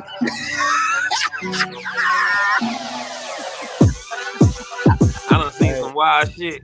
I ain't never seen that nigga simp. Real shit, Hey, nigga. Logic, I ain't trying to toot another nigga horn. Fuck that shit. I don't care nothing about that. Nigga, I was with him all weekend, nigga. I seen him. He the biggest. Oh, that nigga was simping in Houston. Oh yeah, man. What? Nigga, tell the story then, goddamn it. I'm trying to hear about it. Look. Watch the tampon come out that nigga. Come on, let me pull it up out you. What? Let me pull that tampon up out you. Oh, I'm looking at the results, man. We still ATL. live? Atlanta. Yeah, we're still live right now. Atlanta. ATL 61%. Atlanta. DC 39%. We in Atlanta. Hey, nigga, if y'all come to the A, let me know, cause you know I can line some shit up. We in Atlanta. Oh, Logic. So it sounds like it might be the spot, man. Man, we all finna line something up. Hey, look, niggas got connections. Niggas got connections in Atlanta. My wife from Atlanta. Man, all her family live in Atlanta. Not on top of that, like we got partners that's doing big shit in Atlanta. So Logic from Candler Road. I mean, nigga, that's where my wife from. She from Candler. And Logic ain't from no Candler. That nigga from the West Side. He know he just like he don't know me. Oh goddamn, that was he a Chicago nigga. You know, them niggas don't know that about goddamn but guns and murder. You know what I'm saying? Oh, little dirt face looking at nigga. Hey, look, for real. What the hell happening in Greenbrier right now? What the hell happening in that South face ass nigga? Y'all took Sex Money Murder to Lenox Mall. That shit out of here. Yeah, they did that shit. I've been calling that shit out for a while, but you know what? The reason niggas gonna kill each other in Atlanta like that is because nobody is willing to tell the truth. But you know what I'm saying? The mayor be like this. With all due respect, y'all need to stop killing each other. I love y'all. Can y'all please stop raping the ladies? I thought you was gonna tell the real. I mean, look, I'll be honest with you. I'll be honest with you, man. Me and my old lady, for the longest, we was like, yo, we gonna retire in Atlanta. Nigga, like I said, her mom and daddy, whole family, brother, all them niggas, grandma, aunties, all them still in Atlanta. Why would we not go back to Atlanta? I got a daughter that live in Atlanta. You know what I'm saying? Why would I not go back to Atlanta? Like, man, I ain't trying to raise my son. I ain't trying to have my wife in that shit, man. I'm staying in Tampa, bro. What the fuck I'm going there for? Like that? That shit going crazy in Atlanta, man. Say shit. To be dealing with niggas doing dumb shit. No. Damn. So then, should we have a show if it's like that in Atlanta? No, it ain't like that. But you know, if we gonna do a show, I mean, don't get it wrong. DC the same with the same violence and the same recklessness. You know what I'm saying? The same everywhere. But no. But see, Quest, I say this. I said, why is the violence is in a majority of the cities that controlled by Democrats? Oh, and that's mostly us. I'm just call it straight. You know what I'm saying? It's mostly us. You know what I'm saying? We in a city that's in you know what I'm saying? Because I know now I don't stay near no niggas. Hey, before you start getting political, left and right and all that bullshit, niggas, honestly, niggas don't really care about none of that shit. That's a problem. Right. Niggas care about niggas. That's what we care about. We care about niggas. And niggas is causing the problems in our fucking communities. And if a nigga say otherwise, they don't want to. They scared or they capping when it comes to holding our people accountable. Big fact. Fuck politics ain't got shit to do with us. Let me ask you this, Quest. Is it better when we go out of our communities? Is it better for us when we go out of our? So like Logic saying, "Hey man, I stay in a building, and you know, I'm cool in my building. It's an exclusive building from what I understand. And, you know, on the same side, you get niggas ordering whatever. You got pink people ordering whatever, equally. Am I misquoting you, Logic? Okay, so is it better? My question, Quest, is it better when we go outside of our communities and neighborhoods? Is it better for us? So is it better up in what instance though? Yeah. Oh yeah. So Okay. you know what it is. We be chasing to get to the suburbs, right? We chase to get to the suburbs and get around a certain type of affluence, right? And the whole time they're pushing people. This is what I see in every city: Detroit, Chicago, Atlanta, and I'm pretty sure other people could chime in the chat. No, it's every in the city. Let's keep it funky. They pushing us out to the suburbs, and they're moving back in to be closer to corporate headquarters. Yep. And you know why though? Because to answer your first question is this: can you plant a garden in the desert? No, you can't. You can't. Because why? There's no resources, no support. It's the fucking desert. There's no water, nigga. Well, no, it's just, I say resources. You know what I'm saying? You need more than just water. Yeah. You know what I'm saying? You need good soil. Right. And you can't do it. So that's why anytime anybody want to grow, they move away because don't nobody truly want to fix our issues. So hold on, because I think there's a misconception to suggest that the inner city, there is no resources there. It's a desert there, right? Like there's a reason why white folks is pushing us the fuck out to the proverbial desert, right? Like out there into the suburbs and so on and so forth, nigga. Nah, it's a reason they want our shit, the shit that we live in, that we grew up in, right there in the city. You know what I'm saying?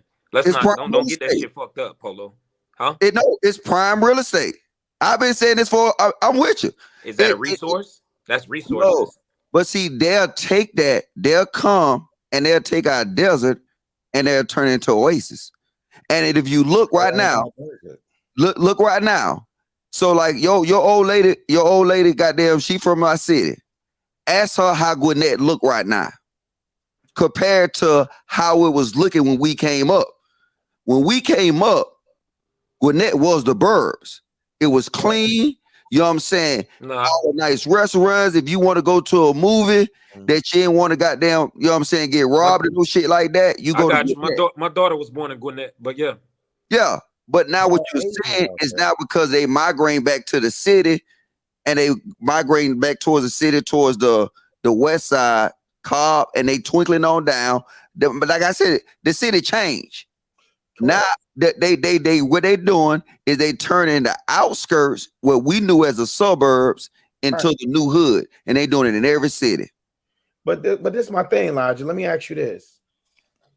You know, you born and raised in Atlanta, right? Y'all done been 50 years without a white mayor. 50 years. And for the most part, for blacks, Atlanta is still a fairly successful city.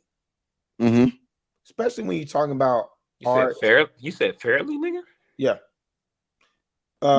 It's probably the most black successful city in I was about to say, you said fairly. Listen, I got I'm to only put it up there. listen. That's the mecca. I'm only saying that for logic. Again, Quest, let me tell you, I lived in Atlanta for 20 years. Okay. I lived there.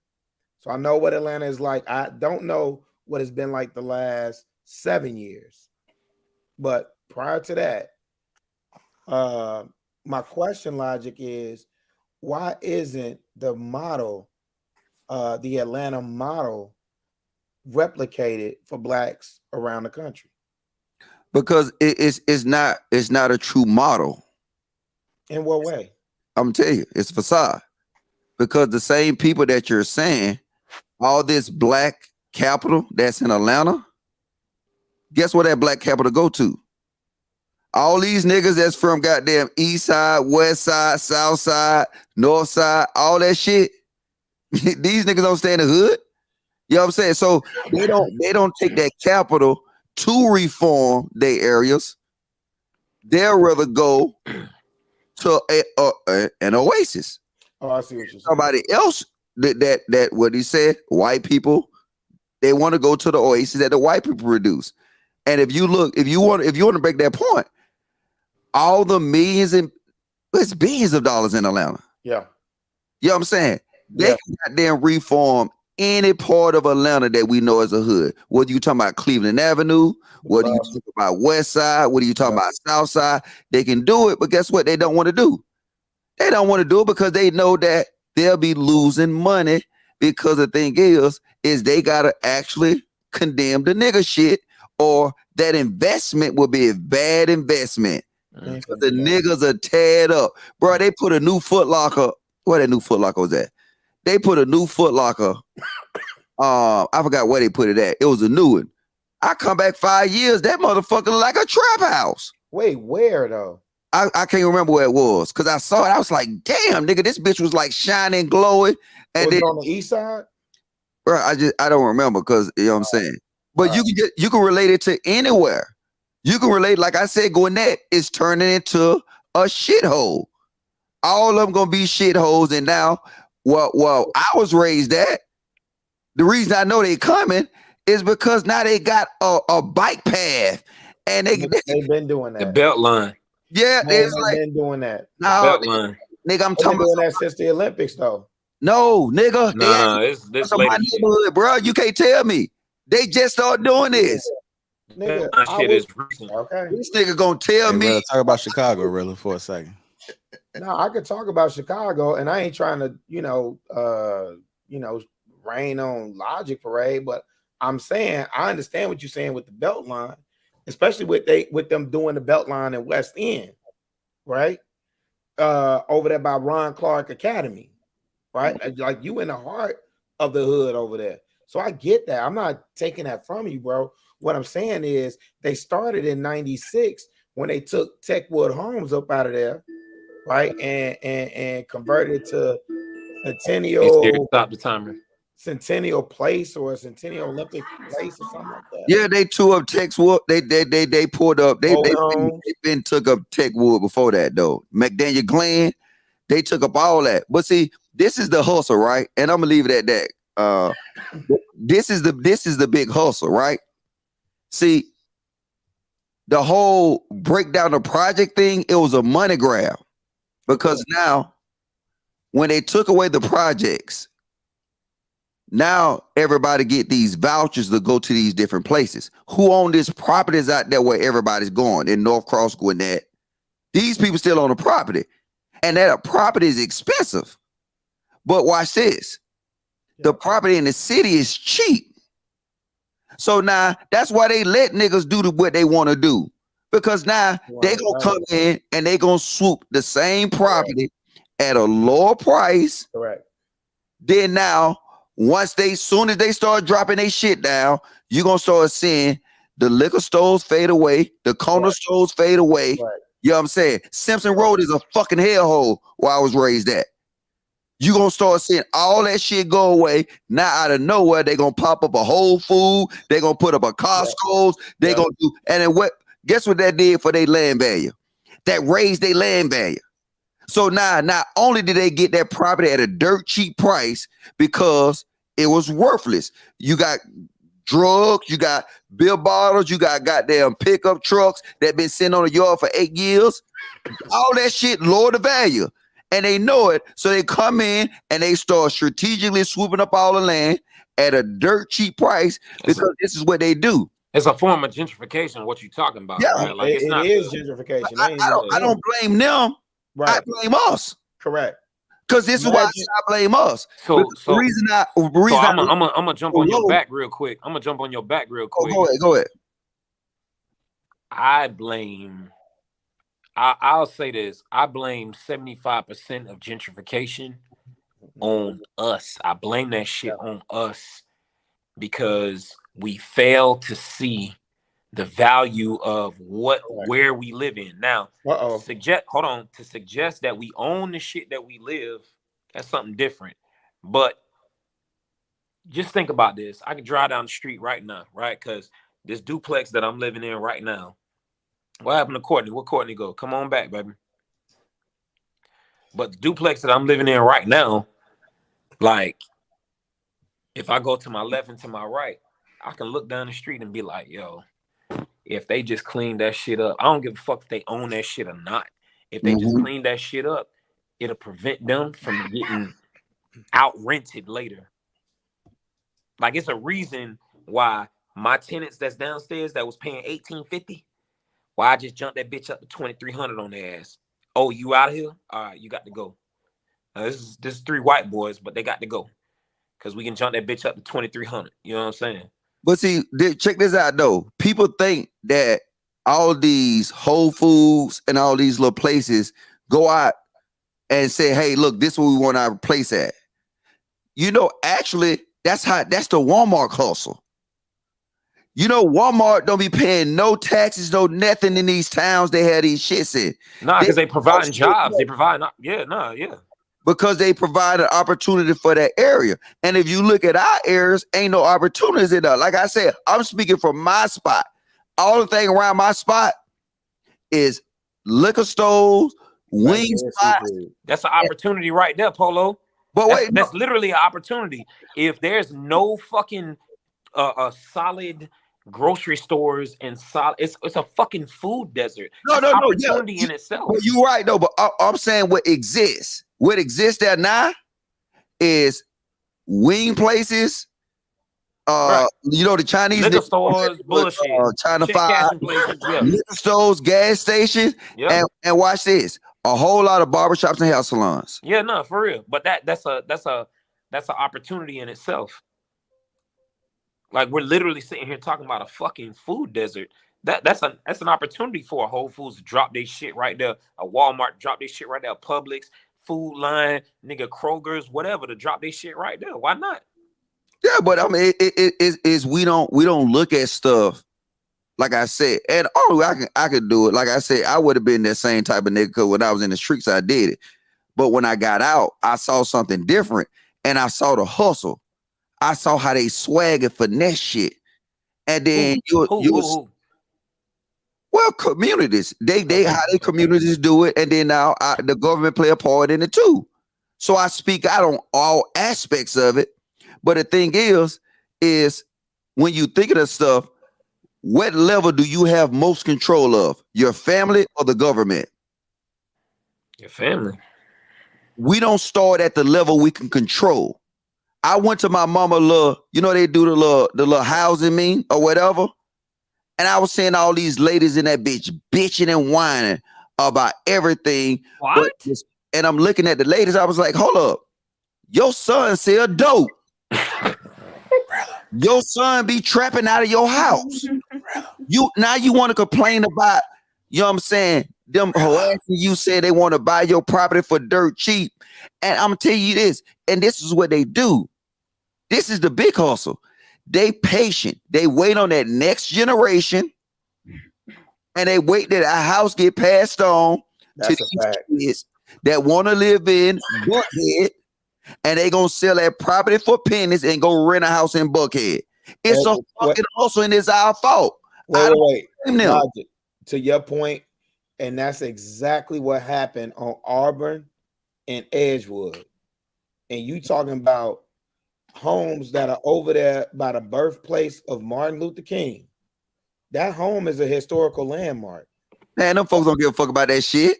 And they sold it. No, we all niggas still out here singing Martin Luther King speeches. No, that's not what I'm talking about. What I'm talking about is the value. I'm talking about the value, Logic. I'm talking about the value. Stay with me, bro. I'm talking about the value of that area, right? Because that area bleeds right into Little 5 Points, right? Bleeds right into not North Side, but it definitely bleeds into Little 5 Points. And there's a whole little community over there, and them homes going for $500,000 to $1 million easy. And had the people held on to Big Mama house, had they held on to Big Mama house, they'd be, multimillionaire. They be talking like Quest. Yeah, I just raised the rent up to $2,300 on these fools. But you can tell you why I don't listen to these Atlanta niggas that say they got money. I'm gonna tell you why I don't. Well, most of them not from Atlanta. Well, I know they not, but I'm saying the niggas that's in there. This is why I said fuck these niggas. These rap niggas that everybody be talking about something. T.I. giving back to the community. When that whole process that the SunTrust Park, the Atlanta Braves Park, right, that they build in Cobb, that new shit, right? If you could, a blind man could tell, them folks lobbied for that shit. Them folks put big money towards that shit. They start building all these exclusive apartments and all this shit. They start buying up all that shit before the stadium even got approved. The stadium wasn't even approved. And now as soon as their park went up, they fucking tripled and quadrupled the value of their land. That's a fact. It's a hustle. That's why I say all them niggas in Atlanta talking something. When a nigga tell me about T.I., I say shit the fuck up. Them niggas soft. You know what I'm saying? They just wanna fuck you over. They wanna scrape out all your pennies. Hold on. Wait. Oh yeah, the T.I. Because I don't give a fuck. Like, I don't care about it being T.I. or any other rapper. But I'm talking about the actions, right? That this nigga is doing. Are we suggesting that what he is doing on the West Side, they done tore down some bullshit that wasn't productive whatsoever, and it was a motherfucking trap right there. They tore all that shit down to create something for our people? We saying that's a bad thing, Paulo? Logic. See, the thing is this is what we do. We put band-aids on sucking chest wounds. What? But hold on. And I know I'm speaking your language now. So you've been to combat with sucking chest wounds. Sunken chest wound. What he means is, like, if somebody got shot in their fucking chest, that is considered to be a sunken chest wound. Yeah. Or shrapnel to his chest, some type of fucking intrusion of a foreign object into his chest, a cavity. You know what I'm saying? And you throwing a fucking band-aid on it. I got you, but is what you're suggesting is what T.I. is putting in the West Side? Is that some fucking band-aid? What he doing? I'm saying it's a band-aid. You said what? Hold on. Cook, so I got to give me some. Hey, at the lodge, we get Courtney in there real quick. Ginger ale. Hey, I don't know what the hell. I don't care. But I'm gonna say this so I give me another ginger ale. But my whole point is this, right? I hear in DC they praising Kevin Durant, right? I don't know. care. We talking about the West Side of Atlanta with T.I. that you brought up. You brought that up, nigga. I'm giving you a broad example, right? This is what we do. Kevin Durant opened up a damn recreation center here, right? Okay. All right. So when I say we put like band-aids on our issues, how many people out of that rec center that he made gonna make it to the league? Minimal. Yeah. So you pretty much fractional. It's ridiculous. Yeah. Yeah. It's not even worth discussing, right? No, it really ain't. All right. So my point is we do stuff like that. We put band-aids on our problems instead of attacking our problems. Every athlete you see gonna drop if they play basketball, they gonna drop a basketball thing. If they play football, they gonna do some football. If they do boxing, they gonna drop a boxing jam. So but Paulo, hold on. But if we're making the mark, if the mark is a nigga that's going to the league, I think we should rethink that. I think we should look at it more like in a perspective of, hey, this is an opportunity for kids to get the fuck off the motherfucking block, because we know if niggas don't have shit to do, they gonna do bullshit.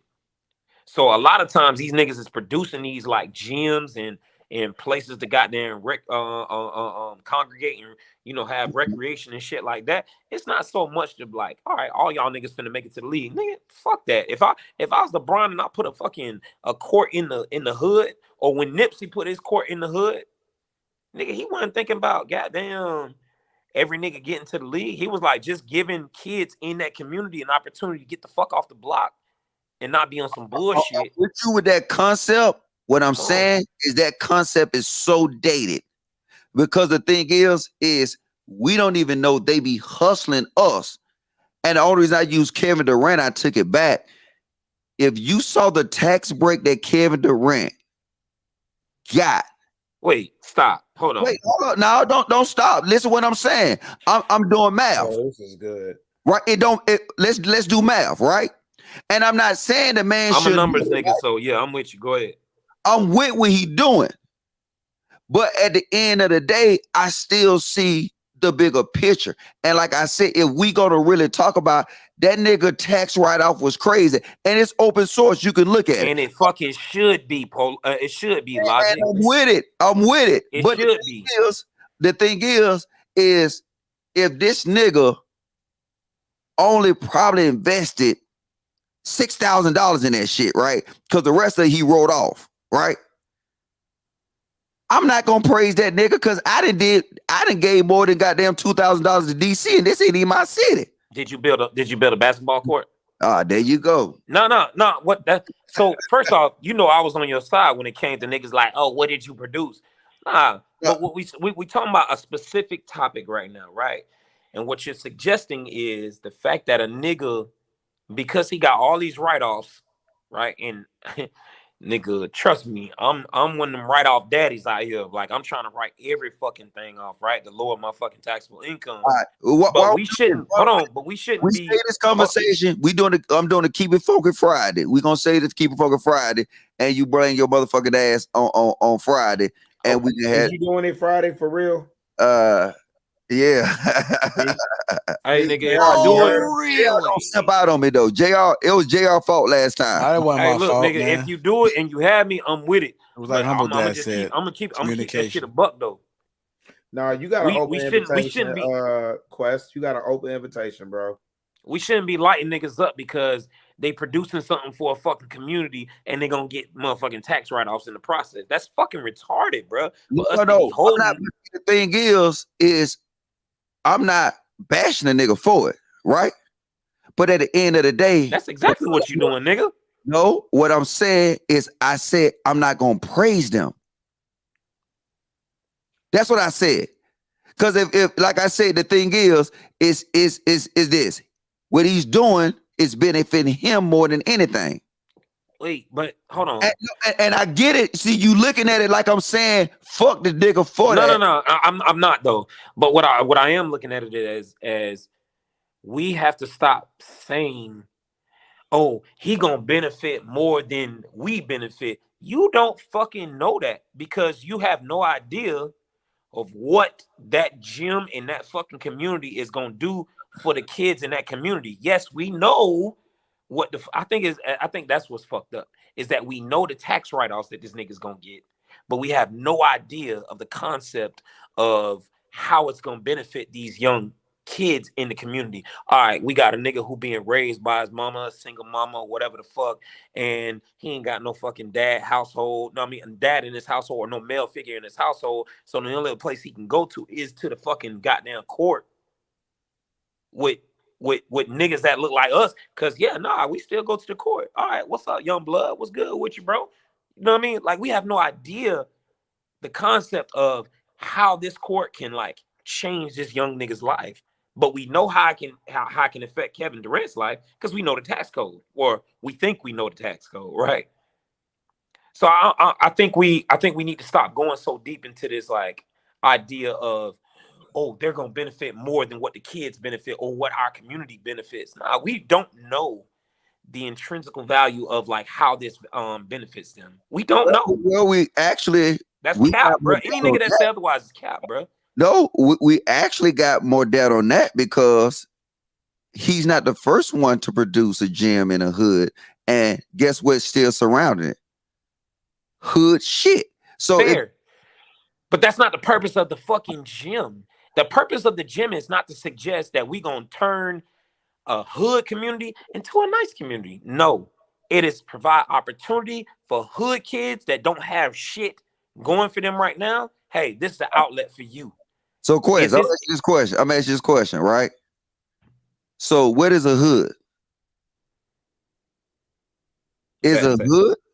Say it again. Go ahead. Go ahead. What is a hood? Is a hood a people or mentality? I would suggest that it's probably a mentality. A mentality, right? Yeah. That basketball gym ain't gonna fix no mentality. So, okay, so here's the thing. Hold on. I don't think that it will. We got to meet after this, man. We're gonna have to cook later because I can't My eat bad. this shit all night. Sorry. My bad. Damn, it's 2:00 in the morning, man. Yeah. Yes, sir.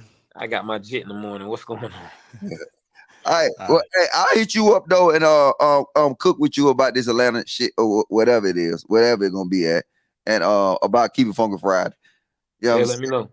Yeah, we're gonna definitely go out there and bring. I'm finna bring some old hoes up here too. You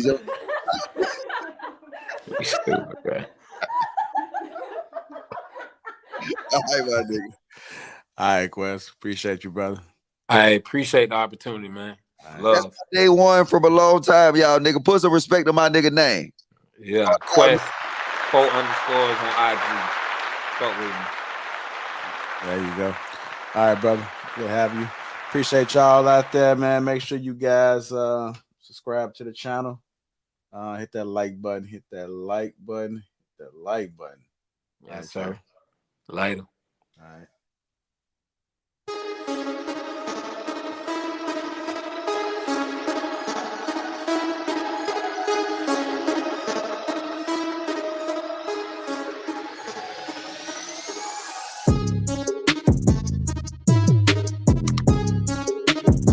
Something like that.